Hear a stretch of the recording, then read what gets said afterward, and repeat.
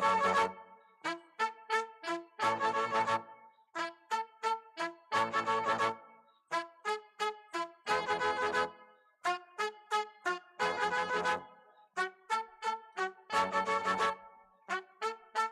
woke up to the morning sky first.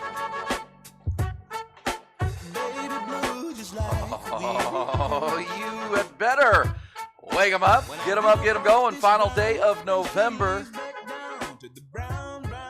is upon us. Our 5-hour morning sports conversation begins right now. That's right. Hook them up. 5 hours a day, 5 days a week, and get them up and get them going. It's going to be a warmer, rainier day. Could be some severe weather in the forecast for this 30th of November, so be advised of that as you get up and out. But it's going to be a beautiful weekend. Looks like on tap, and the weekend is almost here, and that weekend starts tonight, as a matter of fact, with the Dallas Cowboys opening up Week 13 in the National Football League. That will precede one heck of a college football weekend. It's championship weekend. Friday night, the Pac-12 championship game. Saturday morning in Arlington. Of course, the Longhorns playing Oklahoma State. Both teams receiving major accolades yesterday for their performances here in the regular season from the Big 12 coaches. We'll get to the Big 12 honors, which came down yesterday. Longhorns, pretty eye-popping, the number of players being awarded or at least honored for their performance this season. Most for the Longhorns as a program since they won the national championship back in 2005. We'll run down the list and talk about it. Also hear from Steve Sarkisian talking about the Longhorns and previewing that game coming up. He'll also have media availability today, Sark will. So we'll preview that. Of course, championship weekend also includes the SEC championship, the ACC championship, the Big Ten, and across college football. Come Sunday morning, we'll know what the Final Four looks like in the Longhorns' fate beyond Saturday's contest with Oklahoma State, which we'll continue to preview. So a lot to do. Cowboys, NFL weekend, college football, got baseball as well, basketball. Longhorn women with a big win yesterday. They got a big one coming Sunday.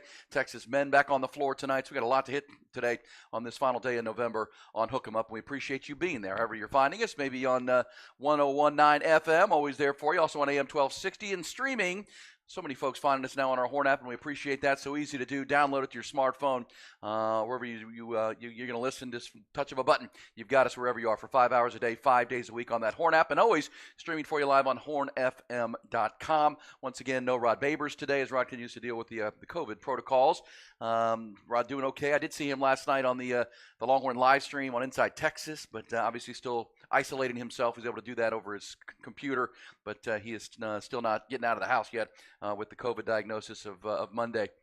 So we appreciate Rod. But Ty is here. We're going to have Nick Shuley rolling in here as well, of course. Nick with Clark Field Creative and the Texas NIL One Fund, and of course the live music update set list that he does for us as the president of the Austin Music Movement.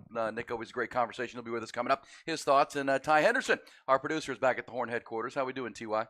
Doing good. Excited for this Cowboys game tonight. You getting excited? It's a couple of teams going in opposite directions. We'll tell you about that. The Cowboys are on a roll. We'll find out tonight if it's one of those odd games where the Cowboys are on a roll, but they're playing bad teams, right? I mean, it's not a knock. You got to play who's in front of you. But the Cowboys have their wins this year. Their 8 victories have come against teams who are combined 25-52 on the season. I mean, that's 27 games under 500. So they're hammering bad teams.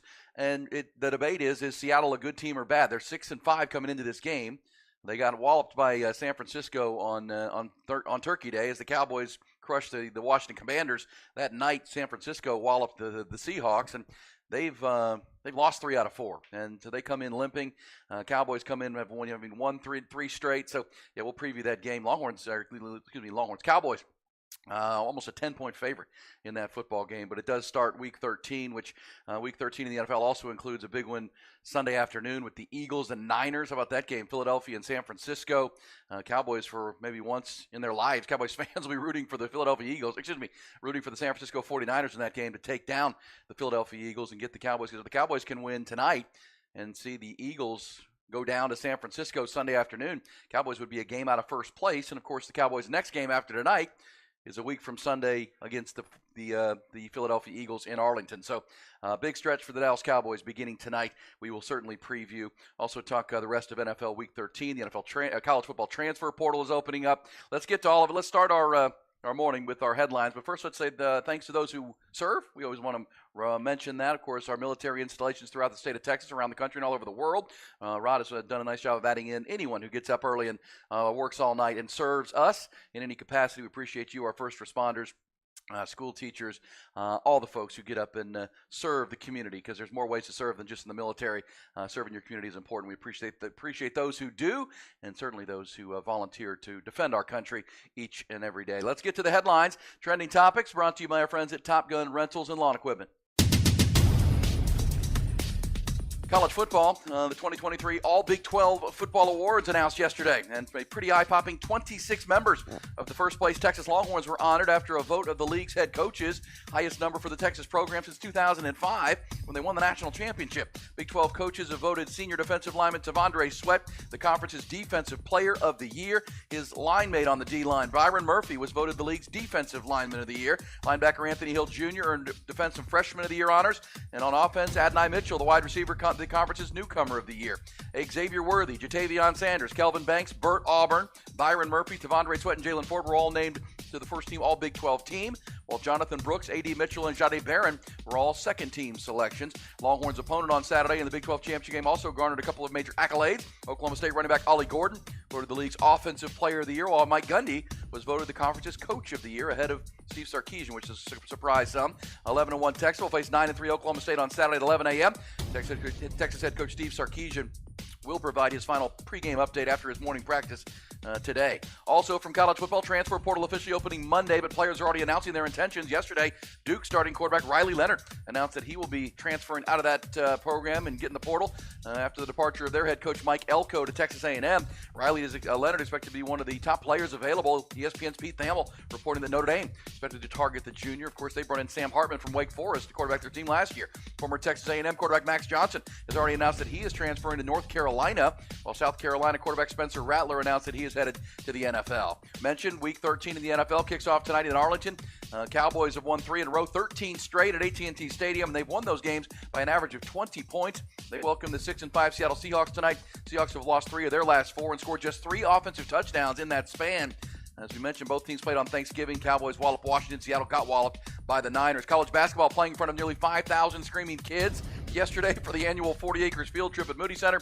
Texas women's basketball team improved 8-0 with a 112-74 win over Oral Roberts. Head coach Vic Schaefer's Horns off to their best start since the 2015 season. They face a huge early test on Sunday afternoon. They welcome mighty UConn to the Moody Center for an early college basketball showdown. Rodney Terry and the Texas men are back in action tonight. They welcome Texas State, the Bobcats, to Moody for a 7 o'clock tip tonight.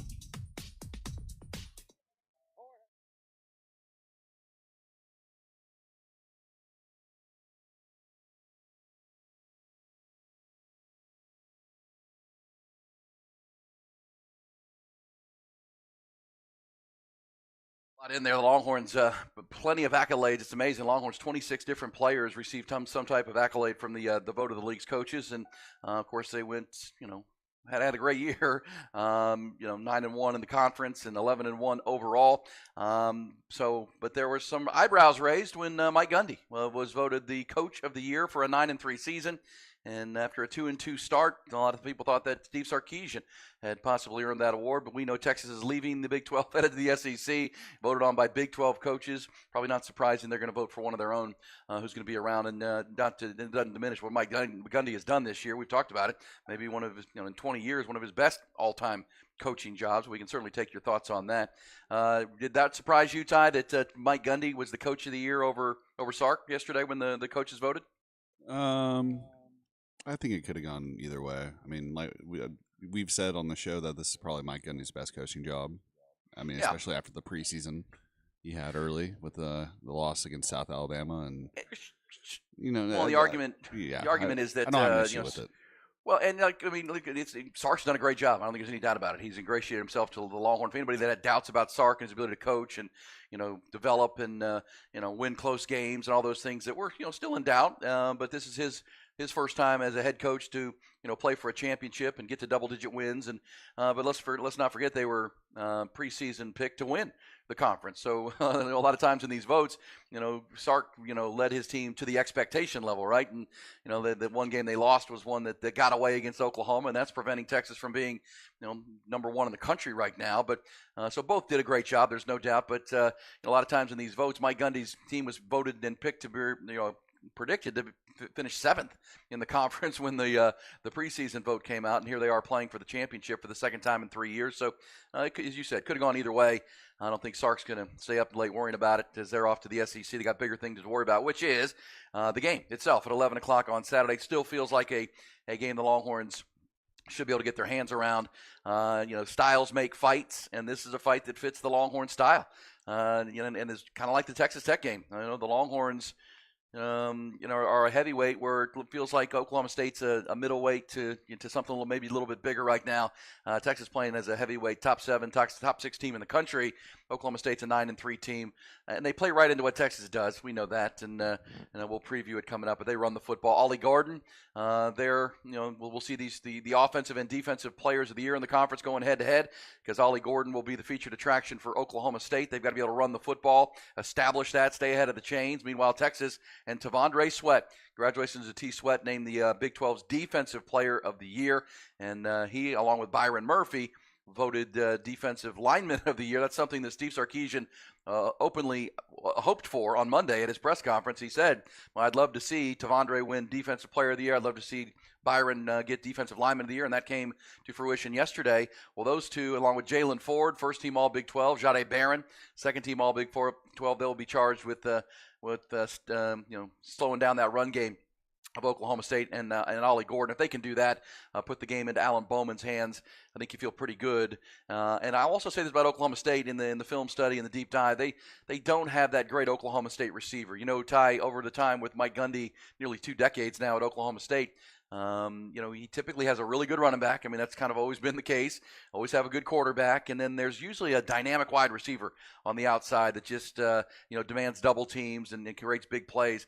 I don't see that guy this year for them. I don't see that that Des Bryant on the outside that just you have to know where he's at all times. Meanwhile, Texas has 2 or 3 of those guys on their offensive side of the ball. You just don't see those game breakers. For Oklahoma State on the outside. So how do you think they compensate for that? Well, that's going to be the question. Quick passing game, probably. I mean, Mike Gundy's going to have something. There's no question, and he's one of the best coaches in the conference and one of the best coaches in college football, because he will have something. And Joey McGuire and Texas Tech, when they played on Thanksgiving, this was a similar challenge where over the course of the year, Texas Tech had morphed from one thing into the next, right? They decided, we just got to run the football. And as Rod told you head into that game, they were running it, 30, 40 times a game with Taj Brooks. They weren't running it that effectively, but they were still running it. They were trying to protect their defense a little bit. They were trying to stay in ball games with the quarterback issues that they were dealing with, and that played right into Texas's hands. And they tried to go quick passing game. They tried to go pass first, and the Texas pressure was ridiculous. I mean, the pass rush was all over Baron Morton in that game. The Longhorns got after him early and often with Sweat and Murphy and Sorrells and Ethan Burke and those guys that's living in the backfield, Anthony Hill Jr. And, I think similar can happen here. But I'm assuming, trying to attack Texas with those inside breaking routes, the glance routes, and see if Texas is up to coverage. They certainly were against Texas Tech. And the other part of the Texas Tech game, Ty, was the special teams, right? Going into that game, Texas Tech had been one of the better specialty teams units in the league coming into that game, and Texas had one of their best special teams performances in memory, with a kick return and a punt block and 5 made field goals, and they just dominated the special teams. If that happens again on Saturday with Jeff Banks' special teams unit, Ty, I don't think this will be a close game, because if you're Oak State and you're undermanned and you're 14-point underdogs, you've got to find some things, you got to create some turnovers, and you've got to create some things on the specialty units if you're going to stay in this football game. Yeah, I expect this game to be a kind of a Texas Tech-esque game with some style points on it. Well, and that's the other thing. I mean, Texas, any doubt. Yeah, I think in that where you are, right? We've talked about it. We'll know what happens on Friday night with Washington and Oregon in the Pac-12 championship game. I believe one of those teams with a win will secure a spot in the Final Four. I heard some good debates yesterday that if Georgia were to win, or excuse me, Alabama were to beat Georgia, could 2 SEC teams get in? I don't believe that's going to happen. I think the winner of the Pac-12 championship is in, and I've made the argument that it's regional. It's a regionality thing, and I think that's one of the things the Longhorns are fighting. It's geography. For the first time since 2016, the West Coast and the Pac-12 have a chance to have a team, and a deserving team, in the Final Four. It was, Washington way back with Chris Peterson as their head coach. The last time, they had a team in the Final Four, they've just been out of the conversation. The Final Four has been so dominated by, Ohio State and Michigan out of the Big Ten, and then Clemson, Alabama and Georgia and the SEC teams.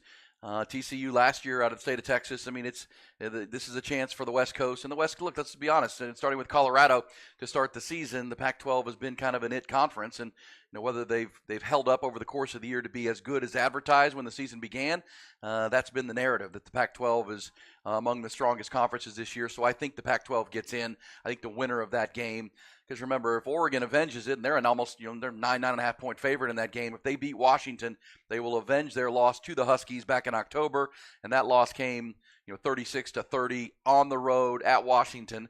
And if you remember the game, Oregon missed a field goal, a makeable field goal at the end that would have tied it and sent it to overtime. It was that close of a football game. So if Oregon avenges that, I think we're going to see Oregon in the Final Four. So Texas will hit the field on Saturday morning knowing which one of those teams, because obviously if Washington wins, they'll secure it as an undefeated conference champion. They'll be in the Final Four. And then Texas hits the field the next day knowing what they have to do. And as you say, Ty, leave no doubt. I mean, if you can stretch this thing out, this isn't one of those sportsmanship games. If you got a chance to post a big number, I think you do it. I think you and then, Steve Sarkisian goes and does all the politicking he can beyond the game. But you have to execute. You got to show up, focus on this game. If you do, then you can go lobby and make your case. Longhorns will hit the field with 26 players honored yesterday by the Duke Big 12 coaches. We'll certainly take your thoughts on that throughout the morning. We'll get Nick Shuley's thoughts coming in as he rolls in as well this morning. But the Longhorns getting ready. Cowboys getting ready tonight. Says if it's regional, CFP is a sham. Well, that's a fair point. I mean, yes, their charge is to get the best 4 teams, right? That's really what it's about. But I do think over the course of this year, those two teams, Washington and Oregon have played in the top 10 all year long. Texas played Washington last year in the Alamo Bowl, and Washington was the clear better team in that football game. So there's not it's not like Washington's a fluke here at all. And I don't think Oregon's a fluke. I know I think the Longhorns should be ahead of Oregon as far as the conference, the standings right now. I think we've made that argument quite clear that Texas should be 6 and Oregon should be 7. But I do think whoever wins that game is one of the 4 best teams in college football. Would you agree with that, Ty, that winner of Washington and Oregon deserves a spot in the 4? Yeah. I think that's pretty set in stone at this point. I was listening to a lot of sports radio yesterday, including Jim Rome, and they had a guy on from the Pac-12, and Jim Rome out there in California. Just hearing the points of view, they were arguing that both Pac-12 teams should that deserve a spot. And obviously every region, like you said, is going to rally around their teams, but I don't know. And then Paul Feinbaum later in the day, I was listening to them, and they were talking about Alabama and Georgia, both deserving to be in. So I don't know what to expect at this point. I just we were saying yesterday, we just need Louisville to beat Florida State. That seems like the most concrete path. Well, that will be the most, that's the most controversial, because if the charge is to get the best 4 teams, even if Florida State wins, and depending on what type of win it is, they're playing Louisville, they got a backup quarterback. Look, if Florida State goes out and plays a really impressive game and beats Louisville, then there's going to be no doubt. But if they struggle and lose, then that spot will open in the Final Four from the ACC. But if they go out and win and it's ugly, last week they beat Florida, a bad Florida team. Florida finished 5-7 this year, and I think Florida State only gained 250 yards of total offense in the game. They really won that game against Florida with their defense. I've told you, Louisville, don't sleep on their pass rush. Louisville can really rush the passer, so I expect that to be a lower scoring game because Florida State's just going to try to survive it, kind of like Texas did with Malik Murphy playing with a backup quarterback. But, difference for Texas is Quinn Ewers is back. I mean, Jordan Travis, the 6th-year quarterback at Florida State, who was he was in a Heisman Trophy conversation. He was playing so well for Florida State. So the drop to the next guy is pretty precipitous. And so that's the argument is Florida State still, even at 13-0, even if they win an ugly game, find a way to beat Louisville out of the ACC. Are they still one of the 4 best teams in the country? It's going to be hard to argue a 13-0 conference champion, but at the same time, the charge of the committee is to get the 4 best teams. And I think when you say Feinbaum and the SEC, I heard Kirk Herbstreit making this argument yesterday too.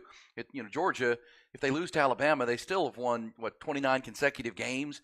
29 of their last 30 if they lose that game. Are you going to tell people that they're still not one of the 4 best teams? I mean, that's going to be the argument you're going to hear. And I also saw, I like you, Ty, I watched a lot of coverage yesterday, and there was a lot of support for Texas. There's a lot of folks who believe Texas is one of the 4 best teams in the country. I think the win over Thanksgiving win over Tech, that was just a 50-point blowout, kind of showed the total domination Texas can. It kind of reminds you of, gosh, they beat Alabama. They beat them by 10, and they could have beat them by more in that game in Tuscaloosa. Some of the close wins that Texas has had at Houston and over TCU kind of gave people pause, but they also dealt with injuries at their quarterback position while that was happening. And the turkey, the Black Friday demolition of Texas Tech, I think, reminded some folks, hey, look, this is a really good football team, really talented football team. Now 26 members making all Big 12, receiving accolades. There was a lot of support for Texas, I heard nationally yesterday, which is a good thing. That's where you want to be headed into the championship game. So, the pundits and those folks or talking heads are making the case for you, and then you have to go provide one more data point, right? One more final exam and put it on the board and remind folks just how dominant you can be. If you can do that on Saturday, and then Steve Sarkisian, as we said, it's a good time slot, because if they win that game, Sark can be on the halftime shows for the SEC championship game when Georgia's playing Alabama. Join CBS at halftime, go on Big Ten at night, ACC at night. Go make your claim, go politic for your team, because that's where you need to be, making the case that we have the best win in the country against Alabama. Our one loss came in the final minute against Oklahoma in a neutral site rivalry game that could have gone either way. And as we've said, if they had held on and won that game, they'd be the number 1 team in the country. So to have them all the way down at 7, if they win the Big 12 championship, would be disappointing for the Longhorns not to be in that conversation.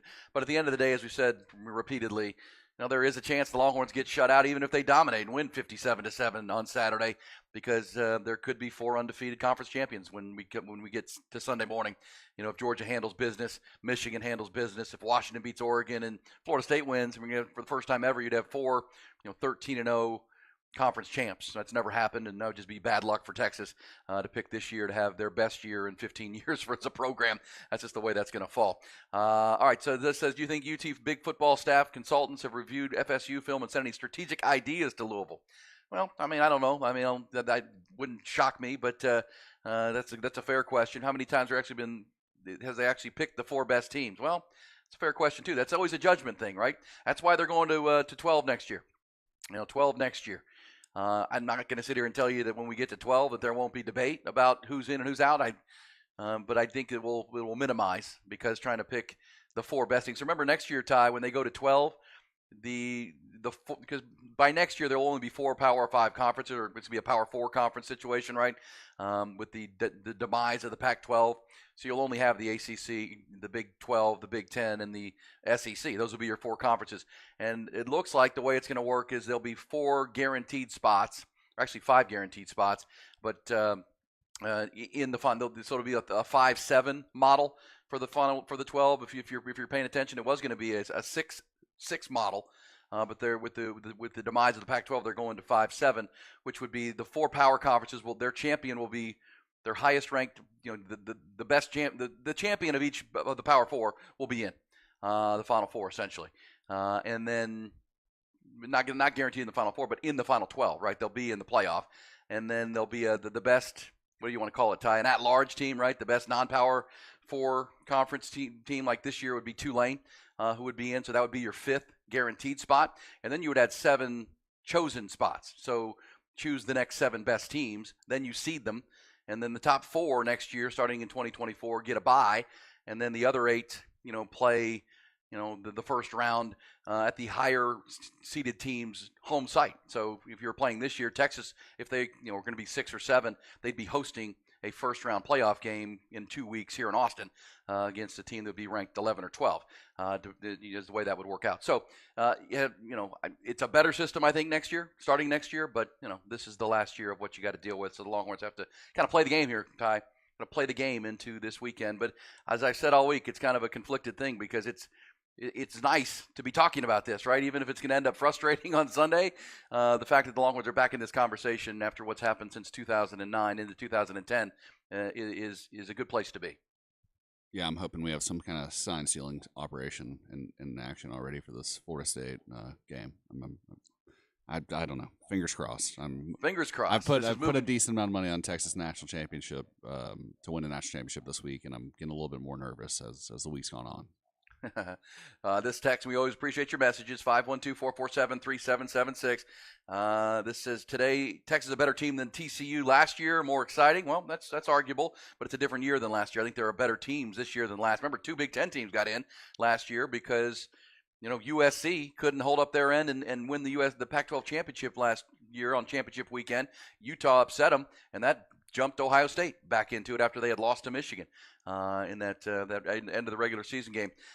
This says, remember 04, Mac politic to get Texas in the BCS over Cal, and to this day, Aaron Rodgers hates Mac because of it. That's true. That did happen back in 2004. That was the Longhorns' first trip to the Rose Bowl where they won and beat Michigan. Then they turned around and won the national championship in that same building the following year. It says, moving to 12 will only intensify and expand the debates, teams, and seeding. I'm not saying it's going away, but I think a team, look if Texas doesn't get in, and they're 5th or 6th or wherever they are on Sunday, I'm not going to say it's a travesty, but that's a shame because Texas has proven to be a really, really good football team this year. And in most every other year, they would have been in the Final Four. You shouldn't leave a team of this quality out, in my opinion, but someone's going to get left out. That's really what's going to happen because if you're, Florida State and you get left out, you're going to be bitter about it. If Alabama beats Georgia and then Georgia's not in, Georgia's going to be bitter.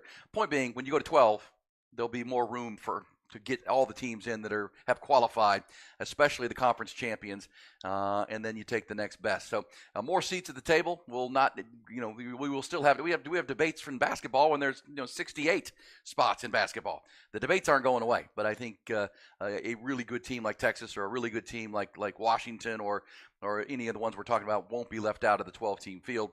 They will be included and have a chance to play for it. All right, let's come back. I do agree with the point about the seeding, though, because the big debate next year, probably not the teams as much as the seeding, because that top 4 gets the week off and doesn't have to play that first-round game. That's a huge advantage to be able to sit back and watch and see that first round. That's what you're trying to earn, is to be the one of the top 4 to be off that first weekend of the 12-team playoff. All right, we'll come back. When we do, we'll go behind the burnt orange curtain. We'll hear from Steve Sarkisian. He was on ESPN yesterday, SportsCenter, talking about the Big 12 championship game. We'll hear that conversation. Also, Nick Shuley will join us coming up as well for his conversation. Ty is here. You are here. We're just getting warmed up on the final day of November. It's Hook 'em Up with Ian Rodby.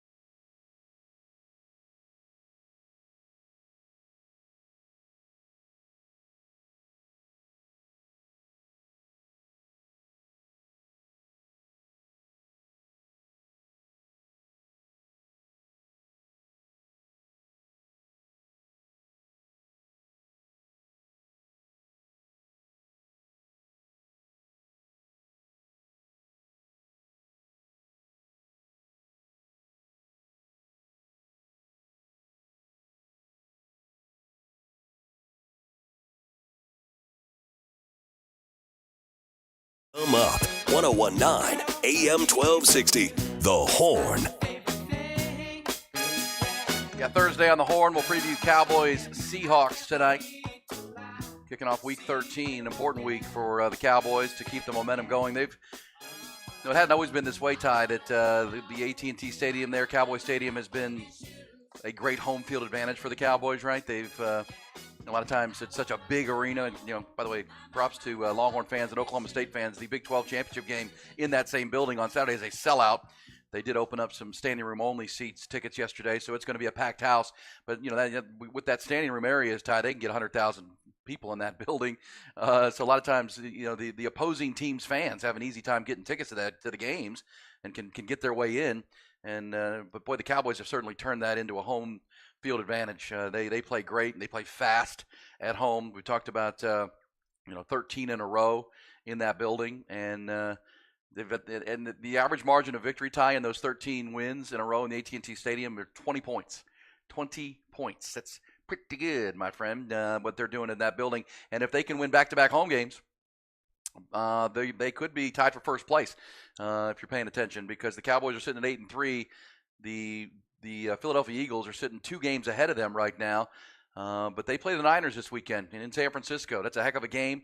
Middle of the afternoon. It's the game of the week, 3:25. But San Francisco is really, really good. I mean, I'm going to pick San Francisco to win that game. If they do, the following Sunday, the Cowboys will host Philadelphia with a chance to pull even if they can beat the Seahawks tonight and go into December essentially flat-footed tie atop the division. And so the Cowboys can win, make that 20-game or that 13-game win streak 15. They could be into December battling for first place, and you know what that means, Ty. That means you're battling for number 1 overall seed in the NFC, right? I mean, that's how big this 2-game home stretch is for them. Yeah, huge. Still not bought back in yet, but. Well, yeah, you've sold, much like you did to the Texas Rangers. You sold your allegiance. I mean, I'm still watching every game, and I'm rooting for them, but you're just not going to get excited about it. My expectations are as low as they've been in my entire life. Why? Well, they're as good as they've been in a long time. You just don't trust Dak in January. Is that it? Like, no matter what happens, you're not going to be Charlie Brown in the football. You're not buying in until you see it happen. Is that kind of the deal? Yes. And they've been playing, all these great wins have been over terrible teams. I mean, that's that. I reckon. And that's not an opinion either. That's a fact. I mean, that's when you say that their 8 wins come against teams whose combined record is 25-52. That's not an opinion. That's a fact, and that's the number. And you can't apologize for the teams in front of you. You just have to play them and beat them. And the Cowboys haven't just beaten them; they've demolished them. I mean, they've outscored those 8 opponents by almost 200 points this year. 199, I believe, is their plus minus in those 8 wins. But yes, we've seen them line up against the Niners and the Eagles and lose. They've got 3 losses. They lost to Arizona, they lost to Philly, and they lost to the Niners. So this stretch, that's why I've said this stretch will define the Cowboys season, and they have a chance to change some narratives. Dak Prescott certainly does. These home games with Seattle tonight, I'm not going to put as much emphasis on Seattle. I'm not minimizing it if they win it, but Seattle is heading the wrong direction. Let's be fair about that. They've lost 3 of their last 4. They've only scored 3 offensive touchdowns in that stretch. They weren't good the other night against San Francisco on Turkey night. So this team kind of looks more like one of the bad teams the Cowboys have been beaten up on. But their record says they're 6-5, so that's a winning team. But as I said, the bigger game comes the following week with the Philadelphia Eagles. That will be the real litmus test. Then they head out for back-to-back trips to Buffalo and Miami before coming home for a showdown with the Detroit Lions over the next 5 games. All right, we'll preview that one and more. Can we go behind the burnt orange curtain, though, T.Y., talk some Texas football? Yeah, let's do it. And they were all asking themselves the same question. What is behind that curtain? Also, we're going to Sark here coming up, but good stuff coming in on the message line. We appreciate you. 512-447-3376. Says, you keep saying 26 players received Big 12 accolades. I only count 9. Well, if you go to honorable mention, and on down the list of the news release, 26 different Longhorns received some accolade or received a vote from the league's coaches for something. That comes straight from the TexasSports.com website. So 26, and it's the highest number since 2005. But yeah, as far as the big awards, 9 players, first or second team. But if you get down to the honorable mentions and receiving votes, and yeah, so it's kind of nitpicky, but it's still a big number. The Longhorns have a lot of guys that caught the attention of the league's coaches around in 2023.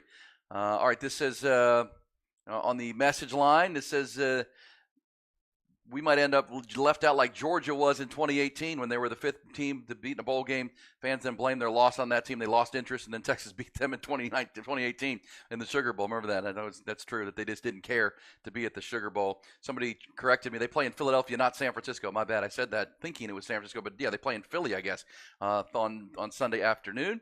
Here we go. Here's Nick in San Angelo. I hope you've got some broken-in walking shoes. Uh-oh. Nick's getting excited, Ty, that they're going to win the Super Bowl. That means I'd have to walk to Dallas. I will still commit to that. That's an ongoing 23, 24-year promise that I have made. And if the Cowboys do win the Super Bowl this year, yes, I will live up to that. Hey, can we hear from Sark, though? Sark was on SportsCenter yesterday. As I've said, I think you'll hear this. Sark is, he's going to campaign for his team in the playoff, but he knows the most important thing is winning this game Saturday, saying singularly focused on that, but wanted to bring it to you as a national conversation. SportsCenter with Steve Sarkisian. Joined by Texas head coach Steve Sarkisian, and coach, first Big 12 title game appearance since 2018 for Texas, year 3 for you. What did it take to get the Longhorns back in the conference championship? Man, it's been a heck of a journey, Matt, like to think about where we were when we first started in year 1, and just kind of changing the culture and kind of building upon from year 1 to year 2, and some tough losses along the way. But I thought our culture just continued to build. We continue to bring in kind of talent along the way. And then this year, the thing I think that we've been able to do is find ways to win. We're a really versatile football team. We've got a great deal of depth on our team. We've got a really good defense, a really good offense. We're excellent on special teams, and we've needed all of that throughout the year to get to this point. But it's an awesome opportunity for us, to be back in the Big 12 title game, and to think, we haven't won a title since 2009. Yeah. It's one that I know our guys are looking forward to the opportunity. So that kind of leads me to the next question of what it would mean to close out this chapter of Texas football in the Big 12 with winning what would be your final Big 12 championship game. It would be awesome, and we've been talking about it from the summer. When the Big 12, when the Texas got in the Big 12 in 1996, they won the conference championship the first year they were there. They only won 2 more along the way, and those other 2 years were 05 and 09, and those 2 years they went and played for a national championship. So we're trying to get our 4th conference championship here in the last 27 years, and hopefully history can repeat itself. Yeah, and you kind of alluded to it because you know this. Each season it has its adversity. You guys had the loss to Oklahoma, then QB Quinn Ewers, he was injured for a couple of games. Your star running back Jonathan Brooks lost for the season with an ACL. So through that adversity, Coach, what did you learn about your team during those ups and downs? Well, I think the first thing is that, this team is really well connected. They play for one another. I love the versatility of this team, which I touched on. I think our interior defensive front is fantastic. We can defend, we can stop the run. We defend the pass. We create turnovers. We've got the leading punt return yarder in the country in Xavier Worthy. We can block punts. We return kickoffs for touchdowns. But yet we're an exciting offense. We've got playmakers all over the field. Quinn's back healthy. And so all of it adding up, what I've learned is that we're a really versatile team. And no matter what each game calls for, we're more than capable of finding a way to win it, predicated on what needs to be done. And as we know, Coach, the penultimate college football playoff rankings get released tonight. How much do you pay attention to them from, let's call it, rankings 1 to the ones that'll be released tonight? I think as a college football fan, which I am, I love our sport. I do think I pay attention to it. But quite frankly, the only thing we can control from a football perspective is what we do on the field. And we've got to continue to play good football. We need to prepare really well this week for a really good opponent Saturday and put our best foot forward Saturday morning at 11 a.m. Look, I know by asking this question that there's a ton of football left to play this weekend, but should you win the Big 12 championship, Coach, what would your resume say about being deserving of one of those 4 playoff spots? Well, I like our resume. Clearly, I think our strength of schedule speaks for itself. I think we played quality opponents from our non-conference schedule all the way through our conference schedule. To me, and I say this because I was at Alabama, to go into Tuscaloosa, Alabama and win by 10 points, where they're 59-2 in their last 61 games. And the only other team to beat them was Joe Burrow and LSU. I think that speaks for itself. And again, I think to the versatility and depth of our team. So, hey, I'm not here to campaign for us. What I do know is we got to take care of business Saturday. And then hopefully you guys have me on Saturday night, and then I can start really campaigning. There you go. Hey, look, if you want to be on College Football Final, we'd love to have you on. Dan Mullen would love to fire some questions at you. You know Joey Galloway and his act, but we'll have fun with it. Big 12 Championship for the final time, Texas, 12 p.m. Eastern on ABC against Oklahoma State. Sark, good talking to you, buddy. Can't wait to catch up soon. Thanks, Matt. Hook 'em. See ya. All right, there's Steve Sarkisian, and hey, Ty, if they're looking for a chip on the shoulder, obviously Mike Gundy has had Texas's number, 7-3 in the last 10. But Steve Sarkisian not being voted Coach of the Year by the Big 12 coaches, he misses out on a $50,000 bonus that he would have had in his contract, $50,000. He can kind of sleep on that. Come on, man, 11-1. Sitting at number 7 in the country. Mike Gundy's teams lost 45-3 at Central Florida, lost 34-7 to South Alabama. Come on, man, 3 losses, but I know Gundy overachieved, and I would say it's going to be hard to expect the Big 12 coaches to vote for a coach who's leaving the Big 12, whose program is leaving the Big 12. They're going to vote for one of their own, but it did cost him $50,000 large in that contract.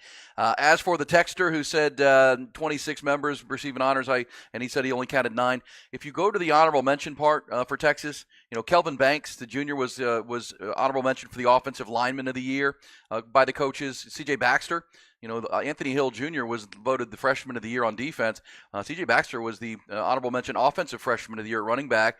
Jonathan Brooks was honorable mention offensive player of the year, because they had, when you voted, you could vote first, second, third. So Jonathan Brooks got a lot of votes for, offensive player of the year. Terrence Brooks got an honorable mention as at DB. Ethan Burke got an honorable mention at D-line. Trill Carter, the Minnesota transfer, got a honorable mention as the defensive newcomer of the year.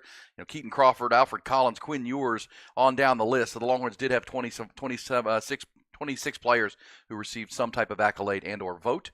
But yes, the main ones for Texas were, Tavondre Sweat, the defensive player of the year in the Big 12. Defensive lineman of the year goes to Byron Murphy. A.D. Mitchell, the offensive newcomer of the year. Anthony Hill, the freshman of the year. And on the all Big 12 first team, X-Man, J.T. Sanders, Kelvin Banks, Burt Auburn is the place kicker. Byron Murphy, Tavondre Sweat, Jalen Ford. Second team, Jay Brooks, A.D. Mitchell, and Jade Barron. All right, we'll come back. When we do, we'll get some What the Facts. There's Steve Sarkisian. We'll take your thoughts on that. Likes his team's versatility, has all year. They need to leave no doubt Saturday. Cowboys need to do the same tonight. We will talk about that game and come back with our What the Facts segment on the final day of November here on Hook 'em Up on 101.9 AM 1260. Stream it on the Horn app and at hornfm.com.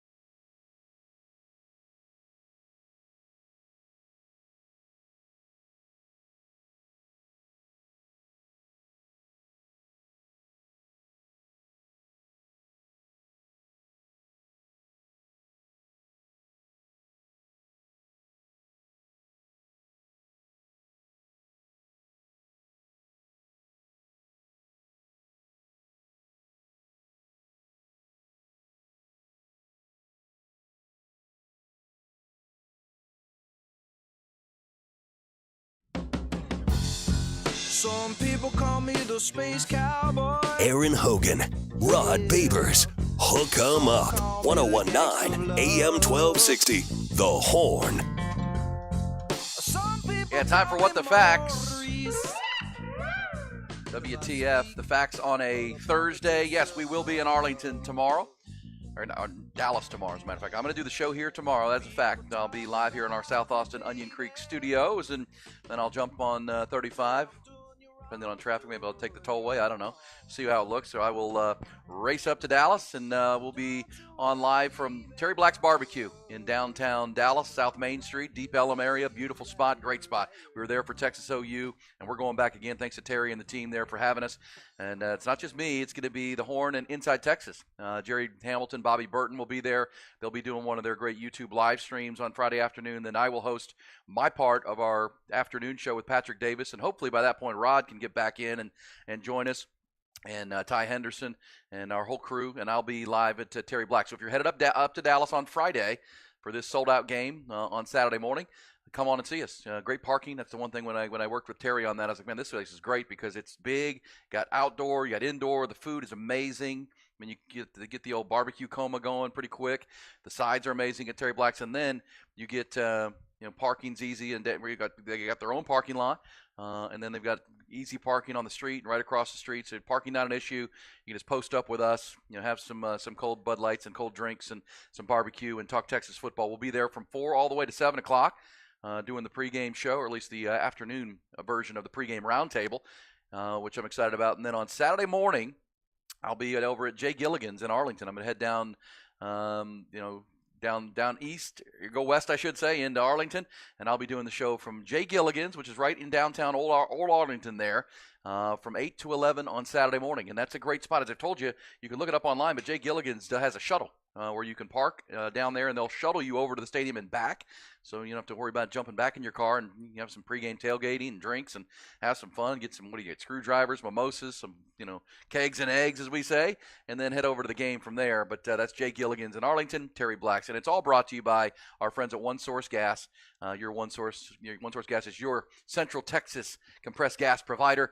Also, my friends at Hayes City Store and Taste on Main, Travis and Tamara, helping us get up there as our travel partner and our presenting partners for this weekend's coverage. It's also a fact that Nick Shuley has joined us in the headquarters here in South Austin. How are you, Nick? I'm doing great. Fought through this ugly weather this morning. Yeah, that's one thing. Doing the show from the headquarters here at Onion Creek, I don't have to get in the car. But how was it out there? Is it a little nasty? It's a little wet. Yeah, it's just kind of nasty. Yeah, the water's sitting on the ground and it's still coming down a little bit. Yeah, so pooling water, never a good thing. Be careful out there. Don Miller will be along with the traffic. That is a fact as well. How about this fact there? You mentioned the Michigan-Ohio State game on Saturday. 23 million viewers. It's a new record for college football. 23 million. I was among them. I think we all were tuned in to see that game, and it was a heck of a football game to the closing seconds, closing minute 30-24. Michigan gets the win, but 23 million. How about this? That Black Friday game, the NFL game, the first ever Black Friday NFL game, just 9.6 million viewers on Amazon. That is the second least watched game on Amazon since they've taken the package. Wow. It did not go well. Yeah. And you know what? I'll give you, if you want to use yourself as an example, I forgot about it. Yeah, I did. I watched a little, but I feel like there was something else on at that time, too. Well, there was college football on. Yeah. I was trying to remember which game, though. Yeah, which game you were watching. But, yeah, I mean, it was – I remember I was driving down to the to do the coverage of our Texas pregame at the Mockingbird Saloon, and I was cutting through downtown, and I looked over. I was right at Little Woodrow's, and I looked over there, and I goes, oh, the game's on. Oh, yeah. Because it was a Friday afternoon. I was trying to go down there and see if – never mind. There's a reason I was running around downtown. But I was looking for something, and then I looked in there. I was like, oh, man, that game's on. I totally forgot about that game was being on. And so then, we got to see it. But, lived up to it. The Dolphins won the game. But the lowest viewed since the Amazon took over the package. But this is also a fact there, Nick Shuley. Did you see that Aaron Rodgers? Oh, man. Aaron Rodgers has been filmed throwing in return. He's now entered the 21-day window to potentially return just 2.5 months after suffering a torn Achilles.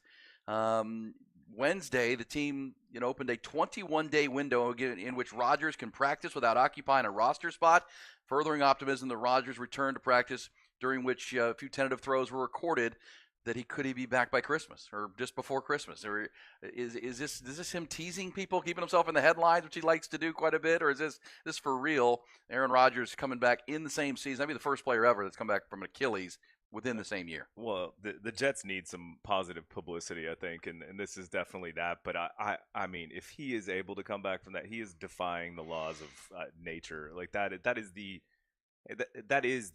most people will say the worst injury you can get in sports. And man, I'm worried if he gets back on the field, what will happen. But if he does, I think this is partially him trying to prove his point that his anti-medical points, etc. So Yeah, I believe there's something to that, but also I don't know that for a fact. Yeah, he had some revolutionary surgery or whatever he called it, or whatever Aaron Rodgers does. But we'll see. It would be amazing. It would be a great endorsement for it if he can get back on the field. And then the question is, does he want to get back on the field? Because he has said openly he wants to come back and play next year. The Jets are 4-8 or 4-7, and they're sinking fast. They got Tim Boyle is their quarterback now. Ooh. Yeah, because they weren't quick enough to. They still, when Aaron Rodgers got hurt that night in the fourth play of the game, they should have gone after a quarterback. We know this now. 100%. Shame on them, because Zach Wilson was not. We know what he is, but surprising he hasn't made it through the season. He's been benched. But for Aaron Rodgers and you want to play beyond this year, would you come back on a bad team and risk it to where, you get back out there, but you might repop it or whatever? I mean, I don't understand the motivation to try to rush back. If they were in playoff contention and sitting right there in the AFC, then I could somewhat understand it. But, man, if you want to play beyond this year, I don't understand. I think he's proven a point, and yeah, we'll see. Headlines. It's good for his podcast with his show with McAfee. So that's right. It's great media. That's right. Hey, free media is always good media. That's what Rod would tell us. Rooting for Rod as he battles the protocols. We'll get Rod back in here just as soon as we can. Nick Shuley is here, though, and we appreciate him. We're heading over here and being a part of it. Ty Henderson is here as well. You are here. We're 1 hour down. We have 4 to go on Hook 'em Up with Ian Rod B on this final day of November 20 and 23.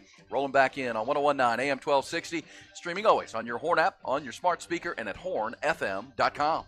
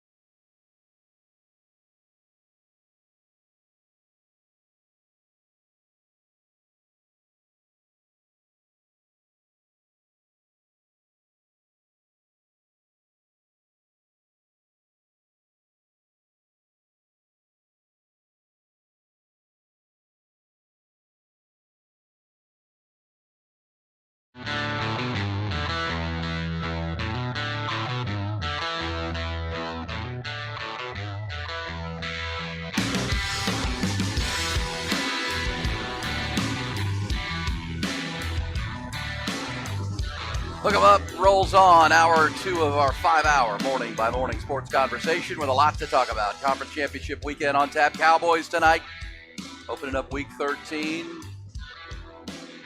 Will it be a good game? The Cowboys are a 9.5 point favorite. The Seattle Seahawks coming in tonight.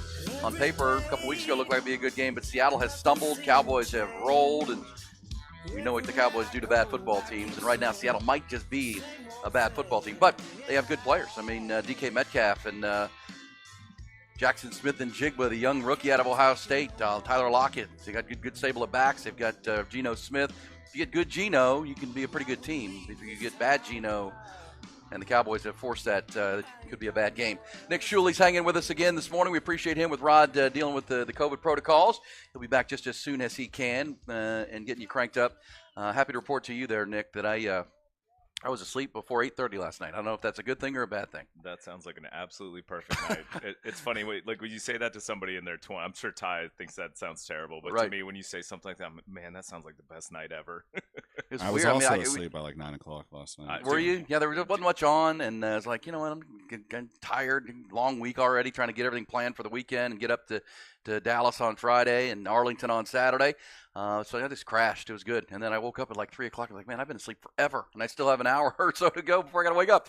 But yeah, I got a good night's sleep. So excited about that. Rainy day today, though, warming up and a little muggy out there. And you were on the roads driving over here. So be careful. And slick streets, some pooling water. So you'll be dealing with that this morning as you get up and out. But it looks like it's a beautiful weekend on tap. Temperatures in the 70s, low 70s for the weekend. So whatever your plans entail, they're headed to the Metroplex. That's great, staying here to watch the games and take that in as well as we head into the month of December beginning tomorrow. You had a fact for what the facts there, Nick, that I think is interesting, and it leads to a big conversation, and it centers around championship Saturday and championship weekend because Georgia plays Alabama Saturday afternoon, 3 o'clock in the Georgia Dome there in Atlanta. And you had a pretty compelling Nick Saban stat on that. Yeah, I don't know how this makes me feel, but Nick Saban is 10-1. This is from Peter Burns, ESPN. Nick Saban is 10-1 in SEC championships. Saban has won 16 straight games in Atlanta, and he is also undefeated in Mercedes-Benz Stadium at 7-0. So I don't know how that makes me feel because I can't decide if I want Alabama to beat Georgia or if I want Georgia just to take care of business, because you think about for Texas, it's the quality of their win, then Alabama becomes that much better. But I know you don't buy into the two SEC teams, but I could totally see the committee bumping somebody out and saying Alabama and Georgia get in, and I understand where they're coming from with that. Well, and I heard that debate quite a bit yesterday. As a matter of fact, we had it yesterday, and my contention is there won't be two teams from any conference this year. I firmly believe that, and my argument would be this. Yes, if Alabama beats Georgia, to me it further buoys Texas's case. It does. It's point of fact. It's a point. You got to go on the facts at that point. Texas beat Alabama by 10 points in Tuscaloosa. If Alabama then beats Georgia, by the way, who are the Georgia heavyweight wins this year? That's what I was actually just looking at Georgia's best win is Missouri in Athens this year, right? They beat Tennessee, who was down this year. They beat Florida. I mean, who is Georgia's best win? Ole Miss is their best win. Okay, that number 9, and they won 52-17. But I agree. Like I think, and even I'm just as guilty of it. I just in my head have considered them easily the greatest team in college football just because they've been pasting people. But this is their play-in game. I mean, to me, you have to consider this a play-in game. And if Georgia doesn't win it, they're out. I mean, that would be – and here's why. They wouldn't be a conference champion, Nick. The conference championship data point and that 12th win is going to be a huge factor, in my opinion, because Texas has a chance to be a conference champion in a 12-win season. Oregon has a chance, even if they have a loss, that they were a conference champion in the Pac-12, which was a very good conference this year. Texas Big 12 champion. If Georgia's not even a conference champion, I'm not seeing it. Now, if they want to put him in over Florida State and include Texas and Alabama, because Alabama's the SEC champion at that point. They're in. I don't know where they seed them all, but they're in. Texas is in as the Big 12 champ if they win. Oregon or Washington are in as the Pac-12 champ, and then you can decide. If you want to go ahead and not put the ACC champion in. I mean, Michigan's in too, obviously. So I think the conference championship and the 12th win would be a big data point in that conversation for the committee. And I look at it's not a situation the committee wants. I mean, it's going to be a mess because the Georgia fans are going to be howling. We won 29 straight games. We're 29 of our last 30 games. We're not one of the 4 best teams, but you're not even a conference champion. And you didn't win your biggest game.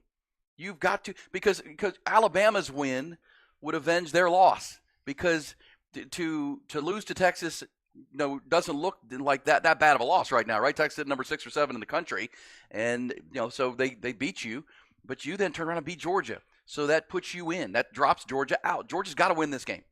I don't care what happened the last 3 years. I really don't. Yeah. What's happened this year is what's going to count going in. Well, I just so you know, I 100% agree with you and everything you're saying. And my issue with it is you are using logic, and your logic checks out, and it's completely right in my opinion.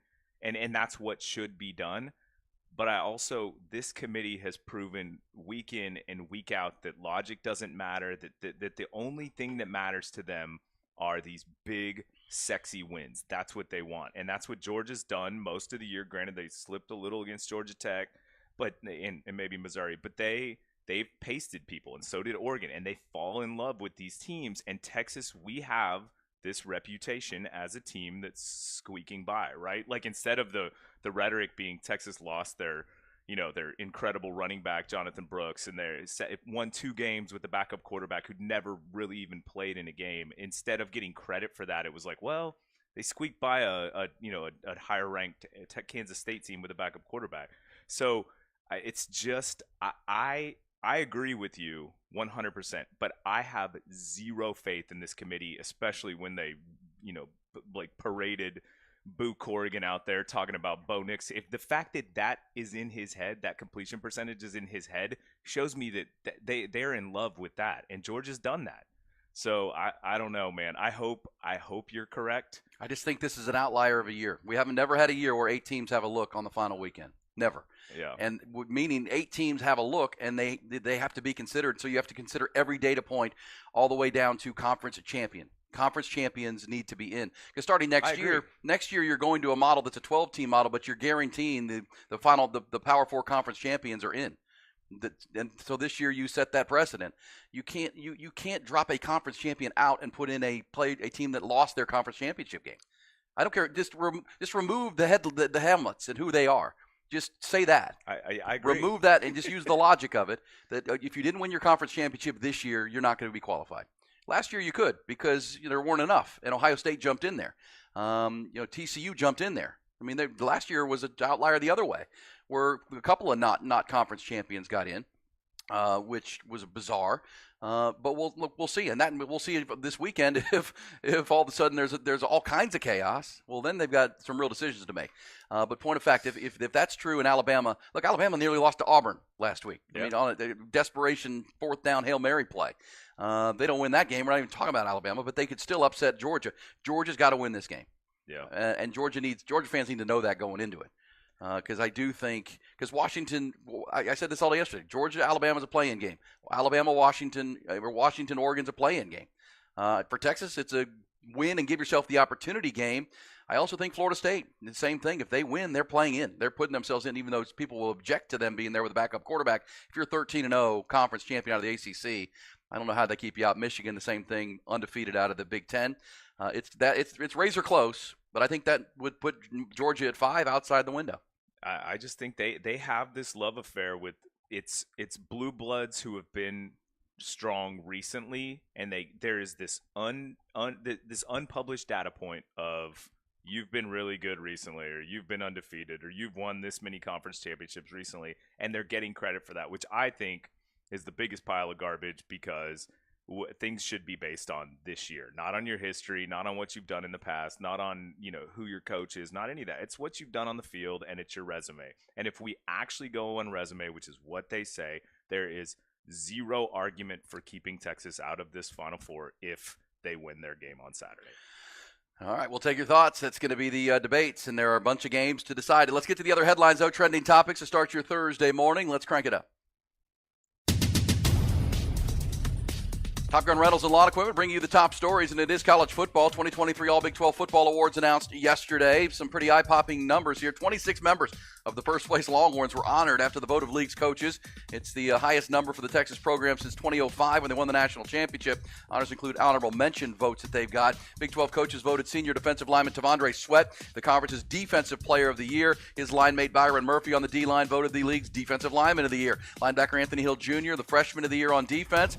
A.D. Mitchell, the conference's newcomer of the year on offense. Xavier Worthy, J.T. Sanders, Kelvin Banks, and Bert Auburn all made the first-team All-Big 12 team offensively. T'Vondre Sweat, Jalen Ford, and we're also on and Byron Murphy on the defensive side on the first team. Jonathan Brooks, A.D. Mitchell, Jahdae Barron, second team selections. Longhorns' opponent in Saturday's Big 12 championship game also garnered a couple of major accolades. Oklahoma State running back Ollie Gordon voted the league's offensive player of the year. Mike Gundy voted the conference's coach of the year. 11-1 Texas will face a 9-3 Oak State Saturday at 11 a.m. in Arlington. Steve Sarkisian will have his final preview of the game coming up after this morning's practice with his weekly Thursday Zoom. Also from college football, transfer portal officially opening on Monday. Players already announcing their intentions, including Duke's quarterback Riley Leonard. He has announced that he intends to enter that transfer portal after the departure of their head coach Mike Elko to A&M.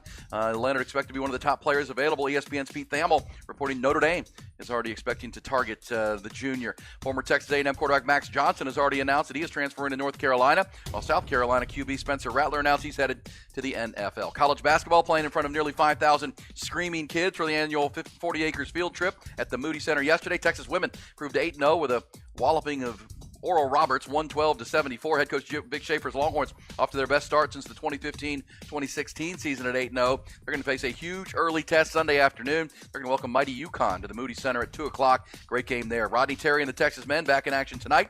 They welcome Texas State, the Bobcats, to Moody for a 7 o'clock tip this evening.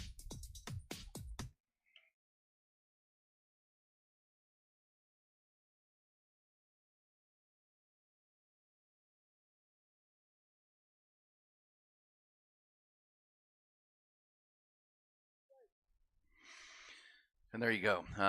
Good stuff. For the Longhorns, we'll run through it. And we're going to do Rod's rant coming up without Rod. But any rant that Sark wasn't coach of the year and it went to Mike Gundy? Oh, yeah, I got a lot of fuel for that one. I got a lot of fuel.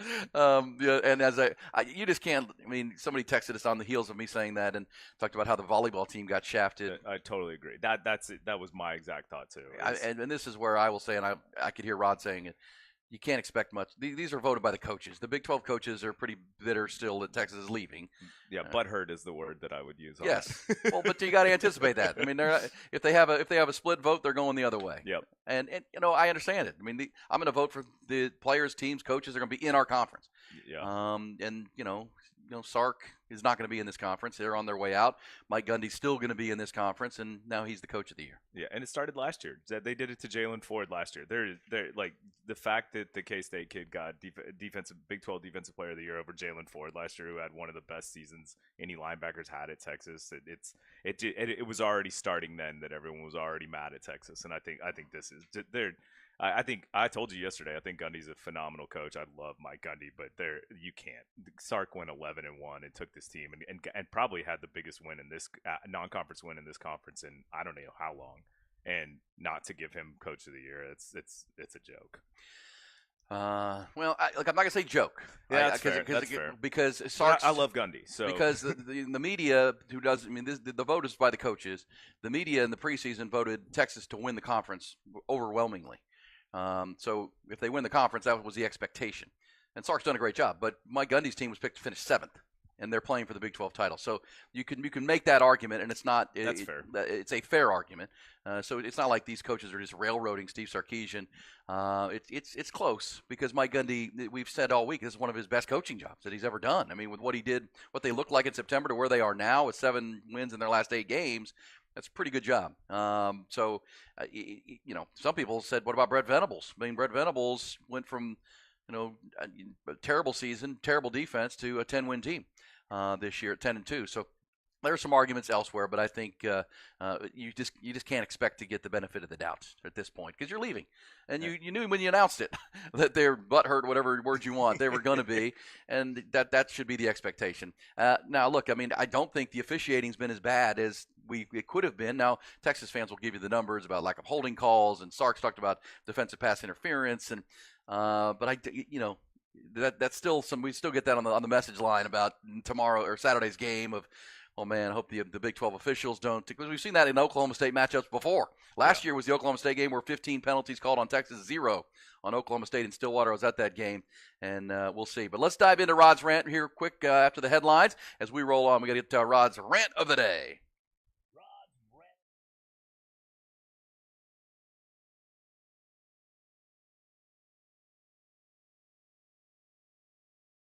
I'm as mad as hell, and I'm not gonna take this anymore! Find out what happens when people stop being polite and start getting real. You ain't keeping it right! My God! Okay, it's happening. Everybody stay calm. Oh, you've done it now. It's time for Rod's Rant of the Day. Hold on to your butts. All right, we just had to get a little rant there. Good debate. But this is, guys, yesterday you were talking about the region being part of the selection committee's formula. Wouldn't that also benefit Texas, one of the playoff teams being the Sugar Bowl and the championship game being in Houston? Look, I mean, I said it. I mean, you go to the College Football Playoff website. It says consider geography. Now, that's not just for the Final Four. That's for all the bowl games. And they're trying to create compelling matchups. That's their goal. And that's why because somebody said last hour that the fact that if they're holding a region for the Pac-12 champion, that's bogus. I don't think so. That would be all right. I think that's smart for the industry. If it's got to be merit-based, but I think whoever wins the Washington-Oregon game has proven to be one of the best 4 teams in college football this year. I think the merit would be there. There'd be a Power 4 conference champion or Power 5 conference champion. Oregon beating Washington would give them a win over the team that beat them, and it's also the 3rd-ranked team in the country, so that would be their best win. And I don't have a problem if they want to consider region. This sport has become too isolated to the Deep South. I mean, there was about a 5-year run where the sport was dominated by teams that are separated by 300 miles between Clemson, South Carolina, Athens, Georgia, Tuscaloosa, Alabama, and Baton Rouge, Louisiana. That was dominant, and that's okay. Those were the best teams, but the West Coast wasn't putting a team forward that was good enough to even be considered. To me, that's part of that is why the Pac-12 is falling apart and is gone, is they just weren't putting teams out there, and they were the top recruits were leaving the West Coast to go play in the Big Ten and the Big 12 and the SEC. We know that. I mean, think about some of the best players that we've seen leave California: the Bryce Youngs, the C.J. Strouds, the Bijan Robinson leaving Arizona to come to Texas. This is and what has kind of changed the Pac-12 this year? Bo Nix leaving the SEC to go play at Oregon. Michael Penix leaving the Big Ten to go play at Washington. Cam Ward, a kid from the state of Texas, playing for Washington State. Caleb Williams leaving the Big 12 to go play in California. So the quarterbacks have come back, and now they have been kind of an it conference this year. Whether you believe they are, I think the conference itself, its depth, its quality, its quarterbacks, that is a deserving spot. And so whoever wins the Pac-12 game should be in. And I think it's good and more healthy for the industry that they have a team from the West Coast playing in the game, because it's been too long. Yeah, I agree. I don't have a problem if they make that part of the reason. Yeah, and I went on my rant yesterday about the Pac-12 getting way too much hype, but I do believe they have earned those 2 teams are very good football teams, and one of those teams deserves to be in. And I get tripped up on, and I think this alludes back to what we just talked about. Does Texas root for chaos, or do they root for just things to go exactly as planned? Texas fans should be rooting for chalk, except for Louisville beating Florida State. Right, well, but here's the question. Somebody posted this on one of the message boards, and I think it's a great point. And maybe this is where I'm tripping up. And it says imagine it's 10 p.m. Saturday and FSU just beat Louisville, right? Then what? And granted, at that point, you'd already know I think most of the results. But wait, what time is that game? It's the night game. That's the night game. Yeah, so you'd know the results. But if let's just say that's the outcome, right? That FSU takes care of business and beats Louisville, the nightmare scenario for us. Then I think Texas has to root for that chaos to have happened, right? Like if at that point, because your only chance to truly get in is. So you're saying if Florida State wins? Yeah, Florida State. Yeah, Florida State wins Saturday night. I think you go to bed feeling pretty glum, even if Texas wins, unless. But what if Alabama beat Georgia? What if that would be your in? What if Iowa beat Michigan? Well, no. What if look, just Alabama beating Georgia Well, you know what I mean? This kind of throws a like. So it it's does. like, what It do you does. It root does. for? Well, and I heard that debate yesterday many times. I saw Kirk Herbstreit having that debate yesterday. I saw Joel Klatt and Colin Cowherd having that debate yesterday. I don't think anybody knows how that would fall. Yeah. Because I don't think I'm with most folks here in Rod's Rant that don't. The SEC's not getting left out. Yeah. But if Alabama beats Georgia, and Texas, Florida State, Oregon, Michigan all win, I mean, you can't put Alabama in over Texas. You can't. But I think they would. Well, then Texas would have every right to be angry about that. Yeah, and we will. You can say you think they would. I think they wouldn't. I hope you're right. You have a lot more faith in them than I do. I'm just going on what they've done so far. Well, I'm not saying that it's not possible. I'm just saying I think at that point logic would tell you, and maybe they're not logical, but I think there are 13 members of that committee who are athletic directors who understand what's good. I mean, it would be quite the sham. Because I know on its face, not putting the SEC champion in doesn't make any sense. But in this situation, you have to look at the situation. And if there's an undefeated Big Ten champion, Michigan, who might be the best team in the country, if there's an undefeated or deserving Oregon, look, let me say it this way. Well, and I just made this argument about regionality, and I don't have a problem with it. If we get to that point, and it's Alabama beating Georgia, and everything else kind of falls as chalk, I think you could see Oregon get bumped. I think Texas would get in. Texas would have to, if you're going to put Alabama in, you have to put Texas in. You just do. Because Texas beat them by 10 points on their field. Your logic is 100% sound. So someone else would get bumped. It'd be Florida State. They would make the argument that Florida State with their backup quarterback isn't as good as Georgia, and they would get Georgia in there. But no, I think this is such a weird year. Last year was a weird year. Yeah. The other way. But, people I respect who cover college football were having the same debate yesterday, and they don't have an unequivocal answer. We don't know. So that would be – and you just gave Nick Saban's record in Atlanta, 16 in a row in that building, and, it's only a 4.5, 5-point line. It's not inconceivable they could find a way to win that game. I think Georgia's going to win it, so we're not going to worry about it.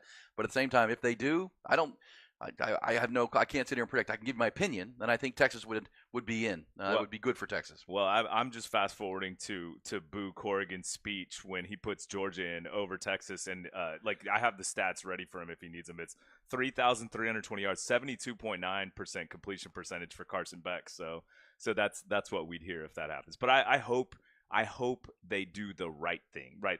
To me, the right thing is doing what you say, like holding yourself to those standards of what you say teams need to do. Well, and consider this: it might be good for college football for the SEC champion not to be in. That might be a healthy thing, right? That it's spreading, and look, and it wouldn't be illogical. I mean, Texas would have earned the right in as the Big 12 champion, having beaten Alabama, who then beat Georgia. Oregon, we just made their case. Michigan, there's no dispute. And the only argument would be Florida State, because Florida State, even if they win, they are playing with a backup quarterback, and they will be playing with a backup quarterback on January 1st because Jordan Travis didn't come back anytime soon. So good debates. We'll take your thoughts on it. How would that fall? You play that scenario out in your head. It'll make your head hurt a little bit. We'll pick that up. We will also pick up the conversations of the day. Get you ready for Cowboys Seahawks tonight in the National Football League. Bullish or BS for the end of the hour. It's Hook 'em Up on a rainy Thursday.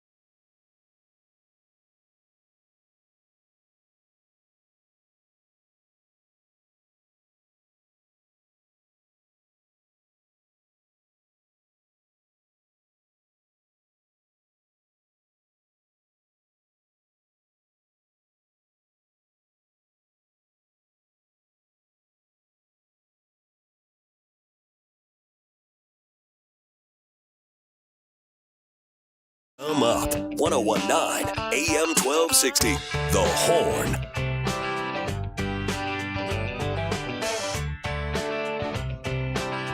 Oh, man, here we go. Our man Chan on the text line set up a point system for the CFP. Looks like the portfolio of the year for these Power 5 teams. Leverage the point system in EPL, my humble opinion. Well, too late for that. This is the 10th and final year of the 4-team playoff. We have never had one like this, at least going into the final weekend. So we'll see. I mean, it could play out, as we've said, in the most simple way ever, where there are 4 undefeated conference champions. And it's not hard to pick, right? You're going to pick Georgia, you're going to pick Michigan, you're going to pick Florida State, and you're going to pick Washington. And they're all 13-0. And everyone else, sorry, a good season, but you should have won undefeated. Now, the only team that can complain at that point is Liberty. If Liberty wins their conference championship game, because they're going to be undefeated too. But but at the same time, chaos could ensue, and then we'll see. As we said all along, Longhorns have to handle their business and then see where the chips fall. There is a chance you could be disappointed. That's true, and that absolutely is there is a chance that happens. But it's much better than the last 13 years or 14 years of Texas football that we've covered to be in this spot versus that. Yes, it would be disappointing, but it does feel like the program's heading in a real good direction, and that speaks to the all Big 12 teams that were announced yesterday. Congratulations to T'Vondre Sweat, named the Big 12's Defensive Player of the Year. That has to help his candidacy for that Outland Trophy, Nick. Outland Trophy, right? And the other, he's up for the Bednarik Award. This could be quite the haul for T. Sweat coming up here in the next couple of weeks, and deservedly so. We haven't had somebody on campus like that in a while, and he's played to the part. Well, teams have to game plan for our defensive tackle, for both of them, and so like that, we haven't had that on campus in a while. I'm trying to think who the last great. I guess Puna was pretty tough, and he and Byron Murphy are very similar players, but I'm trying to think of who would have been. That's a good question. Can you think of who would have been the last great big run stopper we had? It would be Sean Rogers, Casey Hampton before him. But was Puna the most recent? Puna was the best for Charlie Strong. There's also Malcolm Brown was a good player. Yeah, he was. Yeah. But not to those guys were real good. This guy's great. This guy, I mean, he is. And he's elevated his game, right? He's gotten better and better. And this is, you got to give some kudos to Bo Davis for what he's done development-wise, right? He didn't recruit T'Vondre Sweat. He inherited T'Vondre Sweat and has worked wonders with him. And that's he now has, hitting, and then they've recruited well at that position. We got Colin Simmons coming in from Duncanville next year, best pass rusher in the country. I think the hope in the program is that Alfred Collins will kind of test the NFL waters but come back, much like Jordan Whittington did last year. Remember, T'Vondre Sweat tested the NFL waters and came back. Remember, Jordan Whittington, and I think T'Vondre Sweat went through senior ceremonies last year and then came back, because Sark's opinion is if there's a chance, go through it, because you don't get to do it again, right? You deserve to see your mom and, get the last ovation from the fans if this is going to be your last game. But, that doesn't mean you can't come back. And Jordan Whittington is a good example of that. T'Vondre Sweat's a good example of that. But so for this year, to have these two, I think both are gone. I think both are going to the National Football League, and both will be good players in the National Football League. T'Vondre Sweat may have played his way into a first-round draft pick, because he's the most dominant defensive lineman the Big 12 has seen since Ndamukong Suh.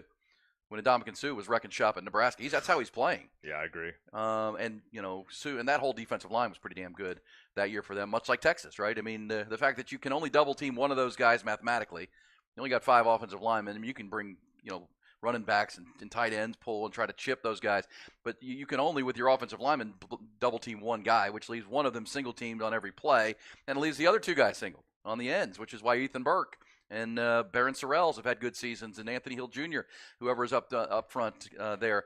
But it does bode well for the future, because the whole plan that Sark has seen come into fruition this year is, we got to be ready for the lines of scrimmage in the SEC, and that starts next year. You'd like to have these 2 guys going into the SEC next year, but that's not going to happen. That's why you'd like to see Alfred Collins. Vernon Broughton has to continue to get better and develop, and those kind of guys. And you continue to add recruits. Sadir Mitchell came in. And Trill, there's a good chance Trill might be Trill back Carter. Too. Yeah. Sadir Mitchell was the big kid they recruited from New Jersey last year, who they hope is the future at that position. You've seen him. He's a big dude. He is a big dude. He's a lot like T'Vondre. He's a large man. And he's Roy Miller was mentioned. Lamar Houston has been mentioned. Oh, yeah, Appreciate those. I forgot about Roy Miller. Yeah, Roy was a great player. Well, and I think this is cool too because it's starting to change the rhetoric that Texas gets 5-star talent and then they squeak through into 7th-round draft picks and things like that, as opposed to taking this talent and developing. And you look at what Tavondre was when he got here to what he is now. You look at that with like Byron Murphy, Jalen Ford is another example. These are kids that Texas is developing, and I think that is like a huge selling point for the coaches and to families of like, look, we're going to take your kid and we're going to. I mean, Ethan Burke. Like, look.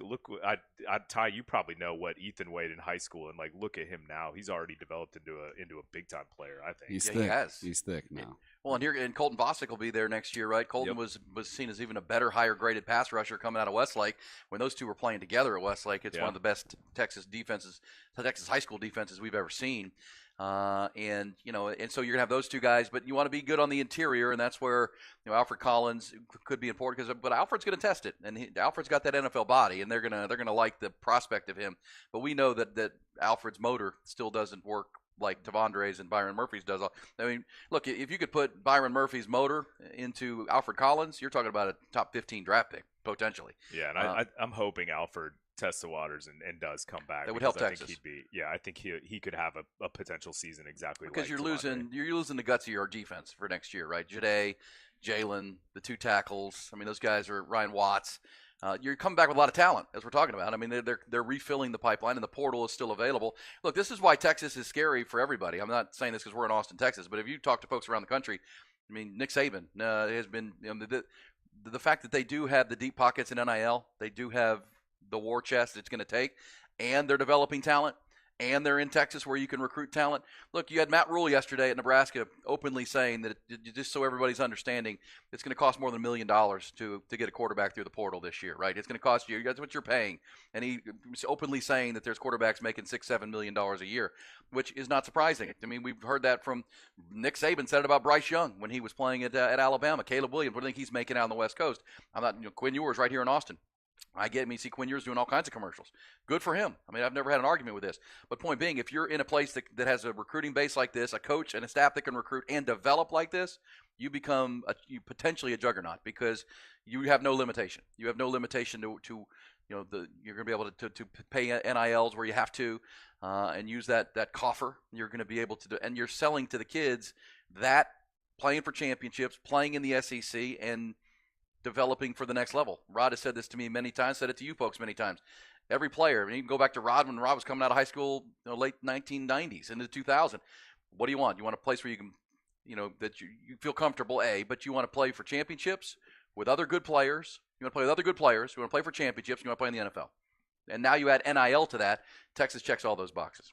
And you have a great city behind it too. And I think that helps too. Like that market, the market with brands, et cetera, it's huge. And there's not a better market for sure in the SEC, in my opinion, besides maybe Nashville, besides Vanderbilt, and Vanderbilt's not the caliber of program Texas You're is. right. So you've got a powerhouse program in probably the best city in. And I mean, I'm not hating on SEC, but it's all college towns, right? Athens is a great town, but it's based around the college. Tuscaloosa, Auburn, Oxford, all of them. Well, and some kids want to play in a college town. I mean, that's just going to be. And those are great places. And that's fine too.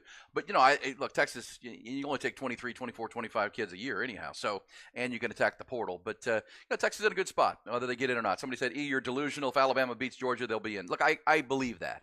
If Alabama beats Georgia, they deserve to be in. What the question is, who's going to be out? It can't be Texas, is what I was saying. Yeah, it can't be. I would argue that at this point it would be Florida State, even as an undefeated conference champion. They would say, you know what, somebody's got to be out, and we're going under the best 4-team criteria.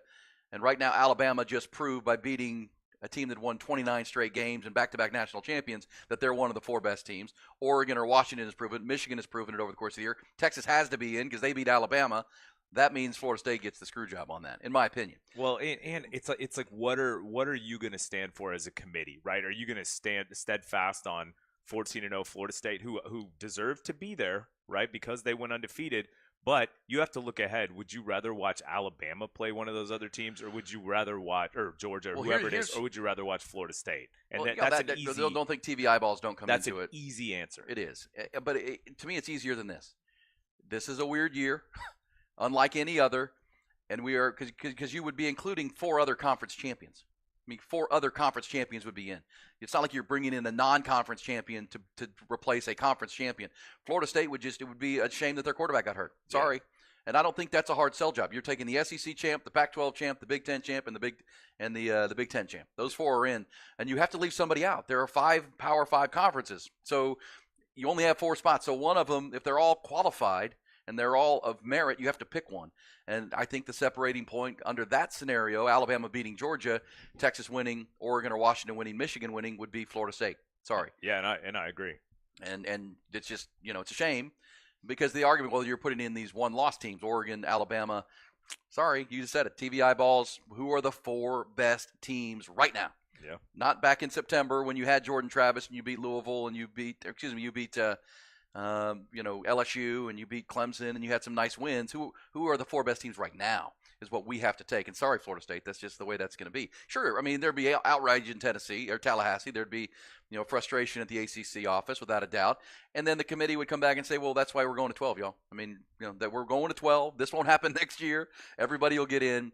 It's a shame, but, this isn't everyone gets a trophy. Somebody's going to be left out. That's why I'm telling Texas fans, you could be the one when it's all said and done that gets the screw job on this but if Alabama winning and beating Georgia would not be the reason. That would further buoy Texas's case if they have a dominant and impressive win on Saturday. Yeah, and poor Florida State's going to have the world rooting against them because I mean, I've liked watching Florida State this year, but nobody wants to see them in that playoff. No, and so yes, you don't think ESPN and TV eyeballs have some influence on this? They're going to say, "Come on, guys." Could you imagine Georgia? Florida now, the question State? I would have, if under that scenario, the real interesting thing would be how they seed it.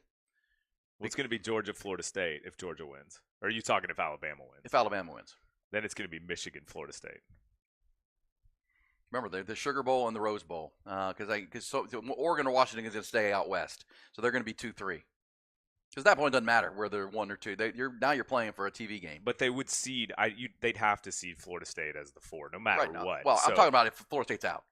Oh, if they're out. Okay, right. Yeah. So if Alabama wins, Michigan would move to 1. Correct. Yeah, correct. Texas 2, Bama 3, or because they put Bama 2. They wouldn't. They won't put Texas over an SEC, even though Texas beat them. Listen to me. Listen to what I'm saying. You're not listening to me. The semifinal games are in the Sugar Bowl and the Rose Bowl. They're going to set this up so that the Rose Bowl, if they can, is a Big Ten team versus the Pac-12. For the old times. Sure. Yeah. And regional geography matters in their bylaws.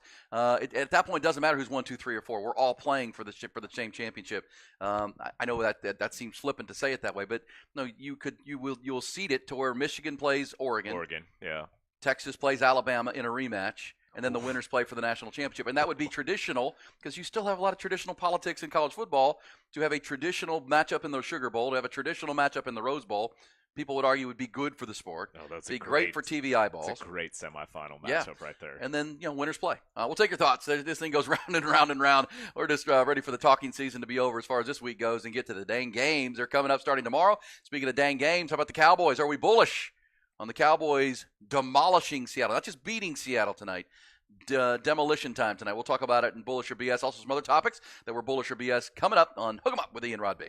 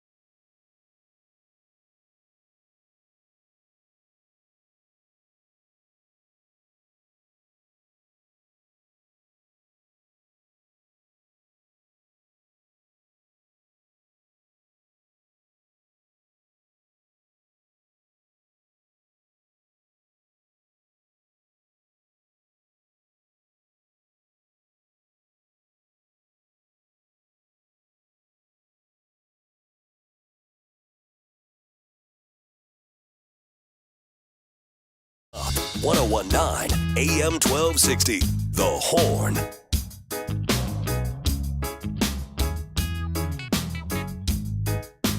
That's right, 4 to 7 on Friday. That'd be tomorrow. Terry Black's Barbecue, downtown Dallas, right in Deep Ellum. Great spot. Cool thing about Terry Black's Barbecue, so many, when you're there on Friday night, if you're staying near Dallas or it's not too far from Arlington either, once you're done eating barbecue and hanging out with us talking Texas football, there's all kinds of cool little spots down there in Deep Ellum that you can bounce around to, park your car and have a night, not going far, which is pretty cool. Or Uber on over there and join us. Terry Black's Barbecue, 4 to 7 tomorrow. We'll also be joined by the Inside Texas guys, Bobby Burton and Jerry Hamilton for sure. Could be some more that join us. I'll be there as well after the morning show tomorrow. Also on Saturday morning, make plans to join us at Jay Gilligan's in Old Arlington there, downtown Arlington. Cool spot. If I've had one person, I've had 50 people tell me I got to try their Irish nachos. What is an Irish nacho? Because I've never been to Jay Gilligan's, but they say that they're amazing. Some type of nacho dish that they have that are I'm like, well, it's maybe for lunch because I'm going to be there at 8 in the morning. So I'm not having nachos at 8 in the morning to go on air for our pregame coverage. And, of course, back here in Austin, hopefully Rod Babers is back from his COVID protocols. But if not, whoever, it'll be Ty and Patrick and Rod from the Horn Studios. And from here in Austin, I will be at Jay Gilligan's. And one other PSA note on that, as I've said, if you can shuttle yourself over to this game from Jay Gilligan's. You can park there in Arlington. They have a shuttle. The owner told me that they shuttled almost 3,000 people for the Cowboys game on Turkey Day. So that's clutch because that traffic gets it's a parking lot. Yeah, shuttle you over and back after the game. They'll get you all the details. Let's go to that website. It's Jay Gilligan's in Arlington. So Terry Black's on Friday afternoon, Jay Gilligan's on Saturday morning. And thank you to our friends at Hayes City Store and Ice House, Taste on Main, and, of course, One Source Gas for helping us as our travel partners. Hey, by the way, a couple other PSAs. How about this? Today is your last chance. Today's the last day of November. Tomorrow's December 1st. Today is your last day to save an old Google account. If you have an old Gmail account there, Nick, yeah, because Google announced in May that starting tomorrow, December the 1st, they're going to start deleting Google accounts that have not been used for more than a couple of years. Uh-oh. So be advised. If you have one, go log in. That's interesting. But bullish or BS time. Hey, you bullish on this there? Nick, maybe I know Ty is going to hate this, but the Kraft company is introducing mac and not cheese. Not mac and cheese, mac and not cheese. It's a vegan, dairy-free alternative to its usual mac and cheese. Comes in 2 varieties, original and white cheddar with shells. I'm out. Out. But there are vegans out there, you know what I'm saying? They've been craving some mac and cheese. This is mac and not cheese. I guess. I will say, at least for me, as I've gotten older, cheese is a little tougher on me. So I'd be willing to try it, but I have my doubts. None of that ever tastes as good. Hey, so how about this? Bullish or BS on this? And this sometimes, Aggie jokes write themselves. The whole Mike Elko situation, Mark Stoops.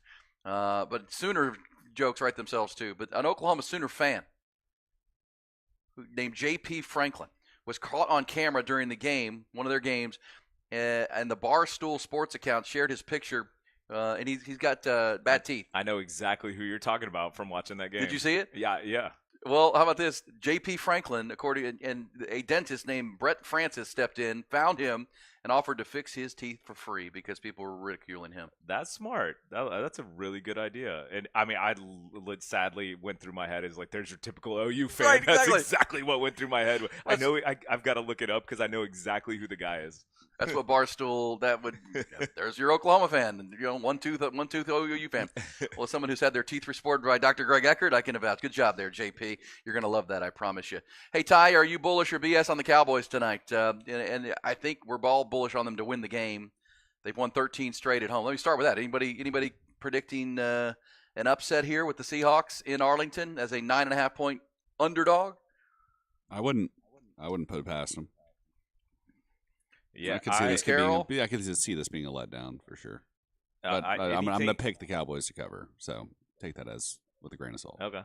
Any team that has a more wins than losses for when the Cowboys play them, it scares me a little bit. But I do think being at home, and I like you mentioned, Aaron, they're kind of on the. I think they're struggling right now. But I never feel good about watching the Cowboys. So that's so funny. I love them. I'm not a Cowboys fan, but I think they're going to hammer Seattle because I watched Seattle play. I know one game doesn't make the next, but I watched them play San Francisco last week, and they got some issues, and the Cowboys can take advantage of those issues with their defense. Geno Smith's kind of back to being Geno Smith at times, and even though they have weapons and their defense isn't great. And here's the thing, Cowboys, as we said, have won 13 in a row at home, and in those 13 wins, it's by nearly 20 points per game.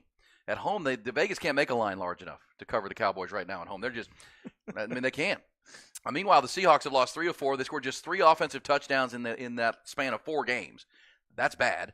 And the Cowboys, defense has been outstanding. So Seattle has won 4 of the last 5 meetings against the Cowboys and covered, but this is a different team, and this is a different Cowboys team. They beat – because, look, I know the record says they're a winning team, but what I just told you would tell you they're not that good. They've lost 3 of their last 4. They've only scored 3 offensive touchdowns in that span. I'm putting them in the category of average to bad team right now, the way they're playing. I think the Cowboys cruise tonight. Yeah, we just need Deron Bland to get a couple scores. Yeah. We'll be fine. Well, he's outscoring wide receivers in fantasy football right now, Deron Bland, with his pick sixes. It's unbelievable. So, Ty, you are picking the Cowboys to cover tonight for your pick? Yes, that will be one of my Sex Panther picks of the night. Ooh, Sex Panther. We'll make an official pick tomorrow, Ty, on our Friday edition of the program. But do you have an initial lean on Sunday afternoon's big game in Philadelphia, the Eagles hosting the San Francisco 49ers in a rematch of last year's NFC Championship game? Any early lean? And how about this? Niners are favored by 3 in Philly. I would take Philly in the points. You'd at least tease that, right? You'd at least find another game and tease that up to 9. Yeah. If you're going there. I mean, you get 9. You're getting Jalen Hurts Philly at home with 9. Might do that tonight. Cowboys, there you go. Yeah, Cowboys, See? Eagles, -3, +9. Bullish. Bullish. All right. Take your thoughts, Cowboy fans. How you feeling about this one tonight up in Arlington? If you're a Longhorn fan, get a look at it. That's the same stadium you will be in. There's so many Longhorns on this team that haven't played in that stadium. Some of them in high school did, state championship games, but it's been 2018 since the Longhorns have played in the Big 12 championship game. Hey, we'll be back. We'll pick this up. We roll on all the way to 11 o'clock on a busy one, the final day of November. A little rainy outside, so be careful. We'll keep you posted there with Don with the traffics, but we're getting you all the way to 11 o'clock on a Thursday. Aaron Hogan, Nick Shuley with Rod being out. Ty Henderson in our studio. It's The Horn. It's 1019 AM 1260, streaming on the Horn app and on hornfm.com.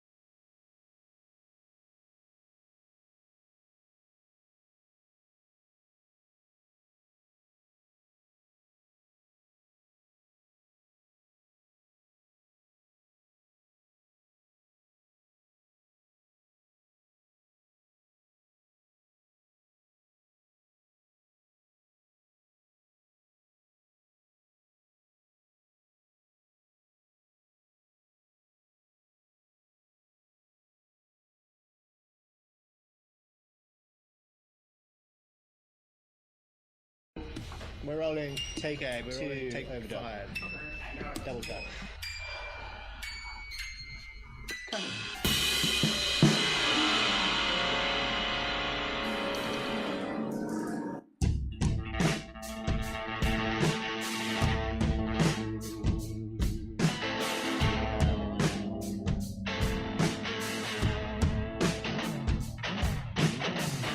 Playing out the scenarios for the Texas Longhorns in the college football playoff. It's kind of dizzying, but at the same time, it's fun to be in this spot. Longhorns have a chance to clinch a Big 12 championship on Saturday. And got to do that first. That's safe to say. Don't take care of business Saturday. None of this matters, but it is fun to be talking college football playoff. And yes, it could land on the unfortunate side for Texas as far as the Final Four. But at the same time, it also could land in a good place. This says, guys, I'm not expecting the Horns to make the CFP. If they do, I will do cartwheels. It might be the best approach here into the weekend. You know what I'm saying? 11-1, man. You got to 12 have and 1. Oh, Yeah. 11-1. Yeah. Yeah. Well, look, you have hope. I mean, I think there's. You want to know what the percentage chance is, but there are plenty of scenarios, and I do think, having watched Louisville play last week against Kentucky. By the way, that's the game I was watching, not watching the Jets-Dolphins game. That's what I was watching too. You're Yeah, right. because we were talking about how the Jets-Dolphins Amazon game on Black Friday is the second lowest viewed NFL game on Amazon so far, which is low. I forgot about it. I really did. I mean, it was Thanksgiving, and obviously if Aaron Rodgers had been playing, I probably would have remembered it. But I didn't want to watch. I've watched enough Jets football this year, I think, that I've just tuned them out.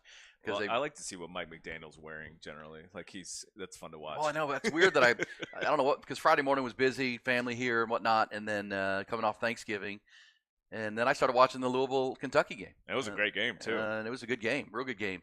And little did I know that after that game, the Aggies were going to hire Mark Stoops and then fire Mark Stoops. That was pretty cool.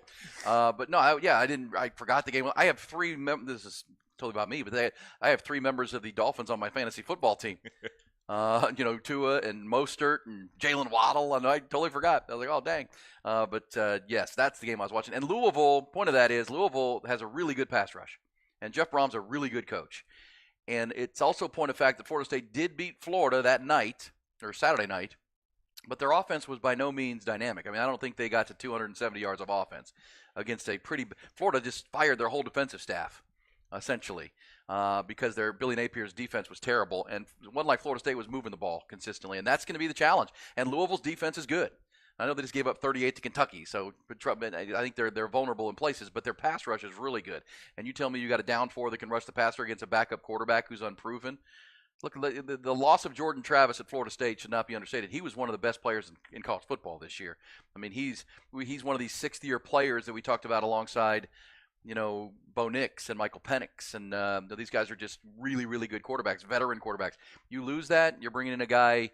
I mean, how confident would you be if you were, Texas going into this game if you had Malik Murphy still playing quarterback for you? And Malik Murphy at least would have played a couple of games. This Rodemaker's played 1 game, and he wasn't that good. I'd feel better about Malik going into the Big 12 than I would about that. And Louisville's a lot better than Florida. So that it's gonna be interesting. That'll be a fun game to watch, regardless of if you have a dog in the fight. Yeah, all the games. Yeah, I'm so excited. I'm just gonna root for Texas, root for Louisville, and then just try to have some inner peace while I just watch games and hope for good college football. Because I honestly at this point I have no idea what to root for. All right, let's get to your top story. Well, look, I mean, again, if you wanted to say, okay, what should I root for? I'm rooting for Texas and Louisville. That's it. That's right. And then I just want good college football. That's it. That's right. Well, if that keep it simple. The old KISS method. Keep it simple, Steve. And then hope things go as they should. Hope the cards fall for Texas. Because if you're talking to your grandma or somebody and you want to explain what she should be rooting for, root for Texas and root for Louisville. Yep. And then I think beyond that, because again, say your rosary, and that's it. Yeah. Well, I mean, let me just say it this way. I don't care what. I don't want to say I don't care what else happens, but if Texas wins and Louisville loses, that means the ACC champ is out. And if Texas are the Big 12 champions this year, they're going to be in. I don't know where they're going to be ranked. We should, yes. Yes, because again, I think that is as simple as it can be. Because the minute the ACC champ is out, the Big 12 champ, as Texas, if they are that, would be in. They would be in. I don't know where they'll be, but they're going to be in. I love your. I don't think two spots are going to the SEC. I love your prediction of hope of a Texas Georgia and a Pac-12 Michigan game. Like, I think that would be. Well, I think if you were asking the committee right now, what an ESPN, what would be your favorite picks? It would be number one is Georgia playing Texas in the Sugar Bowl rematch of 2018 Sugar Bowl or early 2019, and the other one is Michigan and Oregon playing in the Rose Bowl. Oh, those would be great. Great. And then winners meet and play for the championship. But that's the simple one. It never typically doesn't go that as simple, but let's hope. Let's get to the headlines, trending topics, including accolades for the Longhorns. Top Gun Rentals and Lawn Equipment bring you the top stories, and we start with college football. 2023 All Big 12 Football Awards announced yesterday. Pretty eye-popping 26 members of the first-place Longhorns honored after the vote of league head coaches, highest number for the Texas program since 2015 when they won the national championship. Big 12 coaches voted senior defensive lineman Tavondre Sweat as the conference's defensive player of the year. His defensive line mate Byron Murphy voted the league's defensive lineman of the year. Linebacker Anthony Hill earned defensive freshman of the year honors, and on the offensive side it was A.D. Mitchell voted the conference's newcomer of the year. Xavier Worthy, Jatavion Sanders, Kelvin Banks, and Burt Auburn all made the first team All Big 12 team on offense.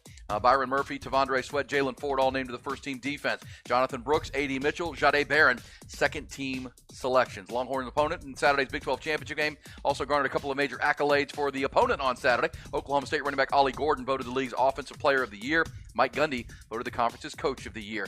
11-1 Texas faces 9-3 Oak State on Saturday at 11 a.m. Steve Sarkisian will have his final meeting with the media this morning after practice. Get the update on the latest on the injury front for the Longhorns. Also from college football, transfer portal officially open. Players already announcing their intentions. However, actually, transfer portal opens Monday, but players are already announcing their intentions, including the Duke starting quarterback Riley Leonard, who announced yesterday that he's going to enter that portal after the departure of head coach Mike Elko to Texas A&M. Leonard is expected to be one of the top players available. ESPN's Pete Thamel already reporting that Notre Dame is expected to target the junior. Former Texas A&M quarterback Max Johnson's already announced he's transferring to North Carolina. South Carolina quarterback Spencer Rattler says he's headed to the NFL. In the NFL, Week 13 does kick off tonight in Arlington. Cowboys have won 3 straight, 13 straight on their home field. They're going to host the Seattle Seahawks tonight, who come in at 6-5. They've lost 3 of their last 4. College basketball playing in front of nearly 5,000 screaming kids yesterday. It was the annual 40 Acres field trip at Moody Center. Texas women improved to 8-0 with a 112-74 win over Oral Roberts. Head coach Vic Schaefer's Longhorns off to their best start since 2015. They're going to face a huge early test on Sunday afternoon, welcoming mighty UConn to the Moody Center. Rodney Terry and the Texas men back in action tonight. They welcome Texas State, the Bobcats, to the Moody Center at 7 o'clock tonight.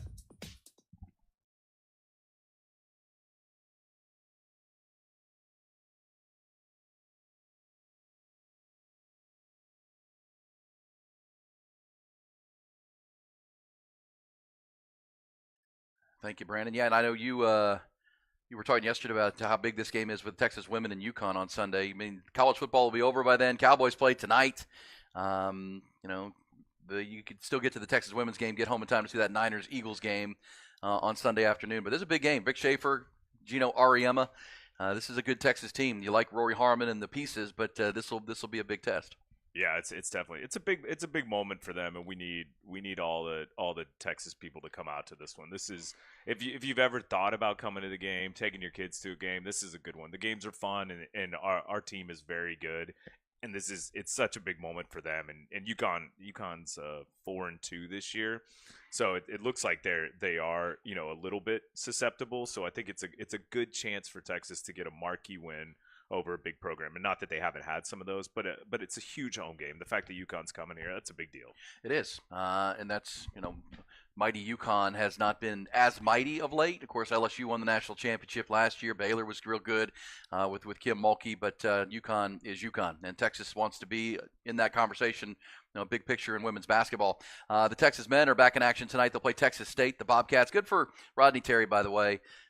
Brought his alma mater in, St. Edwards, playing Texas State, which is cool for that program to get to play. If you're going to play non-conference games that you want to improve upon, play a team that's local and play a team that's close. And that'll be fun tonight to see the Bobcats coming up here and playing.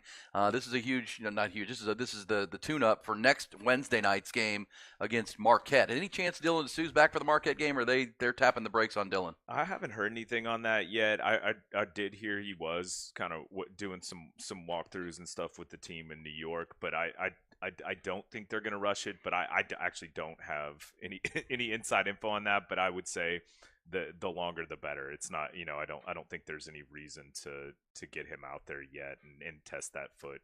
So okay, we'll see. All right. Well, Longhorn Hoops got Longhorn Volleyball beginning their run in the volleyball tournament this weekend. So they'll be a 2 seed, but hosting games over at Greg. Yeah, I think they have the Aggies today. Oh, that's tonight? Yeah, I believe it's tonight. So yeah, it's one of those Thursday Saturdays. Yeah, and then it's the Aggies. Yeah, come on, man. And then it's the winner of SMU. I believe I can't. Yeah, let me double check that. I don't want to throw out. Good luck to Jared Elliott's team as they, of course, they're the defending national champions. Didn't have quite the year this year that they had, but they lost so much. Logan Eggleston and all those great players moved on.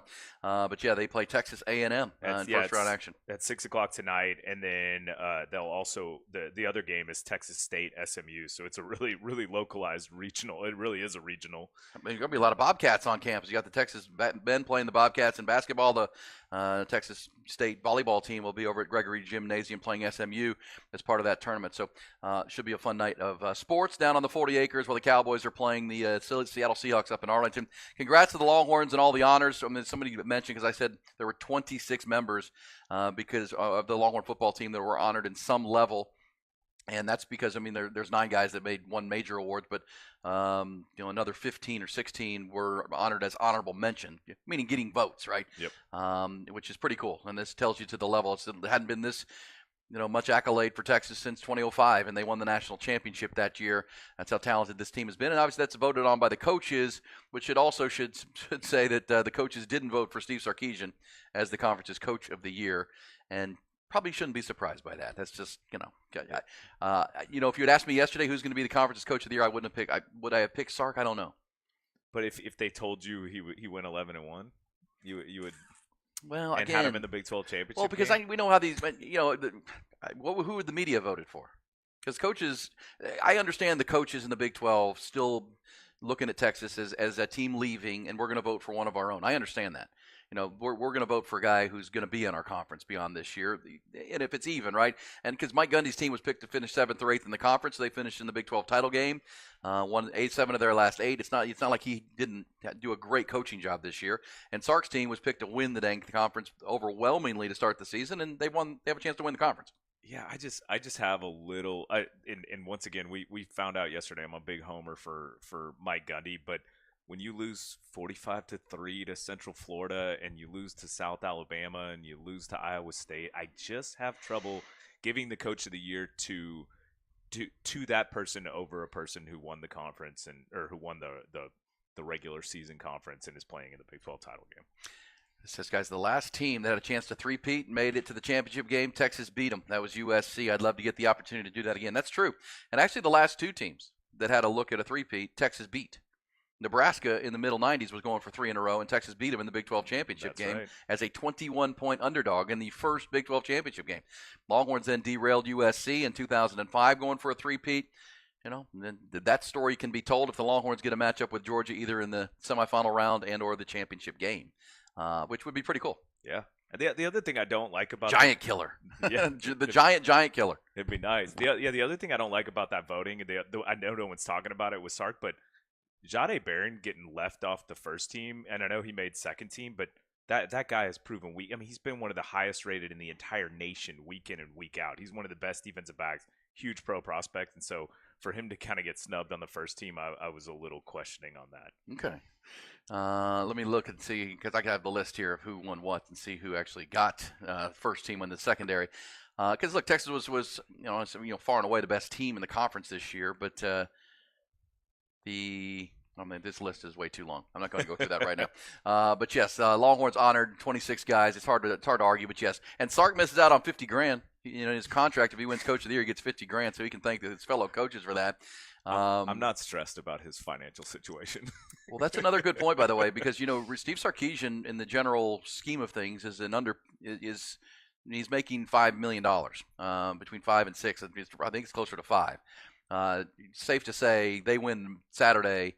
No matter what happens in the college football playoffs, Steve Sarkisian is going to get a generous boost here coming. Yeah. And he's earned it. Look at it. It's one of those things where he was paid commensurately coming in, and now he's turned the program and the recruiting and the talent and everything we just saw. If you win a Big 12 championship and are in the mix for the Sark can't control what the 13-person committee does, but the Longhorns, if they win Saturday, are certainly in that conversation rightfully. It'll be a big raise for Sark because I remember it was DeLoss Dodds who told me way back, at Texas, if your coach deserves the raise, you got to keep raising them because you don't want anybody coming fetching around, right? You don't want any need. Make him because are you to the point where you believe Sark is without a doubt the right coach for the Longhorns big picture? Is there any doubt in your mind? No, not currently. No, I think he has.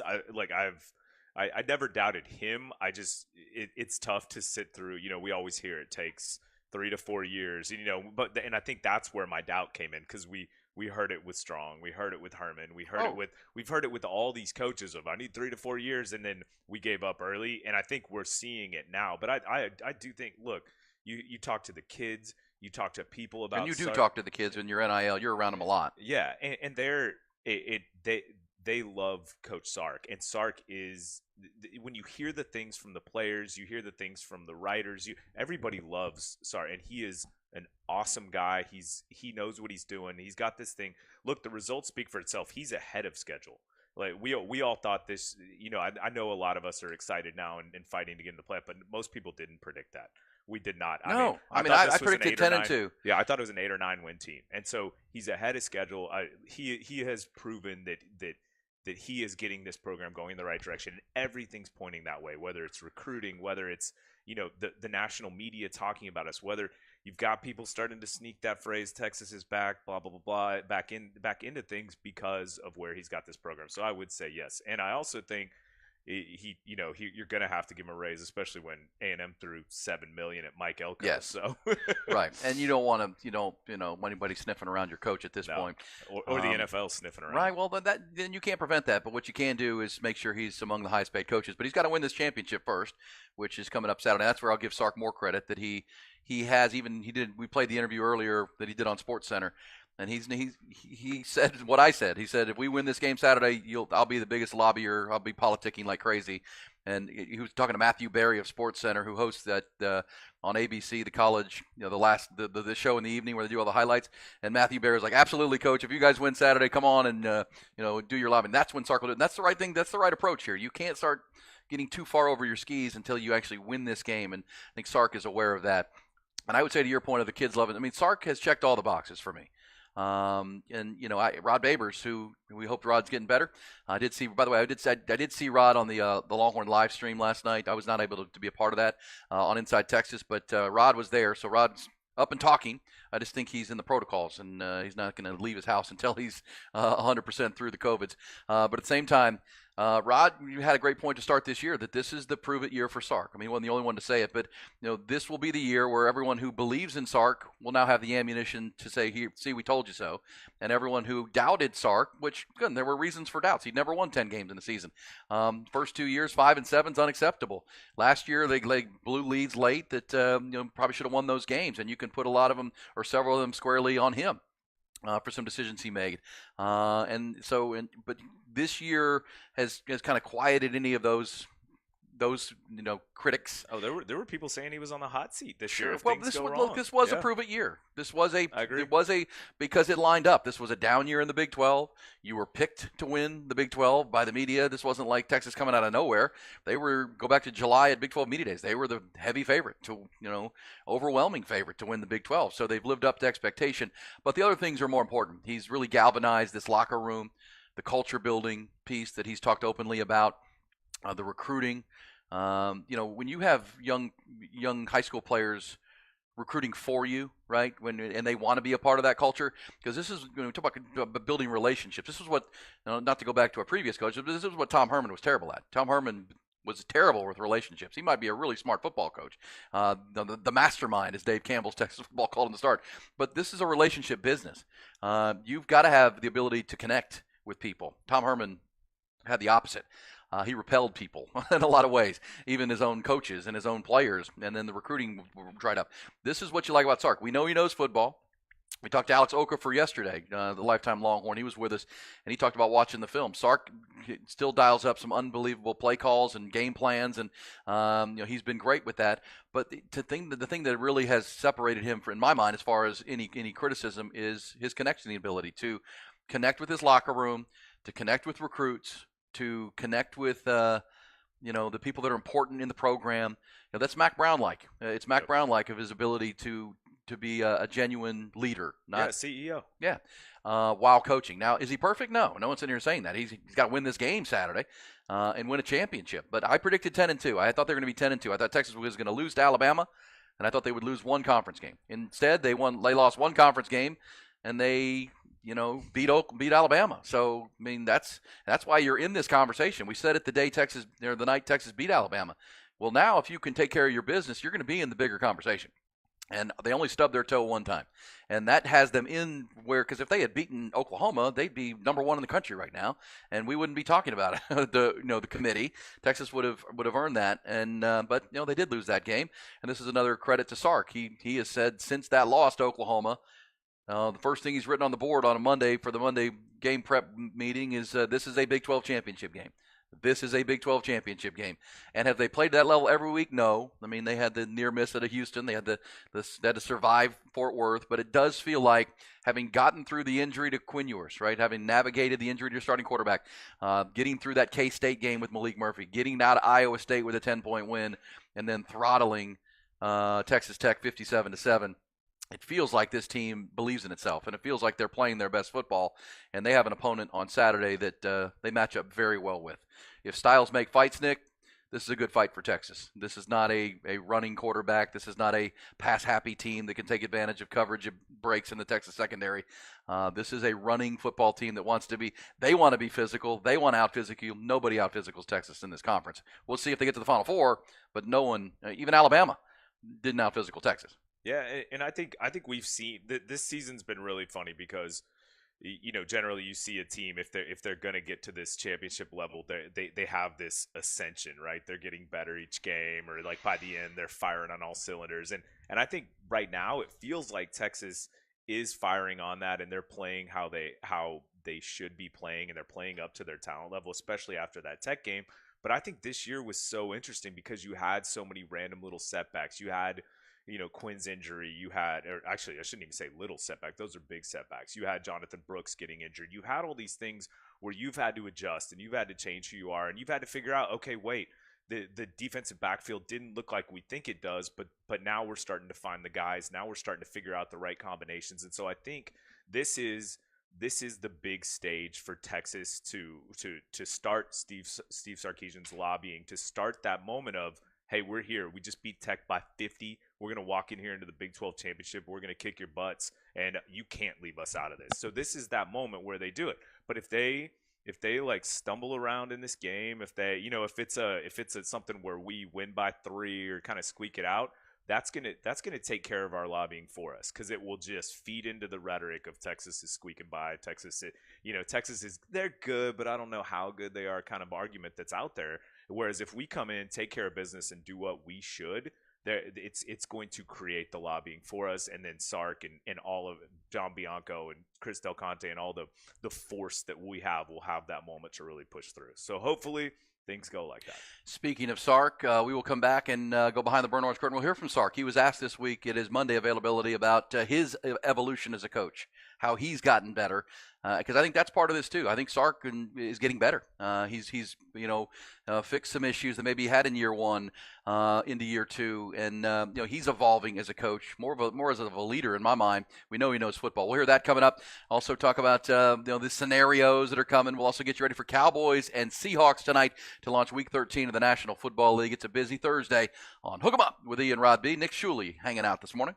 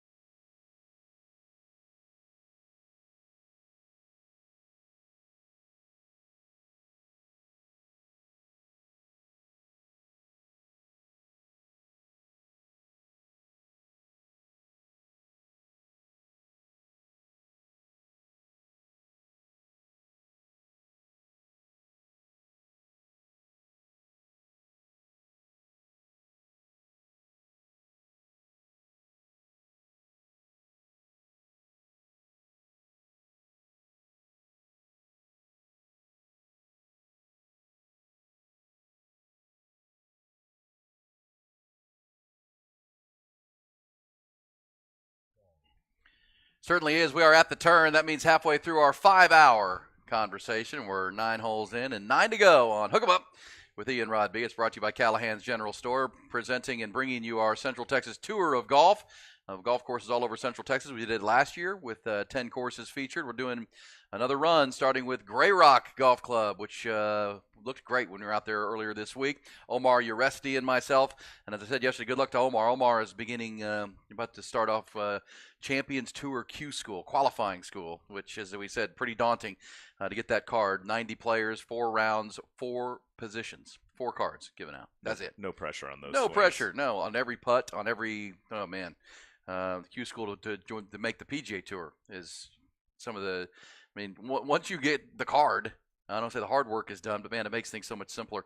But Omar still grinding at it, and he helped us out there at Grey Rock, and certainly Callahan's can help keep your yard golf course ready 365 days a year. Wouldn't it be nice to have your yard looking like a golf course every day? Which Charlie and the team at Callahan's can help you with. That's where you should get all your fertilizers, organic and conventional, everything you need right there. But by the way, Tiger Woods teeing off today, in addition to Aaron Rodgers throwing passes, which is amazing, and he's now in the 21-day window where he can practice with the Jets, but doesn't take up a roster spot. Tiger Woods teeing off at the Hero World Challenge. I talked to a bunch of folks yesterday. I said, "Oh yeah, I'll be watching. Tiger turns on TV sets. There's no doubt about that." Yeah, I'm not a huge golf watcher, but I'll watch when Tiger's in there. Come on, man. Hero World Challenge. So, he says his ankle's good. And he's walking good, ready to go. So that'll be part of the At the Turn today. But, when we get to the real golf season, this At the Turn segment is going to be a lot of good golf conversation as we crank this thing up. But keep your yard golf course ready with Callahan's General Store every single day. 45 years right there at Montopolis, I-183, 183 flyover. Can't miss it. They've been there 45 years. That's At the Turn. At the Turn is presented by Callahan's General Store, helping to keep your yard in golf course condition year-round for 45 years. It's always a good day to make it a Callahan's Day. And they were all asking themselves the same question. What is behind that curtain? All right, for the break, we were talking about Steve Sarkisian, and appreciate your messages and thoughts on the text line. At 447-3776, it says, how can Sark check all the boxes for you? He hasn't won anything yet. No championships. Consistent winning culture year to year. Well, look, I said that. He's got to win this championship. I'm just giving my opinion. I think, because my question was, has Sark, in your mind, convinced you that he's the right coach for Texas big picture? That's my answer. Yes, I think he is. He's checked my boxes. I mean, I think the way he coaches, the way he develops, the way and not just his staff. Because, look, when you hire a coach to run a program, the first task is to hire the right staff. I mean, that's the most critical part, right? You got to hire a staff that can both, develop and recruit and fits what you want, which that checks all my boxes. I mean, some people still doubt PK and Pete Witkowski and some other positions, but man, the staff he's hired, Bo Davis, Kyle Flood, Jeff Banks on special teams, bringing them from Alabama. You lose Stan Drayton, who had recruited Bijan Robinson. He goes to Temple to be the head coach. You bring in Tashard Choice, who's been lights out developing running backs. So his ability to identify the right coaches, I think, is a box checker. And then the ability to keep the staff together, to have continuity on that staff. Player to player to player tell you, especially on defense, how important, especially the guys who were here before, where there was a rotating door of defensive coordinators and positional coaches like Devondre Sweat and these guys who have been here for this long. That's hard when you come in with a new coach at your position every year. It's not good for your program to consistently be changing. But so Sark has come in, brought continuity to that staff. The only staff changes he's made, wide receiver coach, and then he had to replace his running backs coach. So that's a box checker for me. And then let's hear Sark, by the way, talking about this. Because you got to hire the right staff, you got to keep them together, you got to recruit, acquire talent, and then you have to coach. So far, Sark, for me, has checked all those boxes in a high-level way. Let's hear Sark. He was asked this week about his evolution as a head coach. Because remember, he's head coach before. He was at Washington. He was at USC.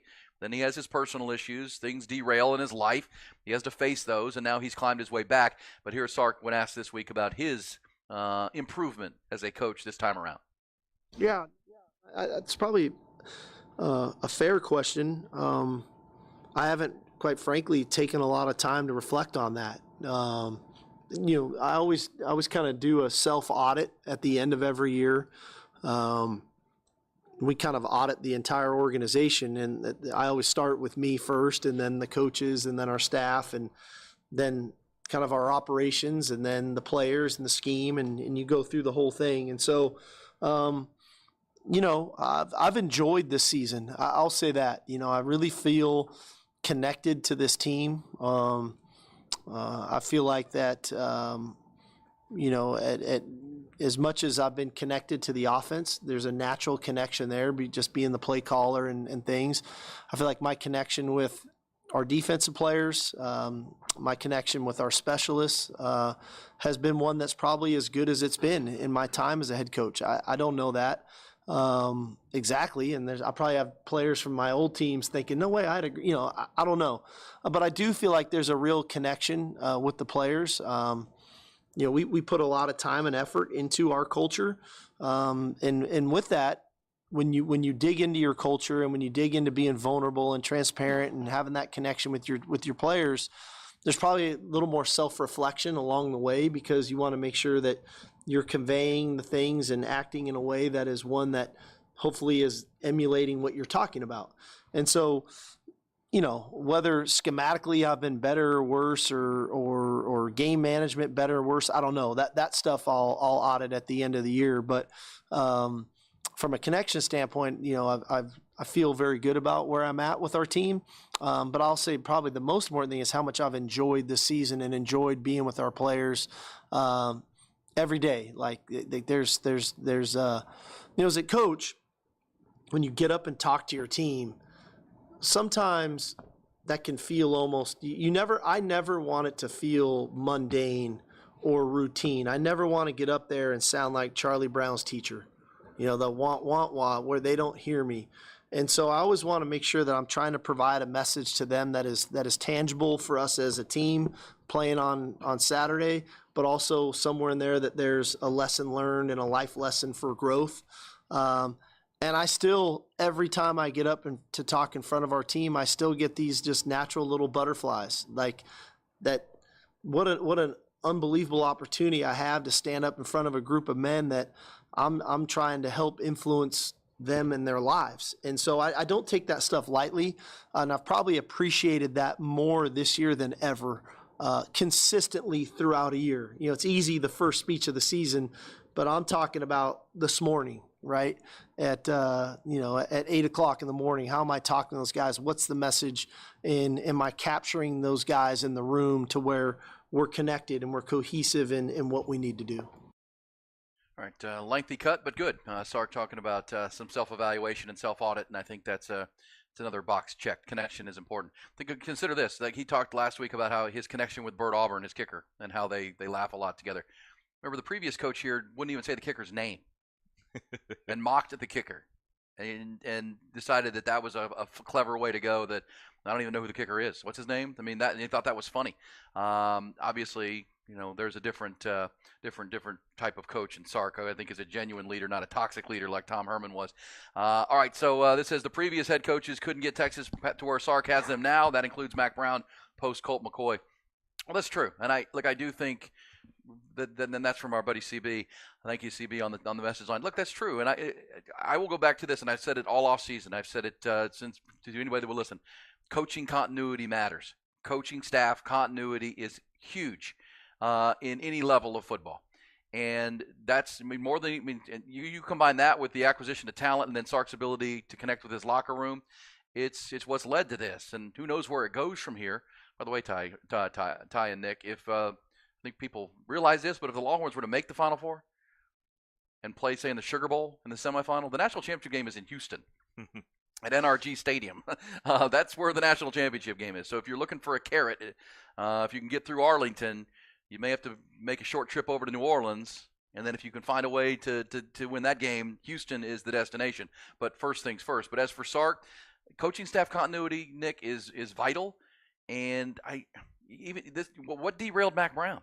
Mack Brown was derailed after 2009-10. He had the coach in waiting, decided that was a good idea. Okay, good. But then you have to go through with it. You can't put the engine brake on the coach in waiting with everyone making plans for their new life and say you're not doing it, then 1 year later fire them all and start over. One of the things that made Mack Brown so great was when he first got here in the late 90s was coaching staff continuity. He stuck behind his coaches. Everybody wanted Greg Davis fired every offseason for the first 5 years of that program. Everybody. Mack, got to change it. Greg Davis, not good enough. Mack was steadfast in his belief of keeping the staff together. He did lose Bull Reese, his defensive coordinator, early, but he retired, replaced him with Greg Robinson and Dick Tomey, which were great hires at the time for the Longhorns. And that led to, I mean, you want the same guys out recruiting. You want the same guys, selling your message. You want the same coaches teaching the players the same way year by year by year. That's how you build a program. And so that's another box that I think Sark has checked in a big way. And if it continues, I think the winning continues. They're going to win national championships? I don't know. It's hard to win a national championship. But I think this program, with its NIL reserves, which how this staff has shown it can recruit and develop, it says to me that I think Steve Sarkisian is the right coach for the Longhorns now and big picture. Yeah, and look, poor A&M's going through the exact same thing right now. The grass is always greener, right? Like these schools that have made these money whip hires, these big flashy hires, the Jimbo Fishers, the Lincoln Rileys, even like all these things that are these layups. I think it's like my frustration is people don't see what we have ever. It's always like, well, but what if we could go get so and so? And Sark has proven that he is the right person for this job. He's doing the right things. He's got the program headed in the right direction. Like there's no layups, right? Like Kirby Smart wasn't a layup when he started, and he inherited a 10-3 Georgia football team from Mark Richt, and then they went 8-5 the next year. So it's not these things aren't magic, and they take time. And I think he is proving the progression. He's done the right things. He said the right things. The results are proving the right things. And yeah, teams slip up. Those Georgia teams that won national championships, some of them had lost games. Alabama, some of them have lost games because they played tough schedules. So to me, we have our guy. Like, he is the right guy, and he's the right guy to take us into the SEC. He's been there. He knows this world. And listen, if they lose Saturday, I will come in here Monday and say they still have the right guy. Because that's my totally opinion. Agree. That's my opinion. It's not predicated on this championship. I think they'll come. Because you just said it right. Here's the ironic part for A&M.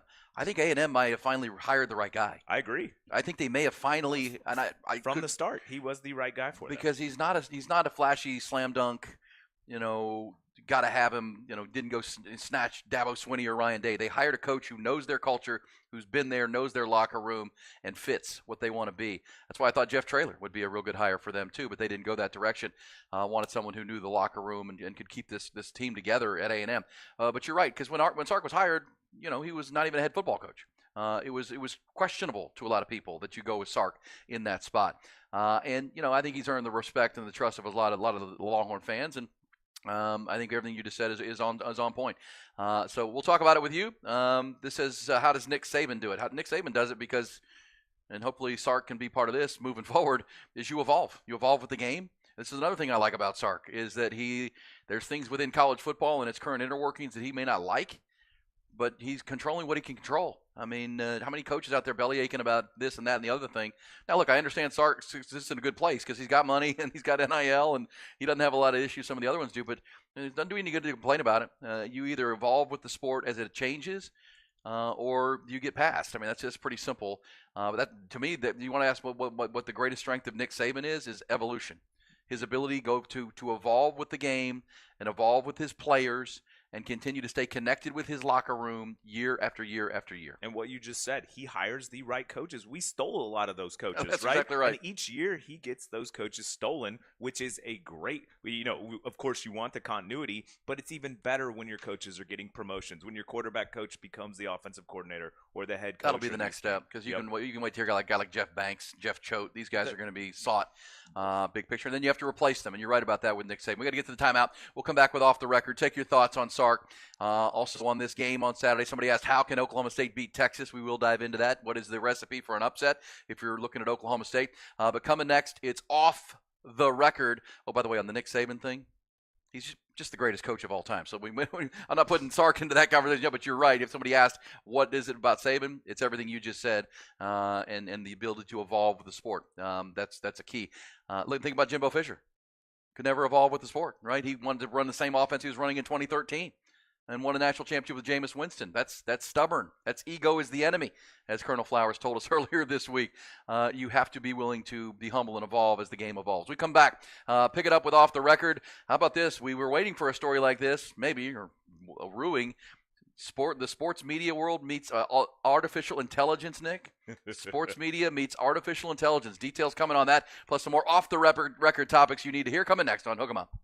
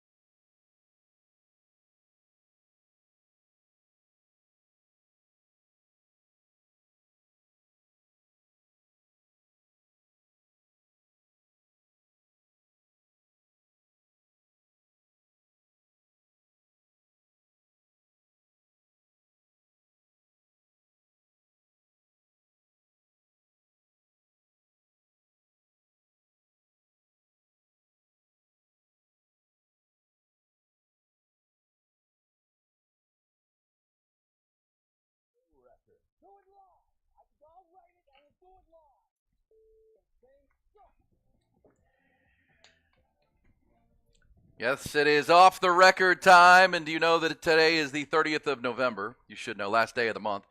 How about this? That makes it factually, it's 25 days to Christmas, 31 days to the new year, or to the last day of the year on this 30th. And December 1 will be here tomorrow. Did you also know this, Nick Shuley? Today is actually also the birthday, would have been the birthday of Winston Churchill and Mark Twain. Mark Twain, one of my favorite authors and one of the best authors of all time. Can I say that we should start calling November 30th Mark Twain Day, because we need more Mark Twain in our world. Can I just say that? You can. I can. And here's why. Well, the reason I say that is that, some of the best quotes from Mark, because in today's world that's out of control on all levels, in my opinion, keep it simple. Mark Twain, some of his favorite, best quotes, best known quotes. There are basically two types of people who accomplish things and people who claim to have accomplished things. True. Correct? That's very true. Don't go around saying the world owes you a living. The world owes you nothing. It was here first. See? Simple. Thank you, Mark Twain. Yeah, he's great. The best way to cheer yourself up is to try to cheer someone else up. True. How about this one? This is very appropriate for today. Mark Twain would have had a birthday today, November the 30th. Whenever you find yourself on the side of the majority, it's time to reform or pause and reflect. Love that. Isn't that a good one? And if you tell the truth, of course, probably most famous for, if you tell the truth, you don't have to remember anything. There you go. Thank you, Mark Twain. Appreciate that. Words to live by. Yeah. And also on your calendar, we are 365 days from Texas versus Texas A&M today. 1 year from today, the Longhorns will play the Aggies in College Station. Get your tickets now. Bang. Way to go. That's right. 1 year from today. That's been announced. November the 30th. Saturday after Thanksgiving. That tells you Thanksgiving next year is late. It's November 28th. Thanksgiving and then Black. You think that game gets moved to Black Friday? I think it will. I remember Ty said that too, and I think that would make sense. It would make sense, and it would be really compelling to have. I don't think it's going to be on Thanksgiving. I don't think Thanksgiving, because I don't think either team would want a short week. No, like that short of a week. But it would be short on Friday too, but extra day. Interesting. Where do you stand on this there, Nick Shuley? Coach Prime, Deion Sanders, today has been named the Sports Illustrated 2023 Sports Person of the Year. Sports Person of the Year for a 4-8 campaign at Colorado, but he did take the college football and the football world by storm with a 3-0 start. I mean, if I would be excited about that if this was September 7th right now, but I don't know that they're last place in the I always have to ask Pac-12 right now. If you weren't voting for Deion, look, Sports Person of the Year, who took the most headlines, who moved the needle more than Deion Sanders this year? I mean, we talk about the TV ratings that went through the roof. At some point it felt like a big marketing ploy that we were all watching, but he did do a great job, and he took a team that was 1-11 a year ago, won the first 3 games, and then obviously the holes in the roster were revealed, and they started playing against really good competition in the Pac-12. But if you weren't going to vote for Deion, who would you have voted for becomes the question, and we'll take your thoughts on that. I don't have one that immediately pops out of my head. Patrick Mahomes won another Super Bowl last February. I mean, and Patrick Mahomes not only had the let's not leave it lost that Patrick Mahomes finished off the greatest quarterback season of all time. And that's an opinion, but it's also based in fact. No quarterback has ever led the NFL in passing yards, led the NFL in touchdown passes, won the MVP of the regular season and the MVP of the Super Bowl. It's never been done before. That's the most accomplished quarterback season of all time. I would nominate him as a pretty good one. And if he hadn't gotten hurt, I would put Shohei Ohtani in the conversation. I'm going to make a lot. I agree with Shohei, and I'm going to make a lot of people mad with this one. But Lionel Messi. There you go. That was impact. Good one. I feel like that was even a bigger story, especially worldwide. Like that was a bigger story. Him coming to the MLS, like him. It changed the game for a lot of things in soccer in America. So I know most people aren't soccer fans, but even if you're not, like that was a huge deal. But I do think Deion did amazing things for college football. I love Mark Twain kind of said it. Like I do like people that kind of throw a rock in the water, that get on the side that's not the majority, and that's what Deion does. He does things his own way, and whether you like it or not. Jim Harbaugh's that way too, and whether you like it or not, they force change and they do things. Like, God bless the troublemakers. Yeah, well, I mean, that's what leads to change a lot of times.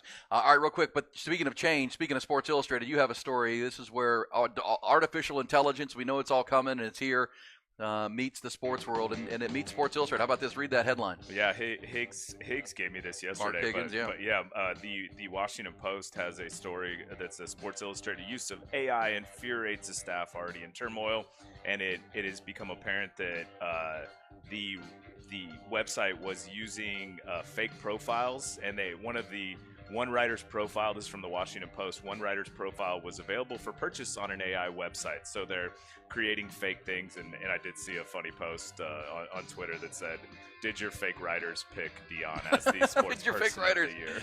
Oh, so you creating AI writers to write stories. Yeah, to write reviews, etc. So it's a little iffy. People are reporting it, but if that's the case, that's not good for Sports Illustrated. That's the fear, right?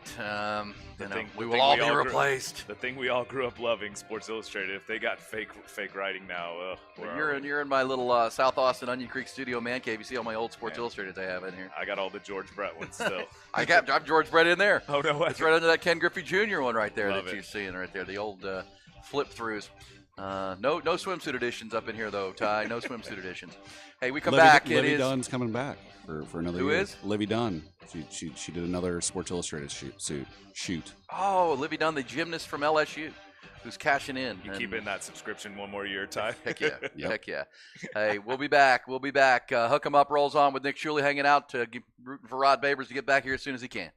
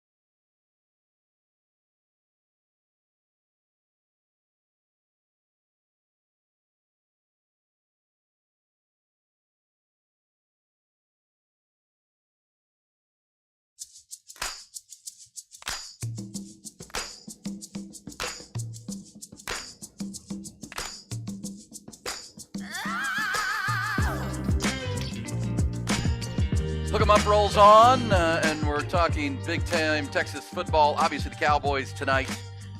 I'm trying to pay Nick Shuley for being here in the beautiful South Austin Onion Creek studios with Rice Krispie treats, and you won't take one. Man, I have such a sweet tooth. One sweet leads to about 10, and I have no self-control, so I got to stay away from. I'm trying to cut down. Ty got to come up to the station today to pick up some stuff for the trip up to Dallas. The dash to Dallas for the Big 12 championship game. Want me to bring you some Rice Krispie treats and stuff, some sweets left over from the Thanksgiving weekend? I'm okay. Thank you. You good? Man. And it's like breakfast. It's Rice Krispies. Can't give away the sweets. That's one of the first desserts I ever learned to make when I was a kid. Really? Yeah, it's easy to make. The pudding, I could make pudding, Jell-O, and Rice Krispie treats. Man, I love this. Is no one knows this, but I love baking. Like, I don't know Do you? why. I just love it. But the problem is I can't do it because then I eat everything and I eat the dough as I go. So I had to stop that too. See, I have the opposite. I love cooking, but every time I cook, I'm not hungry by the time I finish cooking. Yeah, I feel that too. That's fair. I think my wife would start she's in her next life when she retires from the school district, she may. I've always told her she should open like a sugar shack, right? Like one of those food trucks or something. She loves to bake, and she's very good at it. My mom's that way too. Gosh, I've like denied her Christmas cookies now because people from high school still call me for her Christmas cookies. Well, she's famous for her cupcakes. People ask her, "Maybe you make those cupcakes or chocolate chip cookies?" And she's real good at it. And so it's. It was 2005 when the Longhorns won the national championship. We were out there and we were in Rodeo Drive, and they had a place called Sprinkles where they made like really expensive cupcakes. And I was like, you got to do this. And they're not doing this in Austin yet. You go over into Westlake, those Ty and those folks, they'll buy these real expensive cupcakes, call them Sprinkles or something, and you win. They wouldn't buy it. See now what? Tiff's Treats and man, Sprinkles is crushed, yeah. Our guy Arakpo and Michael Griffin with their cupcake right. shop.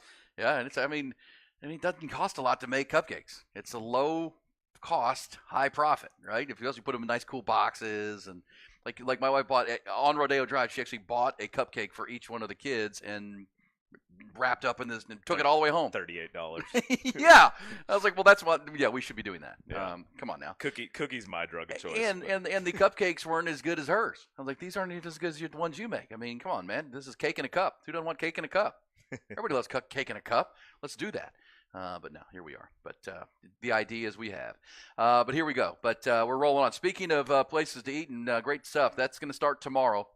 Remember, we're finalizing our plans, but we can tell you that I will be live at Terry Black's Barbecue tomorrow afternoon, 4 to 7 in downtown Dallas. That's our same location we were for the Texas OU game back in October. Hoping for better results this time around, but we were there at Terry Black's 4 to 7. Kind of the same setup. Our friends from Inside Texas, Bobby Burton, Jerry Hamilton, who are two of the more knowledgeable Longhorn people you'll be around. They're going to be out there doing one of their live streams from 3 to 4. And then I will join. They're going to join me with Patrick Davis, and hopefully Rod can be back by tomorrow. And Ty with our pregame roundtable conversation from 4 until 7. Those guys, Jerry and Bobby, will stay as long as they can. And so they can get some. You okay back there, Ty? Everybody good? Yep. Sorry. All right. So Terry Black's Barbecue on South Main in Deep Ellum, downtown Dallas. You ever been there? I have. Yeah. Good spot, man. Yeah. And the food, unbelievable. Last time I got there, I drove up after the show at 11, which I'll do tomorrow, and I hadn't eaten. By the time I got there, it was like 2 o'clock, and I hadn't eaten. Man, you want to talk about middle of the day? What did I just do? I was like, oh my gosh, it was so good. Their beef ribs are like enormous, and it's such good food.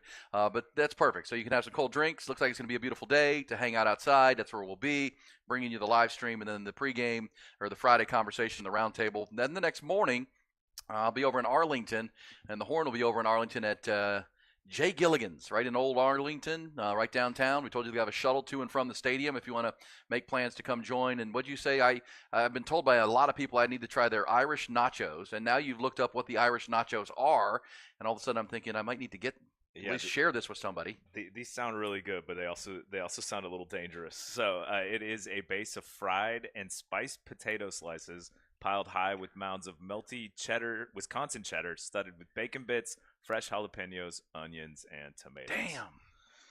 Yikes. Dang. Sounds good. So at Jay Gilligan's, I'm going to do my part of the pregame because hopefully Rod's back and he can be on the pregame from Austin with Ty and Patrick and myself. And I'll be at Jay Gilligan's. Some of the Inside Texas guys may come there too, so we'll have extended coverage, and we'll see you at Jay Gilligan's getting ready, pre-gaming. As I've said, if you want to pre-game there, get yourself some mimosas, maybe a Bloody Mary, maybe some Bud Lights, and then they have a shuttle. You can shuttle. You don't have to mess with the traffic and the parking at Jerry Jones Stadium. You can park there and shuttle over. They'll shuttle you back after the game, and you could sit at Jay Gilligan's and watch the Alabama-Georgia game if you wanted to. Kind of a cool plan if you're thinking about it.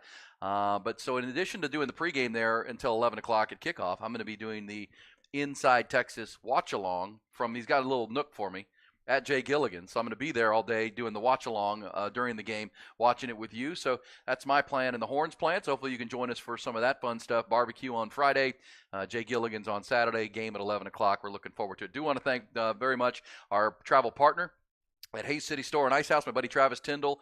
Great place. And by the way, Hayes City Store, they were recently featured on what's the show that the guy does, Chet? Day Tripper. Day Tripper. They were recently featured on Day Tripper. Day Tripper on KLRU, the PBS channel. They do 30-minute show going around to cool little towns in Texas, and they did Kyle. Right? They did Kyle or Wimberley, one of the two. And one of the features was Hayes City Store, which is pretty cool. And they came up and sat on in the ice house and had some lunch. It was neat. And by the way, if you've been to Hayes City Store, you know that the bathroom situation is they're actually building new bathrooms right now. It's pretty cool. They're going to be ready. Then they're going to expand their kitchen, and they're just continue to grow out there in Driftwood, Texas. Hayes City Store, also Taste on Main. Their other location, it's not the same. It's a steakhouse and seafood and everything. They're on Main Street in Buda. They are helping us get up there. Also, my buddy Richard Strever and the team at One Source Gas, your Texas compressed gas leader. So there you go. That's our plan. Sound good? Yeah, and those of you that haven't tuned into the in-game watch or any of the Bobby Burton, Jerry Hamilton, Rod Babers, Aaron Hogan. I say this as a fan. I can't push it enough. Like it just feeds the addiction. It's my two favorite things, which are Inside Texas and the Horn coming together. So I'm just giving my fan plug. Like it's awesome. You guys crush it. You guys are researched. You know your stuff.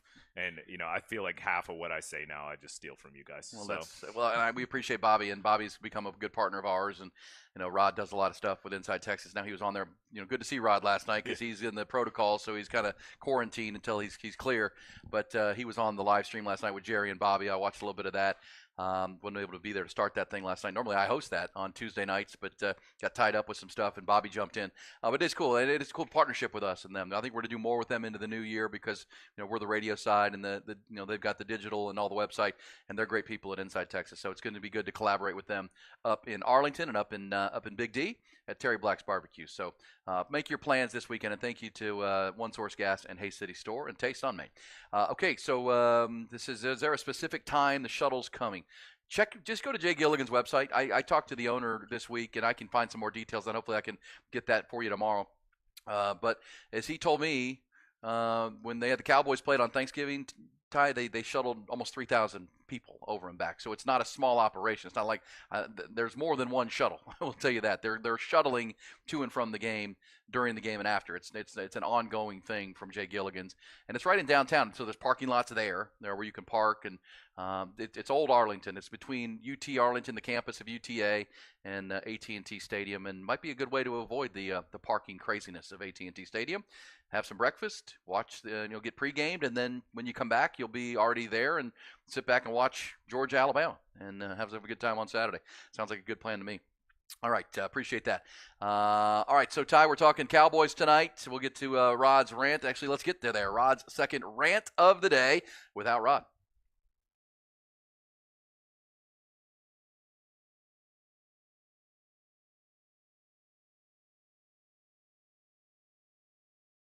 I'm as mad as hell, and I'm not going to take this anymore! Find out what happens when people stop being polite and start getting real. You ain't keeping it real! My God! Okay, it's happening!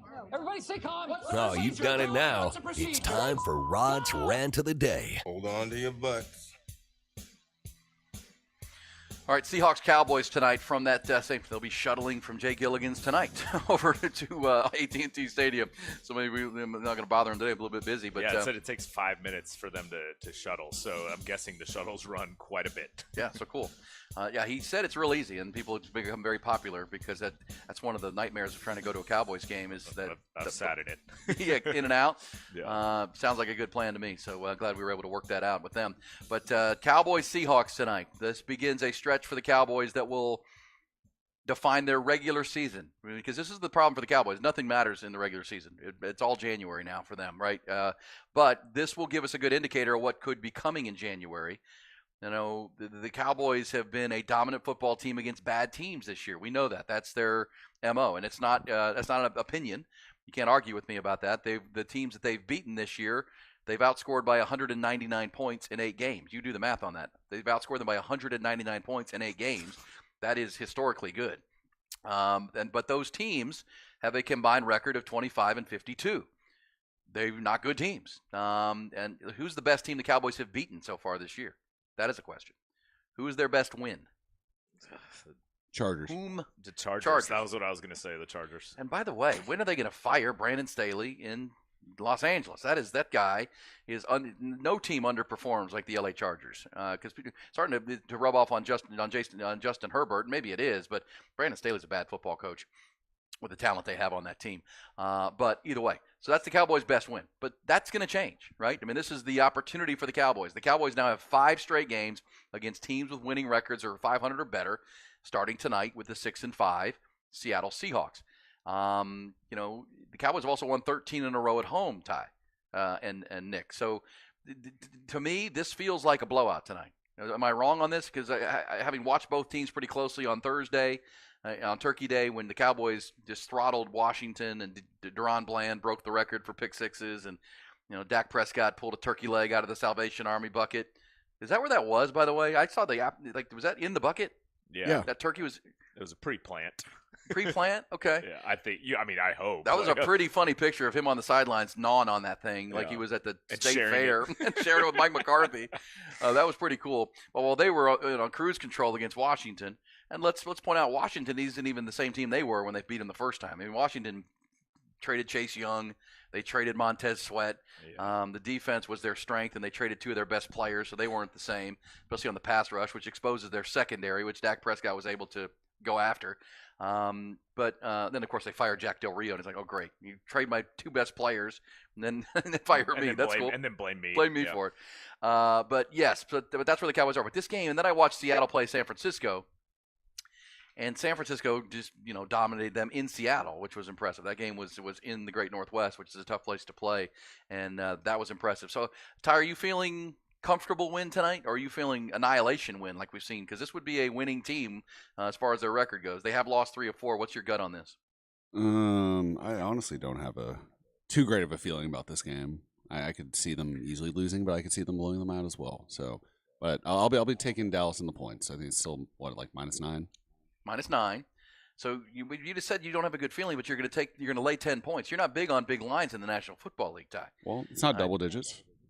Close. This is. Yeah, I think we win, but I think it's going to be. I think it'll be a pretty good game. I do like the idea of the teaser. If you want to tease this in the Philadelphia game, I think that would be that'd be a good bet. Well, if for folks who don't know teasers, that would be you can do different point teasers, but typically a teaser, 6-point teaser, right? You take 2 games, and you can tease the line either direction 6 points. So it seems easy, but Vegas loves when you start playing teasers because that's when you get yourself in trouble. Teasers and parlays. I mean, casinos make big money on teasers and parlays because everybody thinks they're getting an advantage. But the teaser would be you would take the Cowboys down to a 3-point line. So you'd have the Cowboys -3. They got to win by 4 or more. And then the other game that Ty mentioned was Philadelphia and San Francisco in Philly on Sunday afternoon. The Philadelphia Eagles, a 1-loss team, are getting 3 points at home. This is how much Vegas thinks of the 49ers. They are a 3-point favorite at home, or underdog, I should say, at home. And so you could tease that to 9. So essentially you're taking Philadelphia at 9, Cowboys -3, but you need both bets to hit. You only win the bet if both happen. You don't get half. So that's the teaser part. That's what you get the point. So you've extended your odds by adding a second game to the bet in the wager, but you get some flexibility with the line. That's a pretty good idea, Ty. There are some teasers that sometimes jump out, especially when it's a home team getting points, and you can get that over a touchdown at home. I like that, Ty. I like that. Is that going to be in your Sex Panther picks, or what are we doing here? I'll attribute that one to you. That was your idea, so I'll be riding your coattails. Thank you very much. All right, so Dallas, as we said, 13-game winning streak. They've beaten 3 consecutive wins, double-digit underdogs by an average of 30 points. and they're trying to get this done. Here's Geno Smith. Geno Smith has kind of regressed back this year to the Geno Smith we knew before he became a Pro Bowl quarterback last year. He's 12 touchdowns, 8 picks. 12 touchdowns, 8 interceptions. He's thrown for 2,500 yards. Compare that with Dak Prescott, who's 23 touchdowns, 6 picks. Dak, are you with me? Because you watch the Cowboys, and I think you and Ty exemplify Cowboy fans. You'll watch the games. You like seeing them blow teams out, but you're still not buying the big picture. I feel like that's not a typical Cowboy fan. I feel like Cowboy fans are bought in. Like every year, we're the champions. This is our year. I'm hearing that less and less, though. I really am. I don't know, man. We have a lot of fans that still are just they have the star blinders on, and like they just I don't know. And I think this is it's the same thing as people falling in love with Oregon to me. Like you got gaudy stats, you got all these crazy things happening, but then you start to play a real team, and it starts to look a little different. That's interesting. I mean, when you say real team, because I think Washington's a pretty damn good team. I think Texas would tell you, having seen Washington in the Alamo Bowl and a lot of those same players, that's a pretty good football team. 100%. And it's not taking away from. And Oregon. Of course, Washington beat them. Oregon's a good team, but I feel like they've been upped into this Georgia, level, Georgia, Michigan, like all the people that we've had at the top. All of a sudden, Oregon's getting put in there, even though they haven't beaten anybody. That's fair. And who is Oregon's best win? It's kind of like the Cowboys. Cowboys' best wins the Chargers. Who goes down as Oregon's best W right now? We really like that Oregon State game, and Bo Nix's 78% completion percentage. That's exactly so right. We respect Oregon State a lot for beating UC Davis this year. Yeah, thank you very much. Yeah. Well, and that would be. Sorry, I'm a little cynical on it. I get you, but as I said, I think regionality's playing into that. I think the West Coast is going to get a team this year. I think they want a West Coast team in the playoffs this year. They haven't had one in 6 or 7. 2016 was the last one. Yeah. They want a team in the playoff, and I think you'd argue they've earned it. Deion Sanders being the Sports Illustrated Sports Person of the Year helps that the gravity of the conference. But of course, they're moving to the Big 12 starting next year. Everybody's moving out of the Pac-12 this year, but I think that'll. But you're right. Now, if they beat Washington tomorrow night, that would be their best win. They would now own a win. And I like Bo Nix, by the way. I think he's a great player. I'm a fan of his. I like watching Oregon, but I also think we've all of a sudden it's the hype machine again. It's just happened, and the committee's buying it, which is what scares me. Yeah, he does complete 78% of his passes. Are you aware of that? I didn't know if I hadn't heard that fact yet. Well, and the point on the Cowboys on Rod Rants, we'll pick up the scenarios. We played it earlier. It's fun to do again with what if Alabama beats Georgia, and what'd you say? Nick Saban's won 16 straight games at the Mercedes-Benz Center in Atlanta. He's 7-0. 7-0, but you give me that stat when we come back on Nick Saban. I want to wrap up the Cowboys conversation. Here's your final thought on the Cowboys. If they win this game tonight, whether they cover or you tease it, whatever you do, Cowboys now have 10 days to sit and wait, and then you get to sit back and watch the Eagles play the 49ers. And if the 49ers, as Vegas thinks they will, go in and beat Philadelphia as a 3-point favorite in Philly, do something that only one team has been able to do this year, and that's the New York Jets. And we all picked that, right? Jets are the only team to beat the Eagles this year. If the Niners can make that 2 losses, do the math for the Cowboys. If the Cowboys win tonight, they'll be 9-3. If the Niners beat the Eagles will be 10-2. And they play a week from Sunday night in Arlington. So that game, at the AT&T Center a week from Sunday night could be for the division lead. And then we start talking about, okay, narratives changing. Because if you can win that game and you win your 15th consecutive home game, now you're tied for first place or in first place, headed into the chunk of December. Then you head out on road games to Buffalo, Miami, home to Detroit. And you can start thinking about home playoff games, start thinking about division championships. And that starts tonight by taking care of your business against the Seattle Seahawks. Lose this game tonight, and obviously the narrative comes right back, rightfully. Can't beat a winning team. Yeah, this will start me starting to believe a little more in our postseason chances. Well, really next Sunday night, and I think they can beat Philadelphia at home. I mean, I think the Cowboys, they should have beat them in Philly, but that's the thing. Everybody keeps playing Philadelphia, thinking, man, we should have beat them. Yeah. I mean, the Cowboys, the Bills last week, the Chiefs, we should have beat them. I mean, if guy catches the touchdown pass, we walk out of there with a win. But no one's beating them. So that becomes, you wonder if the Niners get in there and, outplay them and then come out of there going, damn, we should have beaten them. But that's a huge game Sunday because it's a rematch of last year's NFC Championship game. And the Niners, didn't have a quarterback. By the early in the first quarter, Brock Purdy was out and the backup was hurt. That really wasn't a real tell. And I'll say this again. If the Niners have their whole team, they're the best team. Yep. And this is why Vegas has them as a 3-point favorite, and they are healthy. Trent Williams, left tackle. Debo Samuel, Christian McCaffrey, Brandon Ayuk, George Kittle.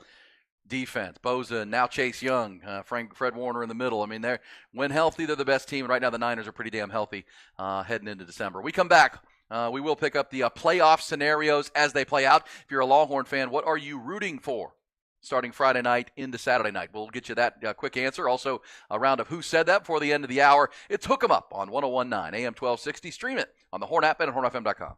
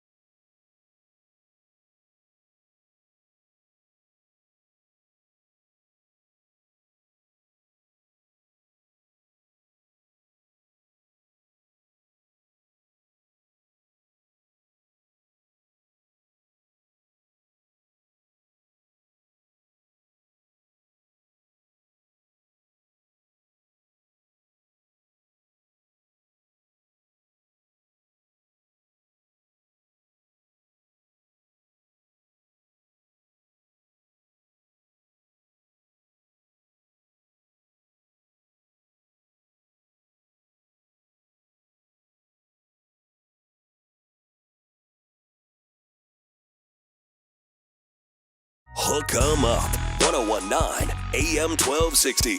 The Horn.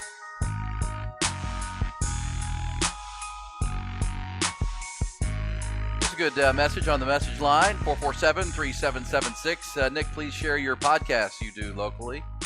Oh, yeah. I want to know where to find them. I'll send Ty the links and he can post them on Twitter. Well, you can mention them too. Yeah. Go ahead. Yeah, well, we just the easiest thing is just to go to the Instagram for Brotherhood Pod is the Instagram. BRUTHER Brotherhood. And then the other one's Third, which is 3RD. Third and Longhorn is the other one. And that one's got Derek Johnson, Alex Okafor, Rod Babers. Yesterday we had Fozzie Whitaker. Foswit. Yeah, Jeremy Hills is on it. So we just kind of have a rotating cast of like similar people, whoever can kind of get there that week and just talk Texas football. And it's Third and Longhorn. I like it. Great name. And yes, and then the Brotherhood with basketball, you got Royal Ivy and DJ Augustine talking Texas hoops, who played tonight against Texas State. I will pitch our new Eyes on Texas podcast, which is awesome, by the way. Mike Craven and myself came out yesterday. Deep dive. We normally record that the Eyes on Texas, which you can find on the Horns YouTube page, on the Dave Campbell's Texas Football YouTube page, also on iTunes and Spotify. That's Eyes on Texas. And we cover Texas, but since Mike is the senior writer at Dave Campbell's Texas Football, we cover kind of in other segments. We do it in 4 quarters. We do, so normally we record on a Monday, but Craven calls me and says, man, I'm in Waco now talking to the AD, and I got to get to College Station for the Mike Elko press conference. So can we do Tuesday? So this week we came out a midweek episode, so it's a good review of where Texas is, and then a real full viewing of the Big 12 championship game on Oklahoma State with Mike Gundy and with Steve Sarkisian, and kind of an overview with Mike on this coaching carousel and who's going to be the Houston coach. Baylor's keeping with Dave Aranda. All these things are in play, and the transfer portal, which is coming open on Monday, but we know it's already spinning with Riley Patterson. We talked about Cam Ward at Washington State yesterday. Is going to be an in-demand player. And you mentioned there's a lot of hubbub on the message boards about the wide receiver from South Carolina. Yeah, I saw Juice Wells, whose first big team time all SEC just went into the portal, and they in the tweet, who knows if this is legit, but yeah, they said they mentioned Texas in there. And I'm going to shamelessly plug you and the Eyes on Texas podcast. You and Mike are awesome together. Mike's fantastic. He has such a good level head about things, and in Texas, I think he doesn't feel like he's a homer for anybody, which I really like, even though he grew up kind of in Texas blood. But he also had a really funny tweet about Deion Sanders being on the cover, and he said that print delay time can have you in hell. Yeah, Deion Sanders which was is funny. Props to Mike. Print delay. Well, and I would also say for Mike Craven, he does a great job as my co-host, and he great info, but yeah, very level-headed takes on the Longhorns, and try to keep it real, cover it, but talk about it. But Mike grew up. His father was the longtime team doctor, Dr. Craven.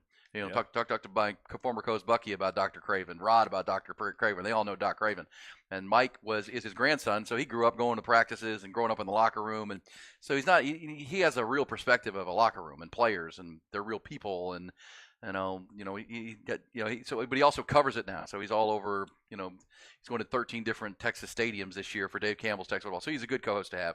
Your guys, gosh, who else you rather talk basketball with than Royal Ivy and DJ Augustine?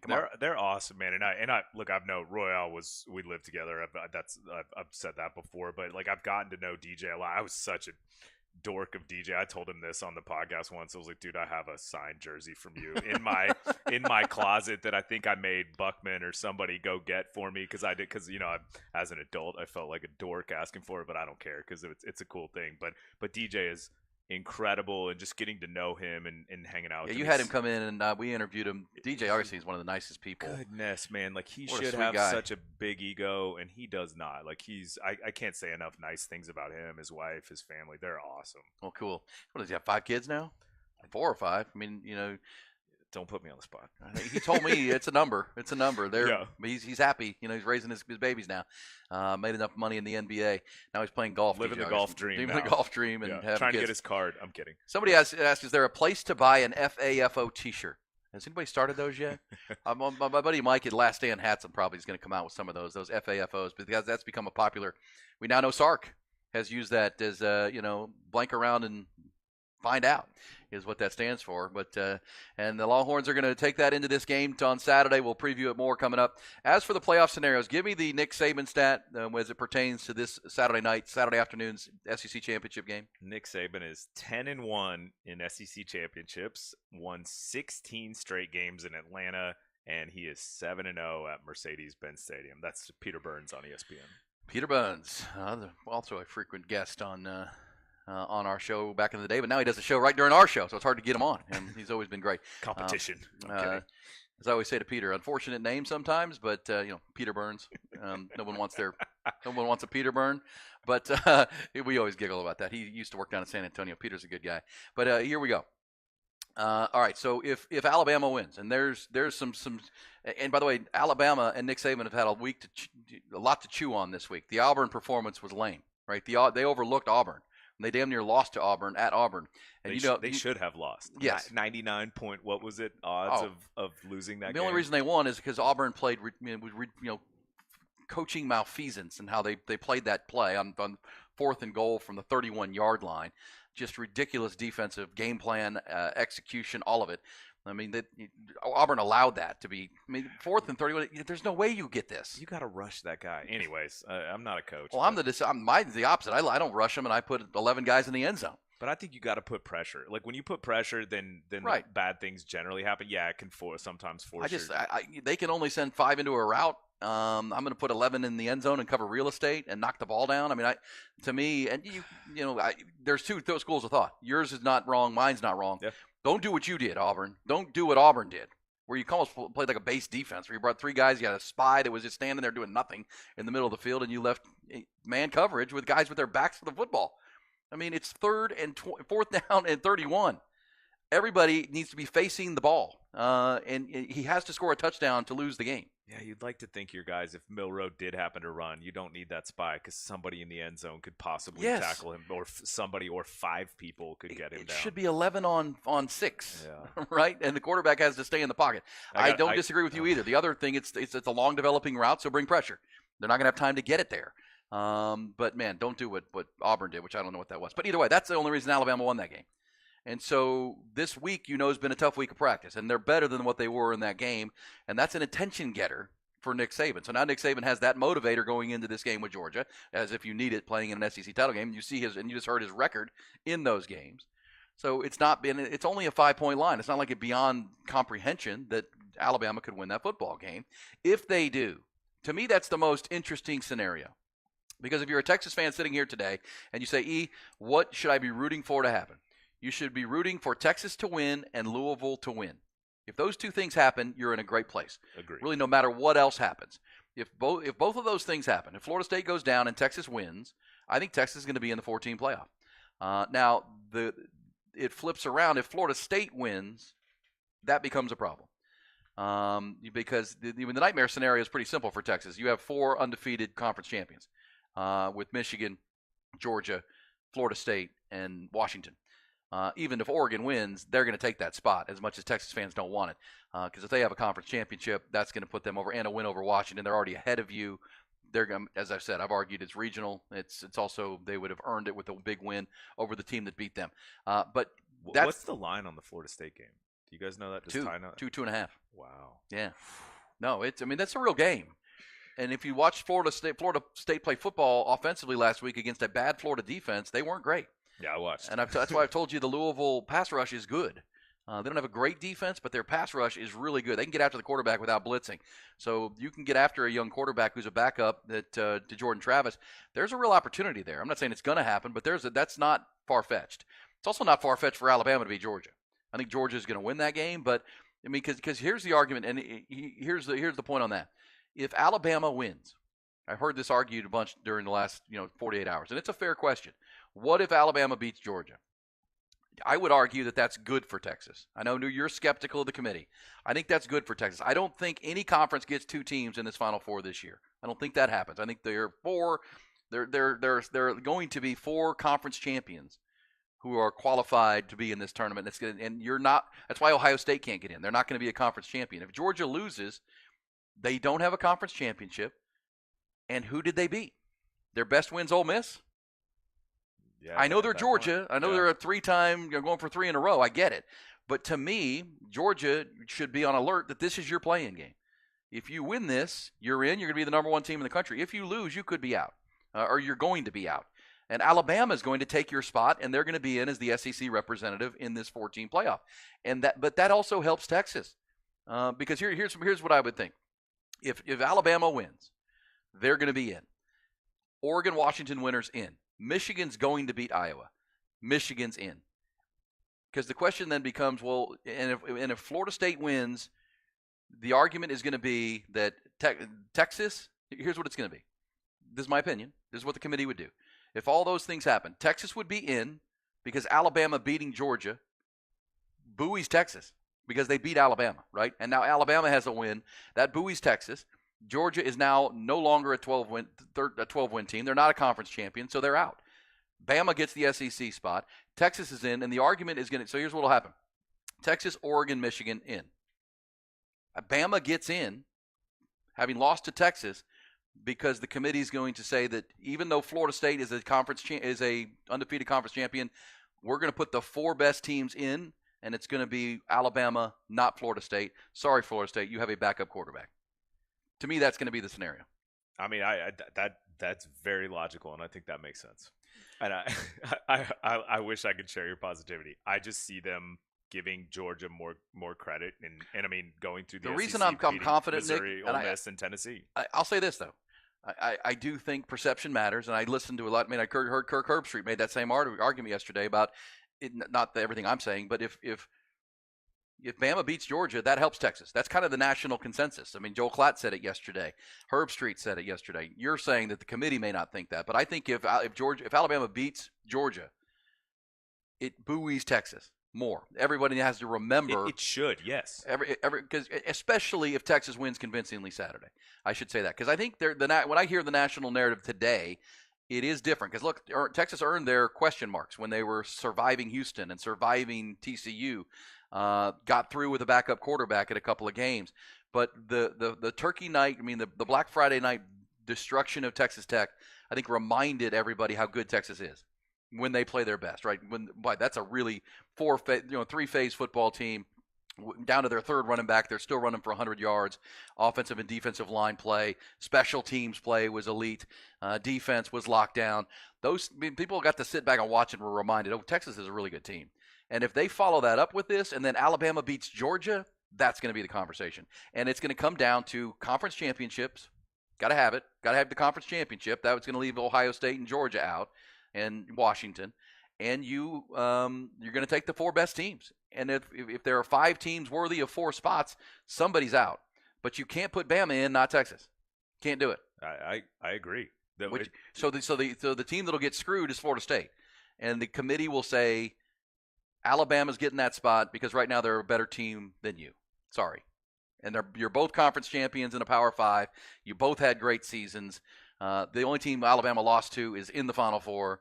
You haven't beaten anybody that good, and your quarterback's hurt. So you, Florida State, sorry, and we know it's unprecedented, but in the final year of the Final Four, you're not going to make it. I think that's correct.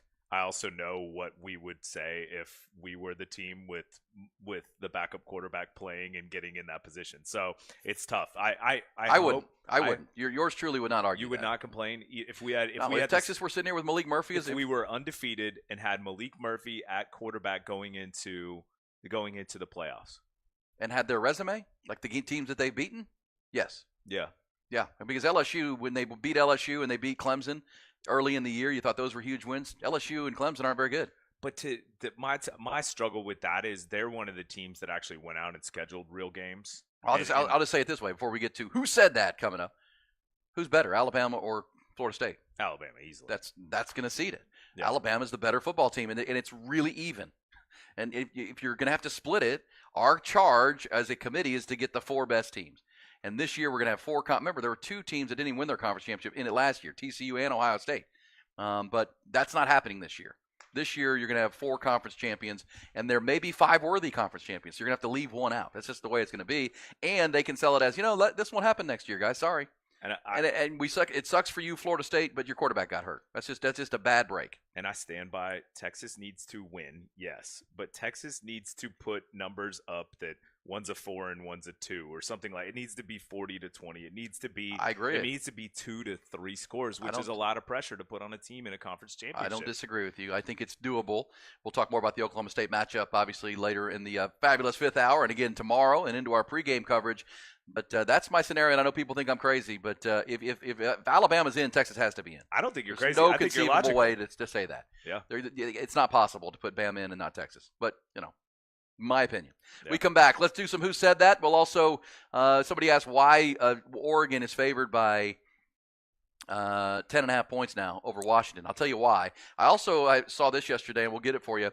What Vegas would have the lines at in these certain matchups today.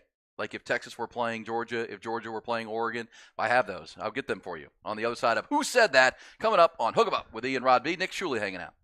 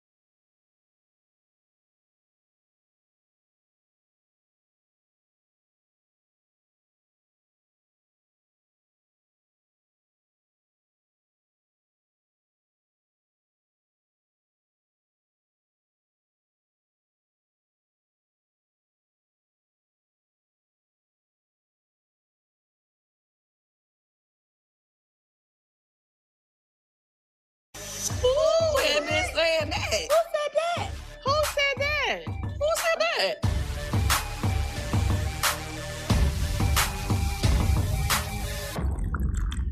Somebody said a team does not consist of one player. That's true, but when you're getting down to who are the 4 best teams, the starting quarterback position is pretty important. Let's all agree to that. No one would say one player is a position, but if Alabama beats Georgia coming up on Saturday night, and they remember what I just said. They beat Georgia. They beat a team that's won 29 consecutive games. That is that's a better accomplishment than anything Florida State has done this year. That trumps any win Florida State has by a mile to beat Georgia, right? Because no one's beaten Georgia in a couple of years now. So if they win that trumps it. So they have the more accomplished win. And then you have to come down to who the better team is. Alabama better than Florida State. And again, if Bama gets in because they win, Texas has to be in. Oregon, Michigan are going to be in. That's going to leave somebody out. I'm sorry if you're a Florida State fan. I just think it's going to be you. Yeah, and saying one player doesn't make a team, I agree. But take Bo Nix off Oregon, and how much are you Right. arguing? And Jordan Travis, take him off there. 2,755 yards, 20 touchdowns, and 2 interceptions, and that's not even his rushing stats either. No, he was a 6-year player who was carrying that team. He's a beast. He was. If you didn't get a chance to watch him, well, one player doesn't make team, but he's their best player. Yeah. And most important player. This isn't Michigan where previous Michigan teams, some of these Georgia teams where you probably could still win without the quarterback. This is not that at Florida State. They're good, and Mike Norvell deserves a ton of credit, and I hate it for those players. But you can only, if there are only 4 spots, only 4 spots. That's why they're going to 12 next year. Hey, who said that? I want you to hear this. The transfer portal opens Monday. Who said this yesterday when referencing the transfer portal there? Nick? Make no mistake that a good quarterback in the portal costs $1 million to $1.5 million to $2 million right now. So just on the same page, right? So let's make sure we all understand what's happening. So there's some teams that have $6 or $7 million players playing for them. And that shouldn't mean you hear it from who? Matt Rule. I read that quote online. So. Matt Rule at Nebraska I saying, cheated. if you want to get in the portal. And again, Matt Rule is sending messages to his own program, by the way, just so you know. When he says things like that, he's been the most vocal. But he was the one talking about, coaching hires and, talking about his defensive coordinator. Don't take a job where the expectation outweighs the investment. He's saying, like, hey, Nebraska people and program and supporters, if you want me to go get a quarterback that can compete in the Big Ten, that's what it's going to cost. So I mean that's a plea to, but he's also being real. And again, people are going to say, but how much was Shedeur Sanders making this year? How much did Quinn Ewers make this year? How much did Caleb Williams make this year? Well, we don't put out numbers in NIL, but we work in NIL, and as far to my knowledge, in college football, nobody's making $6 or $7 million. And if you are, congrats, great job. That is. I think Shedeur Sanders might be because of some deals his dad cut, but who knows? Yeah. And Caleb Williams on the West Coast, there's been rumors of that, but they're making good money, and they should. I mean, stay in college football. If you're making $6 or $7 million, stay in college football 10 years. Take your COVID red shirts and everything. Good Lord. And for those who still say these guys shouldn't be making that much money, whatever Shedeur Sanders made this year, he now has a broken back. Okay, that came out. His brother reported that yesterday, that his brother's got a broken back. He was the most sacked quarterback in college football this year. So that could minimize his pro career. I mean, he's got back issue in college, so he should be making money. That's always been my argument. But there's Matt Rule, and so consider Cam Ward, Riley Patterson. Notre Dame's already in on the Duke quarterback. Malik Murphy's potentially going to jump into this portal. When will be the question, but that's not confirmed. But we'll see what Malik does. I think is secure at Texas right now, but either way, that's all going to play out. There's Matt Rule letting you know, just so you know, that's what it costs to play the game. I want some facts on that. Okay. Can we hear that one more time? Play that again. I want to hear Matt Rule one more time now that we know who it is and what the conversation is. Make no mistake that a good quarterback in the portal costs $1 million to $1.5 million to $2 million right now. So just on the same page, right? So let's make sure we all understand what's happening. So there's some teams that have $6 or $7 million players playing for them. So, and you do work in the NIL space heavily, Nick, and you're skeptical of that. I call BS on that. I know, I know I'm in the wrong segment, but I call BS on that. All right, good. Yeah. Hey, can we get to the second? Who said that? This one also college/pro football related. Who said this yesterday? You guys doing a watch party or anything like that? What's the conversation gonna be like? Nah, no watch party, unfortunately. But I've been keeping up with, the things that Alabama's been doing and how Milroe's been playing, and, it's exciting to see what he's been able to do and take advantage of his opportunities when his phone is ranked earlier in the year. So excited for him, pulling for him, obviously. Anything bets coming out of that one? Not yet. We'll see what the week brings. Can't do that here, though. Get in trouble. Who said that? Think Alabama, Georgia, SEC championship game. Which team in the NFL has a lot of Alabama players and a lot of Georgia players? Oh, that's easy. That's the Eagles. So yes, that's Jalen Hurts. That's Jalen Hurts. That's Jalen Hurts, and obviously a good question. I actually didn't know it until you said that. So so Jalen Hurts, fair question, because like most of Georgia's defense for the past 2 years is playing for the for the Eagles at last check. And obviously Jalen Hurts played at Alabama before moving to Oklahoma, so there'll be some bad blood, I guess. And the Eagles are playing the Niners, so I think they got bigger fish to fry, but that's how important that game is. I love that in locker rooms, man, when especially NFL locker rooms, when it becomes, Texas against Alabama, or that's always good behind these. Also, while you're a big basketball guy, Nick, you have the Brotherhood podcast. I wanted to play this. Who said this about the greatest basketball player of all time? Who said this? I went to summer basketball camp, invitation only, 5-star, outside of Pittsburgh, with a few guys named Patrick Ewing and Michael Jordan. I saw Michael Jordan play basketball when he was 17, 18 years old, a couple years. And there was no doubt, after I saw him, with over 200 coaches watching them play, courtside in the All-Star game at the camp, that I know Michael Jordan was sure enough special. He was a more athletic version of Julius Erving. And he could shoot better than Julius Erving. And he was mean. He played defense. Now, we're playing outside on hard courts. Winds blowing. And 17 years old, he was relentless. He could score. He could make every move. He played defense. He tried to block every shot. I'm really fascinated by this. Can I go? I didn't All right, know about your Michael Jordan story. There you go. Who said that?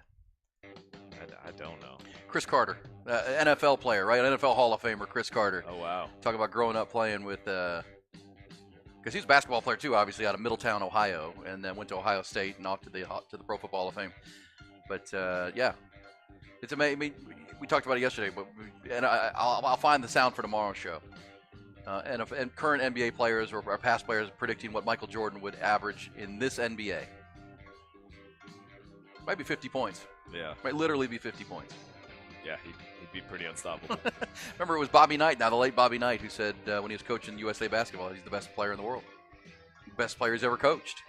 There's Chris Carter talking about when he saw him when he was 16, 17 years old, coming out of North Carolina. MJ. Hey, we'll come back. We got the fabulous fifth hour. There's some Who Said That. A lot of good messages coming in on this college football playoff and all the scenarios that are out there, and we'll get back to that conversation too. How can Oklahoma State pull the upset?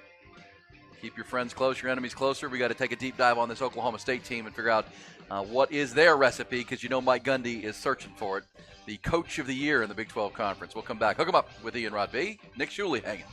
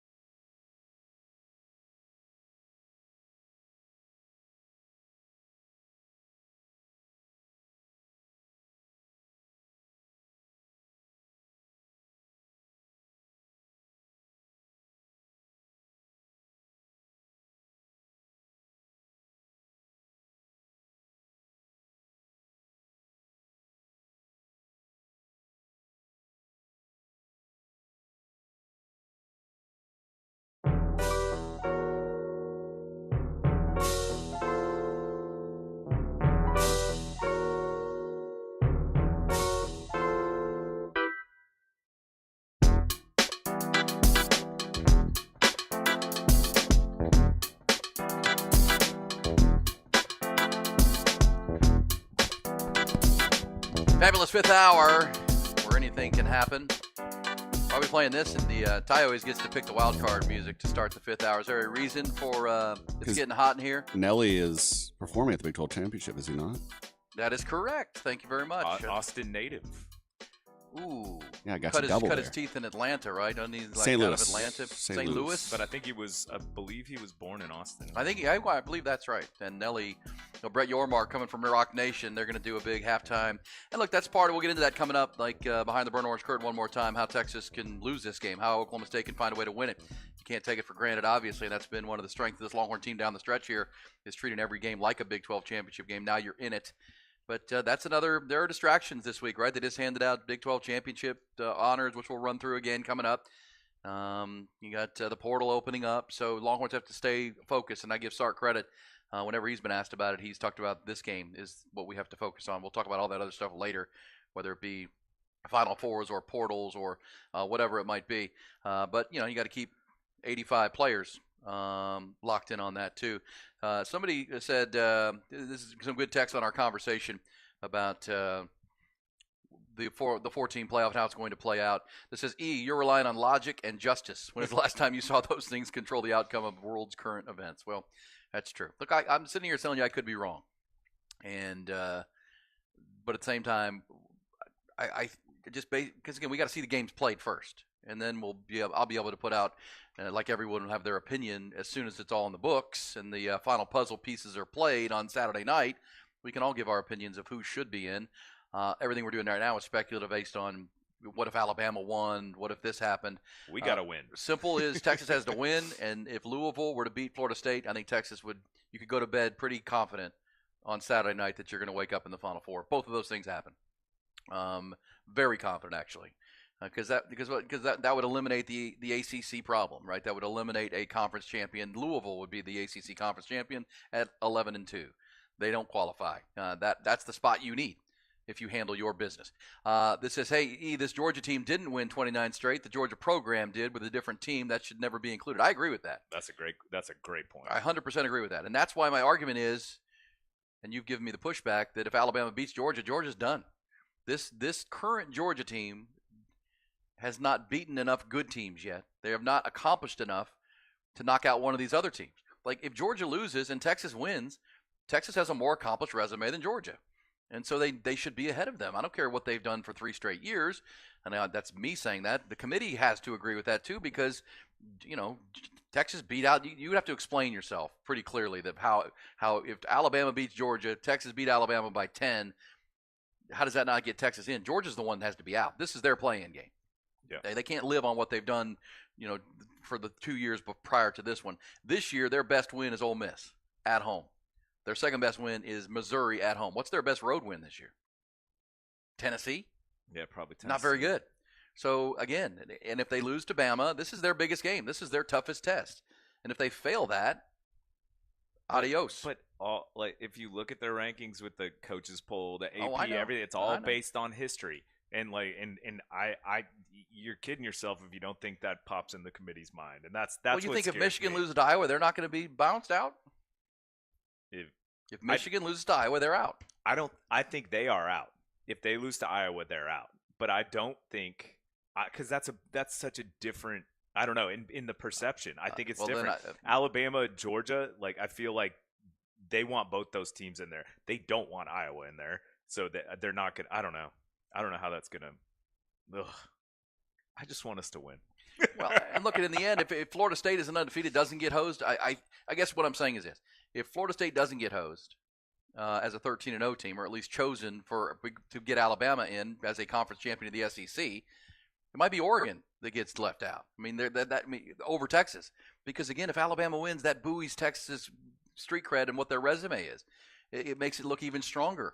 Oregon could be the team left out. I don't know who it's going to be, but somebody is. Well, we know they're not going to leave Oregon out. And I'm not sitting here saying there's no way Texas could be left out, but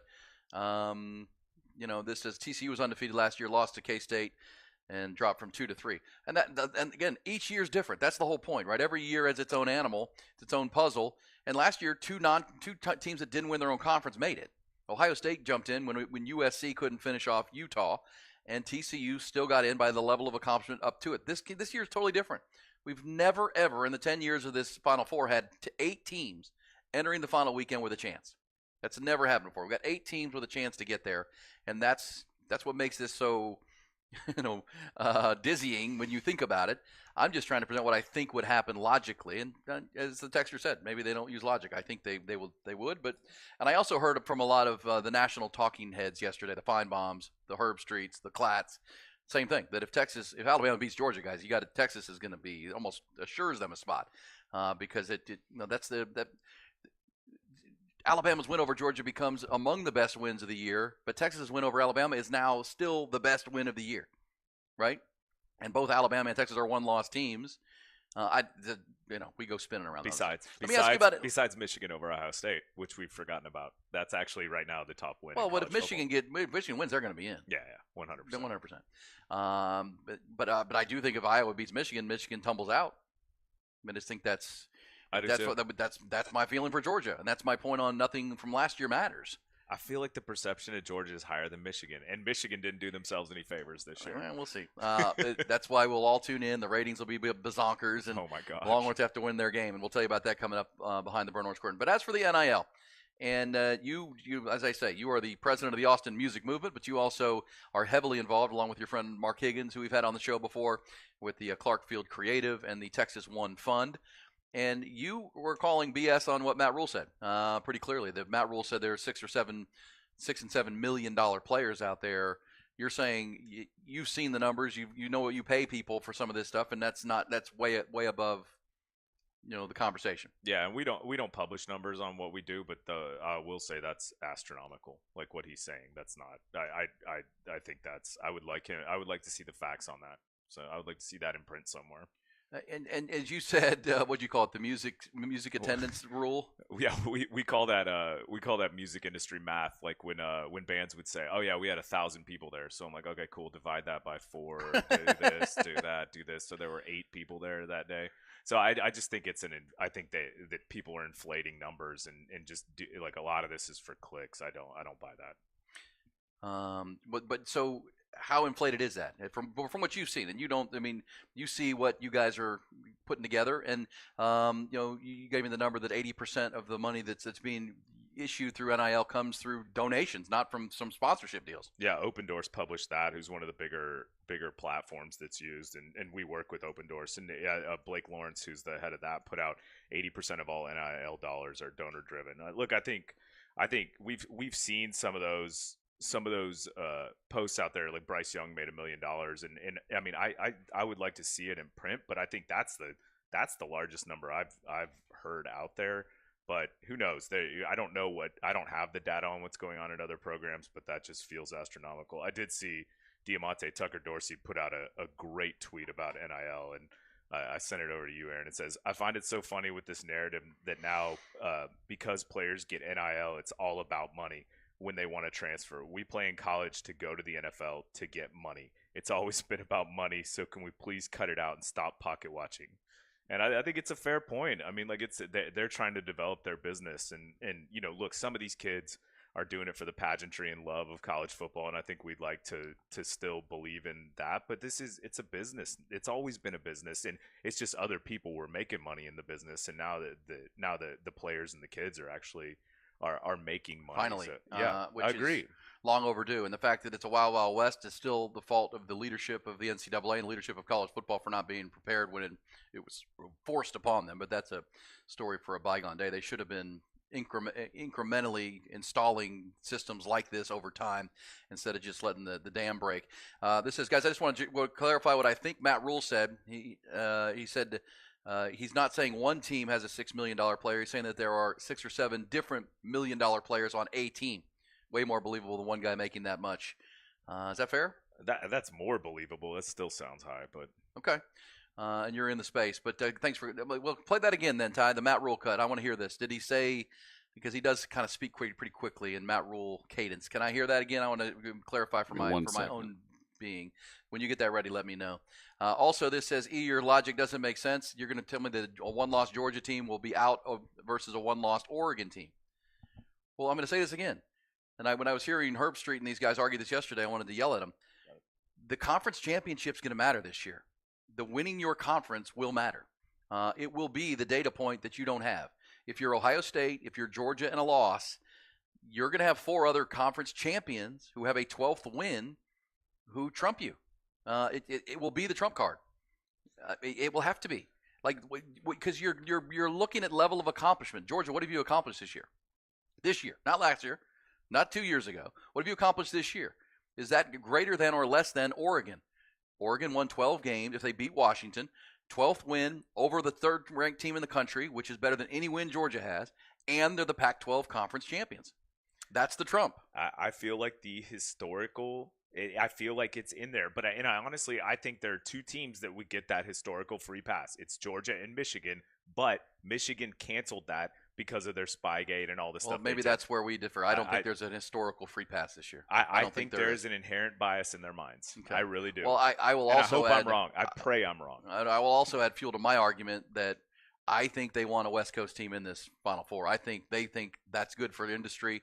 It is. I mean, in point of fact, it's not wrong for them to say, guys, we can't keep having teams from a 250-mile radius in the Deep South representing our sport. The more diverse we can make it, the more across the country we can make it, the better, especially when we have one of our semifinal games in the Rose Bowl. And I agree. I think a team from the Pac-12 will get in, but I also think I'm saying Washington will not get that free pass if they get beaten. Right, of course. They don't get that because they haven't been historically. Well, that's why Texas has to win, and then they're the champions of the Big 12, right? Yep. And under this argument, I don't care one loss or no losses, your conference championship will matter. Starting next year, it will matter a lot because the conference championship is a guarantee in the Power Four. Starting next year with a 12-team playoff, gets you into the 12 teams, not your seeding, but gets you in. This year, I think it's going to matter a lot. I really do think that's the data point that's going to flip it because there's just too many. Again, we haven't had this many good teams, 8 of them, with this good of a look at it ever before. So I don't think there's an historical check card or whatever it is this year. I hope so. Because if you take it on level of accomplishment, what does this Georgia team accomplish if they don't beat Alabama? Win over Ole Miss at home? Great. Thanks a lot. I don't care about 30 straight wins or 29. I'm thinking this year, your level of accomplishment is not greater than Oregon's. And, we can say, yeah, Oregon played Georgia to start 2 seasons ago in the Georgia Dome, and they beat them badly. Who cares? That was Dan Lanning's first year. That game won't matter. Some people will bring it up, but it won't matter. I think conference championship will be the ace card this time around. I think if you win your conference with 5 that are close, that's going to matter over a team like Ohio State or Georgia that didn't get in. That we'll see. I could be dead wrong. Yeah. I come here going, guys, I'm sorry. I thought that's why it is what I think. Well, it's the one factual point that the committee could actually rely on of saying, hey, we put them in because they were the conference champion, and nobody can technically. You can't really argue with that. And they have said this before. Conference championships matter. They would like to put conference champions in, but like last year, as we said, 2 got in that didn't win, but that was just the circumstance of that year. So we'll find out, and we'll see where this goes. It says winning your conference matters unless you're Texas this year and win the Big 12. Well, okay, but let's be real here. If the worst case scenario for Texas happens, and that's Georgia, Michigan, Florida State, and Washington all win, Texas is out. I mean, you don't even have an argument. Yes, you won the Big 12, but you're 5th in a 4-team system. Sorry, you lost a game. Those 4 didn't. I got one more question for you. If Iowa beats Michigan, do you leave Iowa out? Yes, of course. Well, they're a 2-loss team. I mean, that second loss. I mean, you're looking at that. You're so they leave the Big Ten out. They love the Big Ten. Well, you got to earn your way in, my friend. Yeah, got to earn your way in. Yeah, and this year more than ever, I think, for sure. And that's why Longhorn fans are dreading this. That if they end up as the 5th team with a loss and everybody else is undefeated, that would just be bad luck. As you picked a bad year to have a great season, and it would almost be like I don't want to say this out loud, but 2008 all over again, where 2008 the Big 12's tiebreaker rule went against you. The Crabtree year. And the Crabtree catch. And I to this day think Colt McCoy in Texas that year would have beaten Florida and Georgia with Tim Tebow, where Oklahoma could not. I think that Texas had a good chance in that game. I agree. I watched that team beat 4 straight top 10 teams, and then ended up losing at the last second to Texas Tech. Beat Oklahoma 45-35 that year. That should have been. Remember when Oklahoma was 45-35, OU was number 1 team in the country. That year, and so that Texas team, I think, but those happen, and Longhorn fans still remember that day vividly. You know, they would give Texas credit. They were led by Colt and Quan and those guys. They rallied and went and beat Ohio State in the Fiesta Bowl and finished off a great season. And this will have to be the same if you end up in that fate. And look, and if you're a one-loss team and 4 undefeated teams get in, you can't argue that. I mean, you could argue, you could try to argue the Florida State point that I'm making, but I think you're going to lose that. But we'll see. Looking forward to this game starting this weekend. Looking forward to the game tonight. We'll go behind the burnt orange curtain coming up. Nick weighing in. So when you look at this NIL thing, as clearly as you can, explain how this works from your perspective. When the NIL donors put money, you guys put events together to just talk about how this works so that our audience can understand what the student athletes are being asked to do and what they're doing. You're not a part of when, I saw, Quinn Ewers did a deal with an attorney, right? Where I'm doing some commercial. So we actually are. So there's 2 separate things, right? Like I'm not. I helped kind of put together the Texas One Fund. So the Texas One Fund is the 501c3. It's a nonprofit collective in a sense, or just a nonprofit. So what we started out as, we were the only Clark Field Collective at the time. We changed our name just because we shifted away from that and turned more into a kind of we do more brand deals now in the creative side of stuff. So we've always done brand deals, but when the nonprofit started up, we pushed all of that over, all of the like donor stuff, all of that goes over there. So we do for-profit deals. So if a lawyer does want to do it, we've done some deals with whether it's law firms, whether it's whatever. We'll do the for-profit side of that. And then you can also give you told us about the Kelvin Banks Gallery Furniture deal, right? Yeah. With Jim Magenvale. Yeah, and we're still doing that one, which is great. They do a weekly podcast with Mattress Mac and Kelvin that's hilarious, and they're fantastic. Like Mattress Mac's awesome. Yeah. He's a character.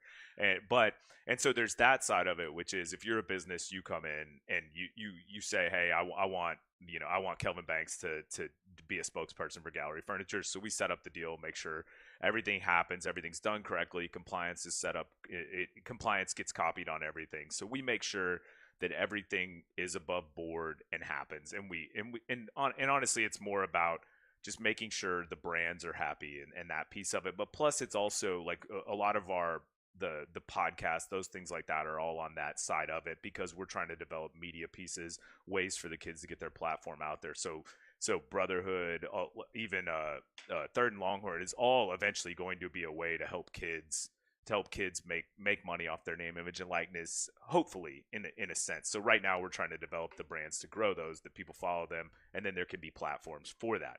So on the other side of that, though, is if a donor comes in, like the One Fund has set up where you can donate, $5 a month, $20 a month, and they do awesome things. And what that does is activates in the community. So if you donate to a nonprofit, the kids have to activate their money through nonprofits and nonprofit activities. So a lot of the kids help. That's where you see all these kids doing these amazing things. And like tonight, they're doing something with the hospitals, and there are all these great events that activate and get the kids out in the community. And so that's not just football. Keep in mind, that's volleyball, volleyball, basketball, baseball, softball, everything. Like and same with the brands. So, but what Blake was saying in that tweet is that 80% of the dollars coming into NIL are in that. It doesn't necessarily mean nonprofit, but it's donor driven, right? It's the donors at the university wanting to do things, et cetera, versus 20%, which are the brand side. And you worked in branding your whole life, right? Marketing and branding, whether it was working with C3, Lance Armstrong, Bo Jackson, all types of things, marketing and branding, and musicians. And you said that that's something interesting. That a lot of these, sponsorship folks are kind of leery because it's new, and how long is the player going to be here? Is he going to get in the portal? How far into bed do I want to get into this? I would like to support it, but how committed are they back the other way? And that's fair, right? So when you hear someone say $6-7 million deals, you're just not seeing any close to that. I don't, especially on the for-profit side, like that. This space is. I think the reason anytime you have a new industry, a new field, something new like this, it's scary, right? And brands don't want to attach themselves to that. But I think as time is passing, we're starting to see a lot of great things. We're starting to see a lot of good commercials with the kids, and they're starting to feel confidence, right? A lot of people are like, well, I'm not positive I want to tie my brand to an 18-year-old. But meanwhile, a lot of these brands are spending hundreds of thousands of dollars with a 14-year-old on TikTok or something like that. So I think it's going to take a while. And anytime you have something new like that, you have to educate, right? And so what we're trying to do is do smaller deals with the companies first. And I encourage that come to us. do a $500 deal, do an $1,000 deal, and we'll show you how great it can be, how easy it can be, how good your return can be. And then hey, it makes sense to spend $100,000. Let's go get 4 volleyball players, 2 soccer players, 1 football player, 5 basketball players, whatever it is, and do a bigger deal that really helps build something. All right, good stuff right there. And so if Matt Rule is right, based on what you've seen of Matt Rule, if there are people out there making millions of dollars, how is that happening? How would that be happening? Would it be above board, or it's coming through the donors, or how would that happen? Oh yeah, I mean it can be done above board 100%, but also tell me where that is, and I'm gonna go move there and start doing brand deals, et cetera, there, and start doing all these deals and help them with that. So it's very interesting. So I don't, and if that's happening in Nebraska, props to them. And so I mean, I guess he's saying it's not, but it can, everything can be done above board as long as the kids are proving that it's quid pro quo, et cetera. Okay, good stuff right there. Nick Shuley, good to be here. We're, of course, rooting for Rod to get back and get out of the protocols and join us back here as soon as he can. Somebody says, hey, Nick, any chance the collective is hiring? Got a degree from Texas in physical culture and sports. Been wanting to get involved in some Texas sports in some way. We'll try to connect you if there is. I don't even know how that works. Can we stop calling it a playoff, guys, and call it what it actually is, an invitational tournament? That would clear up a lot of confusion. Teams don't achieve their way in. They're invited based on a committee's subjective judgments. That's a great point. And that's true. And year in, year out, we sit here and do this and what if and what at. And, I do think most years, this is not me patting myself on the back. Most years I get it pretty close to right. I don't think I even remember back to the horrible Baylor TCU situation when they both fell out. I thought that was going to happen. Because again, it was all based on the level of accomplishment, and it did happen. Where TCU and Baylor both got phased out once the conference championship was won. Well, then I want to feel confident. Then, if you generally predicted correctly, predict 1, 2, 3, 4 right now? Well, I got to see the outcomes of the games. I'm talking about once the games are in. Just right now, as your Nostradamus, since Rod's not here, so we need Eastradamus? Yeah. No, I think if I had to pick it right now, I'd pick Georgia, Michigan. So that's 1, 2. Oregon, and Texas. I love it. That would, because I think Louisville has a real good look to beat Florida State. And at that point, I think it's going to – then Texas is in.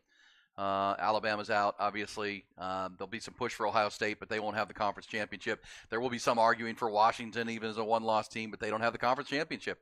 If you made me predict right now. But what I'm saying is typically when I go to bed Saturday night, I have a pretty good idea in my head who they're going to pick, and that's usually been right.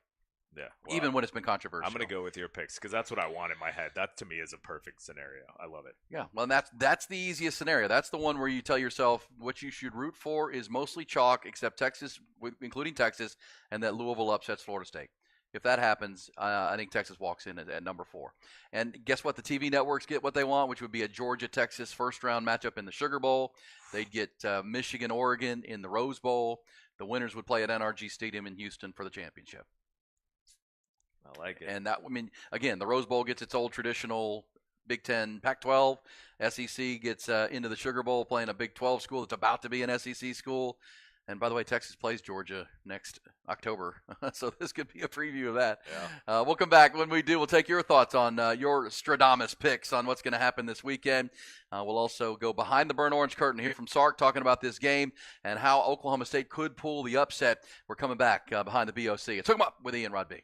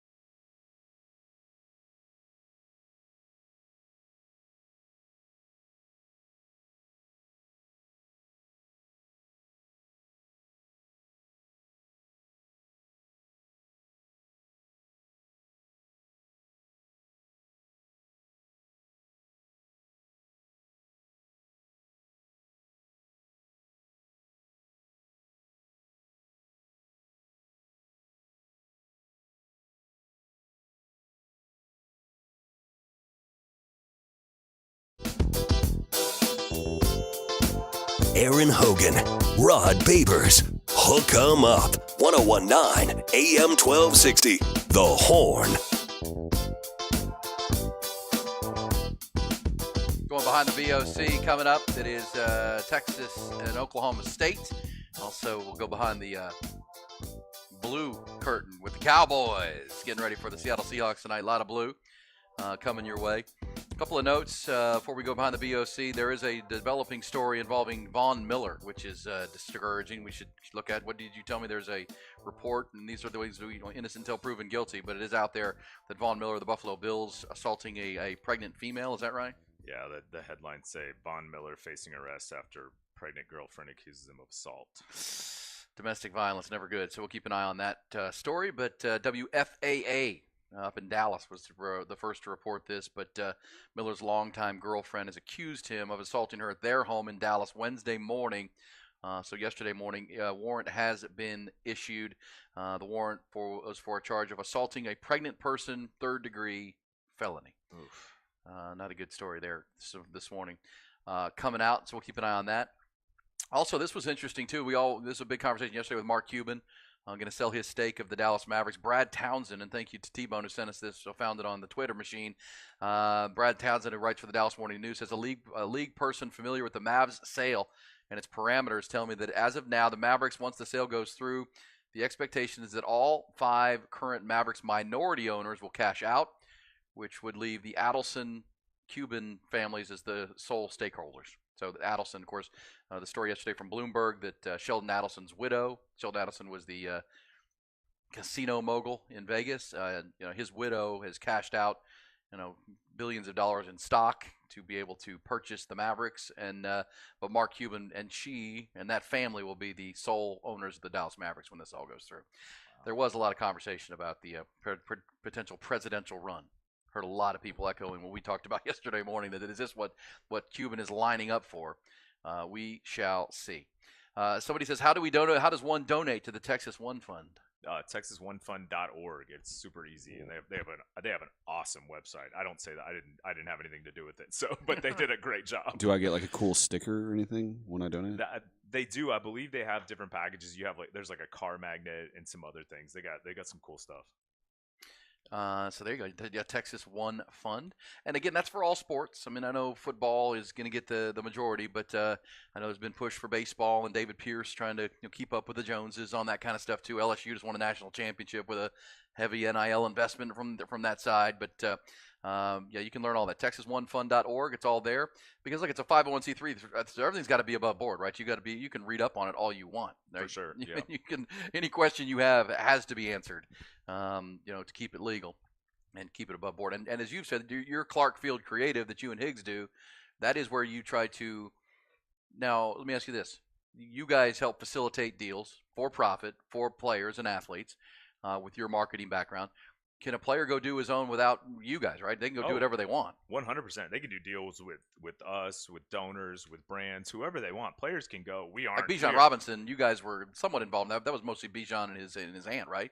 Yeah, his agent and people he had at the time, but the mustard deal and all that stuff. Yeah, and we actually helped facilitate that relationship originally, but where a lot of those deals we'll just connect people because if it makes sense for them to do it outside of us, that's fine with us. We just want the kids to find deals and be successful, and I think that we try to make it as easy as possible. And we'll also connect you with the right people. When we have people be like, hey, I want a nonprofit do this and that, we just send them to the Texas One Fund, et cetera, or just set them up with a brand if it's a super simple deal or something like that. As long as the kids disclose it and everything goes through compliance, it's all you can do anything you want. Absolutely. All right, let's go behind the burnt orange curtain one more time this morning. It's Texas as Oklahoma State now T-minus 2 days. And they were all asking themselves the same question. What is behind that curtain?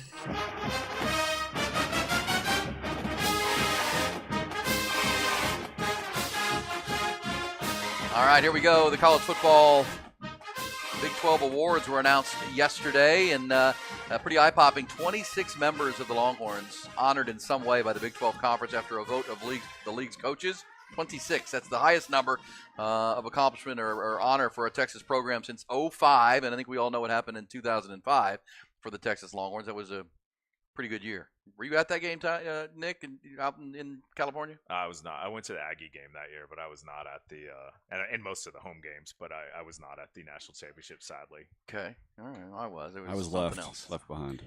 Yeah, I was. How old were you I when watched that it with game my happened, parents. Ty? I was in 2nd grade.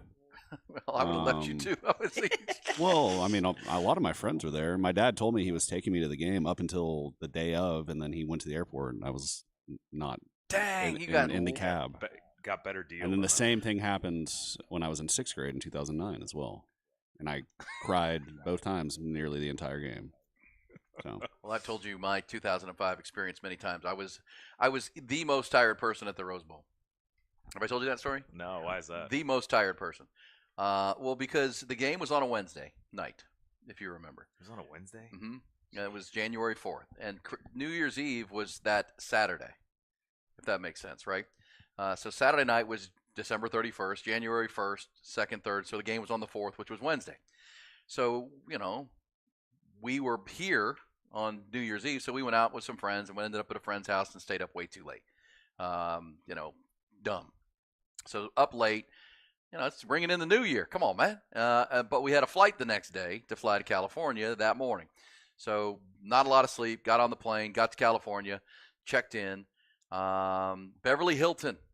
Pretty sweet, right? The Beverly Hilton. It's where they hold the Golden Globe Awards. Great hotel. That was the media hotel. It wasn't like we chose that. That's where the media was staying. Pretty nice digs. So get there that Sunday. My wife went with me, but she was going to leave before the game was over because she couldn't find a flight back. Okay, so this was way back. And so we stayed up too late the night before. Then we get there, and it's Sunday, and we're going looking around and whatnot.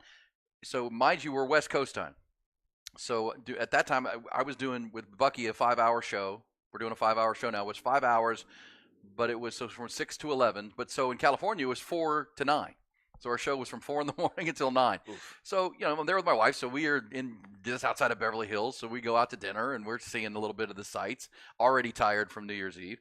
Alarm goes off at 2 o'clock. Like we don't even know where we're going. We're going to the Premier Network studios where we're going to do our show for the week. We've arranged it. It's the same studios near, same floor. We're right by the Jim Rome show and Rich Eisen and all those guys. And so who was there when we got there at 2 in the morning or 3 in the morning?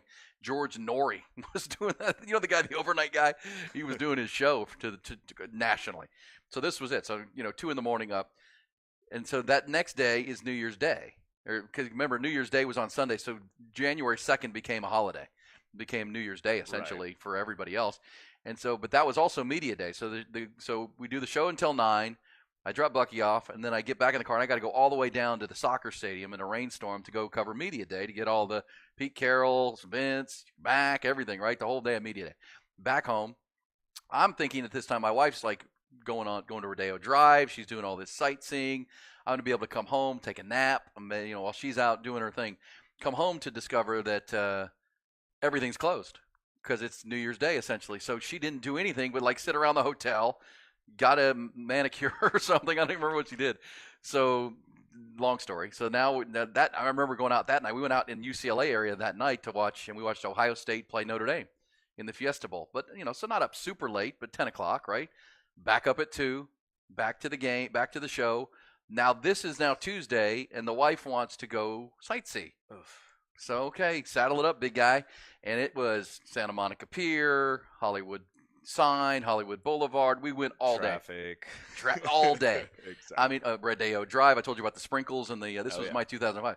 Okay, so that's good. Well, and so the next morning is game day. So we're finally to game day. She's leaving. She's going to get on a plane before and be gone. But I, back up at 3 because by this time we kind of know the role, how long it takes to get to the station. So I get an extra 30 minutes of sleep or whatever, so we can go up there at 3 o'clock. But still, we do the 5-hour radio show, then back to the station or back to the hotel, get on the media hotel. Or actually, we couldn't even get on the media shuttle because we had to go back to do a 4-hour pregame. Because remember, you do a 4-hour pregame before the game. So we got out to there at 1 o'clock to do 1 to 5, which was the pregame. Then we go to the game, which, of course, it was 7 o'clock our time here, but 5 o'clock on the West Coast. So the point of this is by the end of the fourth quarter, as if you go back to New Year's Eve, your boy over here is done. I'm falling. It's I can barely keep my head up. I feel kind of sick, actually. And the game is so compelling, and it's so good.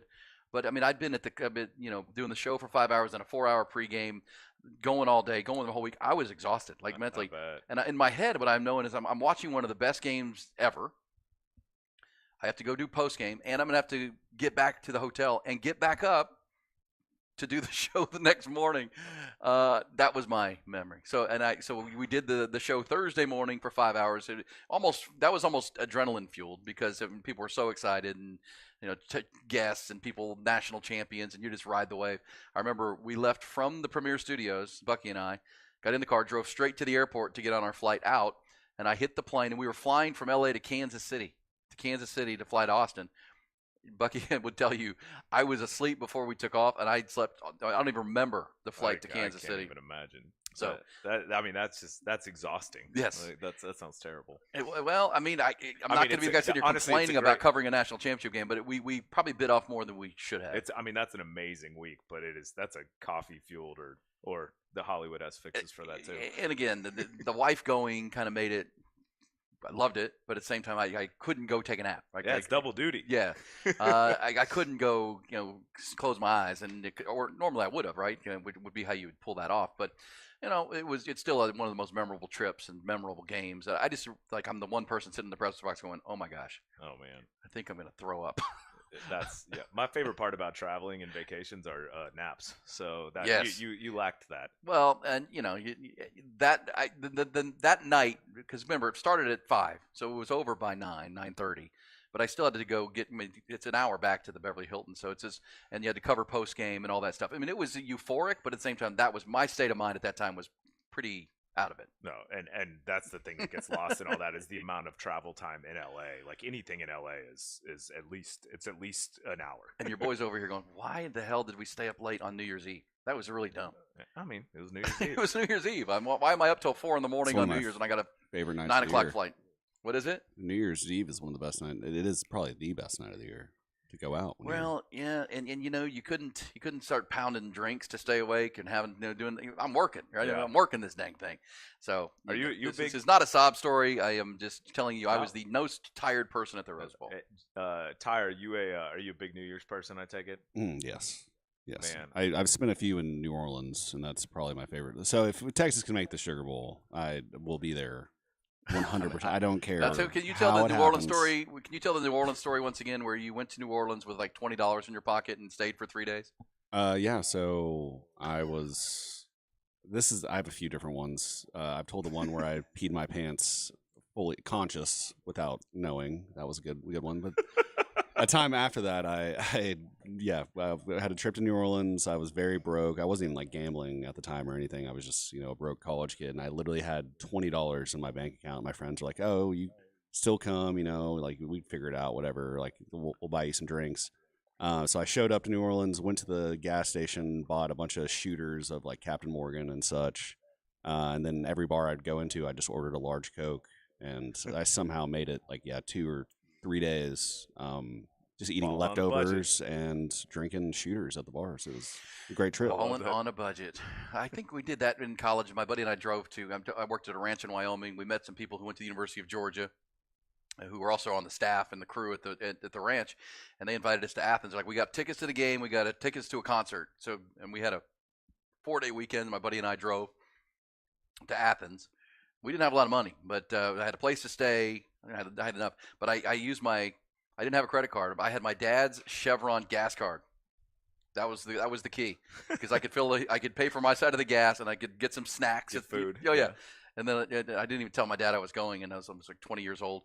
And he a few weeks later, he's like, "Did you go to Georgia?" Because he was looking at the Chevron card. He's like, "What were you doing in Mississippi?" I was like, "Oh, Dad, you asked too many questions." You know what I'm saying? College. Yeah, exactly. Yeah. Well, we'll see. But can the Longhorns get there? This would be the point of that story. The most accomplished team since that 2005 team. And here are the awards. Congratulations to Devondre Sweat. He is your Big 12 Defensive Player of the Year. Defensive Player of the Year. His line mate Byron Murphy voted the league's Defensive Lineman of the Year. Anthony Hill Jr. is your Freshman of the Year. A.D. Mitchell, Conference's Newcomer of the Year. And then Worthy, X-Man, J.T. Sanders, Kelvin Banks, Bert Auburn, all first-team all offense. Byron Murphy, Devondre Sweat, Jalen Ford, first-team all Big 12 defense. Jonathan Brooks, A.D. Mitchell, Jahdae Barron, second-team selections. Oklahoma State's Ollie Gordon is the player of the year offensively. Mike Gundy was the coach of the year, which kind of got some Longhorn fans fired up that it should have been Sark. I didn't have a huge problem with that. It did cost Sark 50 G's, so that maybe this can be the that little chip he puts on his shoulder. You know what I mean? FAFO or whatever, 50 grand. I think guys. it's, look, they've used the last few games, they've used the Iowa State fuel from Gerard Huffner. They used the fuel of what Brett Yormark and Tech said. I think, look, instead of concentrating on all the great things that you got from this week, I would concentrate on the snubs. And your coach got disrespected.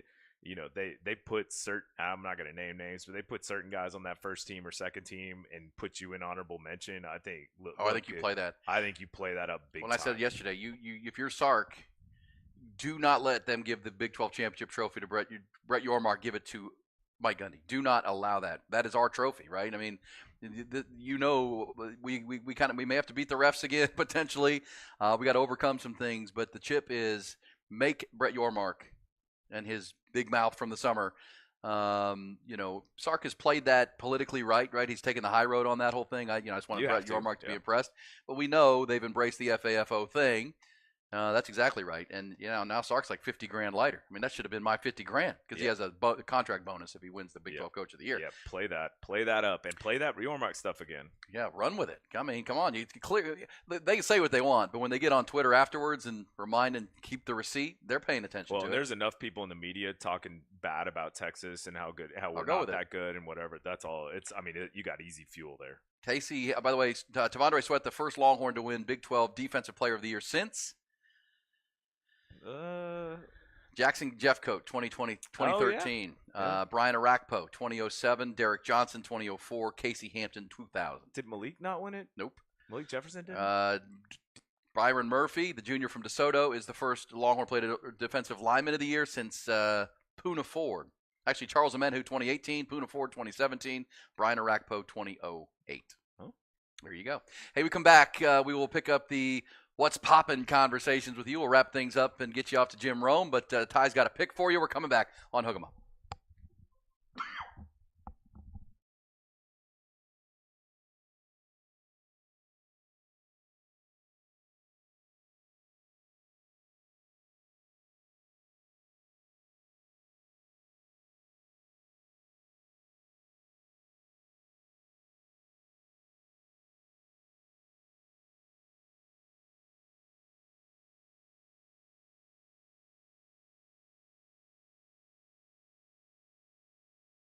Underdog Fantasy, folks.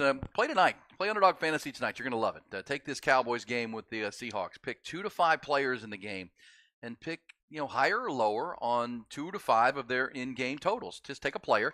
And here's a little tip for you. I'll give you my little secret. You can pick something as a stat as mundane as targets, right? Not catches for a wide receiver, targets. And think about CeeDee Lamb and how often he gets targeted. He doesn't have to catch the ball, but you've got to go higher or lower. That's how you do it, right? You'd have a fun time with it. You're going to watch the dang game anyhow. Go between 2 and 5 and have fun with it. If you go 5 for 5, and as I told you on Thanksgiving, we almost went 5 for 5. We needed a kick from the Washington kicker and would have had 20 times our money. But that's what's fun about it. We had to wait to the last minute. God, is he going to get a field goal? Could it happen? 2 to 5 players. Select whether they're going higher or lower. It's quick. It's easy. It's fun. Completely legal here in the state of Texas, and all you have to do is go to UnderdogFantasy.com, get signed up there on the easy-to-download app to your phone at Underdog Fantasy. Use my promo code when you get signed up, UnderdogFantasy.com. Use the promo code Hogan, Hogan, my last name. They're going to double your first deposit up to $100, so you've doubled your money to start. They're also going to give you a mystery special pick live in their Pick'em lobby. And then, again, you make the hires or lowers. You sit back, have a blast, see how it goes. 2 picks, could be any in-game stat. You go higher or lower, and you sit back and watch the game. It's Underdog Fantasy, promo code Hogan. First deposit of 10 or more up to 100 doubled, plus that special pick in the Pick'em lobby. UnderdogFantasy.com, promo code Hogan. Must be 18 or plus and present in a state where Underdog Fantasy operates. Terms apply. Concern with your play. Call 1-800-GAMBLER or visit www.ncpgambling.org.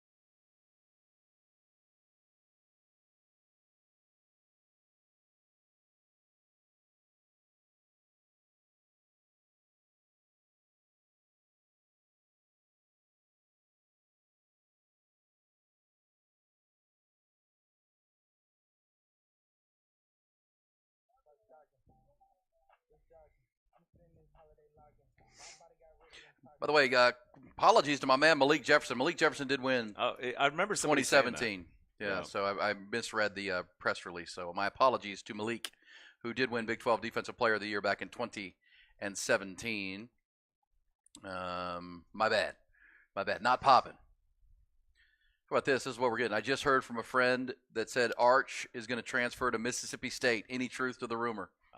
Don't listen to your Aggie friends. I saw some tweet about that, and the picture they were using was like an old picture from one of his college visits from like 2 or 3 years ago. I don't buy it. Look, nothing surprises me these days. That would shock me. I don't think Arch is transferring. I say this to anybody that asks, and I could be wrong. I know there are people in this market that do really good things that think I'm crazy, but he came here knowing the situation. He came here knowing that Quinn Ewers was here. And I believe this, having talked to a lot of people and in and around the Manning family, they want Arch to play the long game on this. Like the Quinn Ewers family, what about this? Quinn Ewers wants to play the short game. I mean, when he reclassified and didn't play his senior year, a lot of that was about getting to the NFL and being a part of this year's NFL draft. The fact that may be delayed a year, is because he got hurt both years he was here. And the NFL's telling him, go back. We need one more year to see. And so, but the family was fast tracking that, and he wanted to fast track it.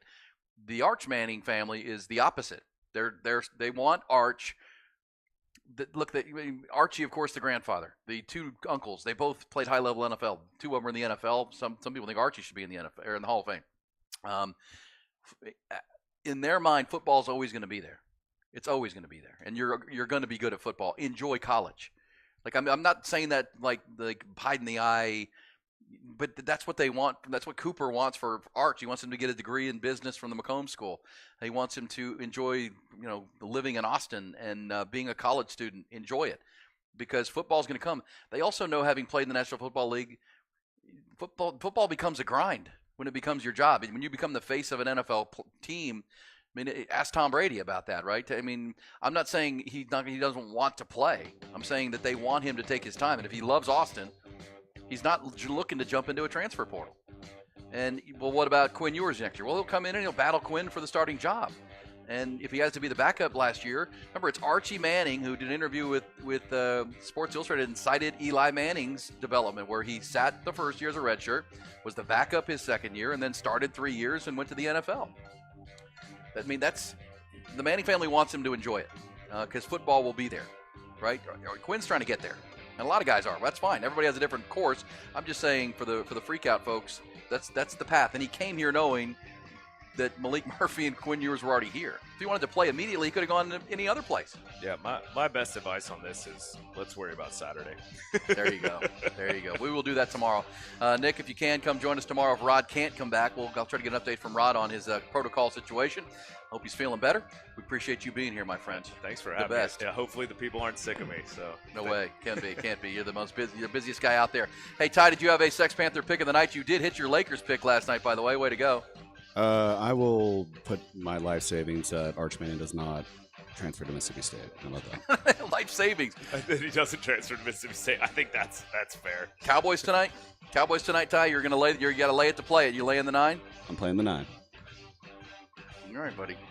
Good luck. Cowboys Seahawks tonight. Obviously, we'll talk about that tomorrow. Also, more on the matchup. Really start to drill down on this Texas-Oklahoma State matchup. Seems like a good fight for Texas. We'll talk about it tomorrow. 6 a.m. every hour podcast at hornfm.com.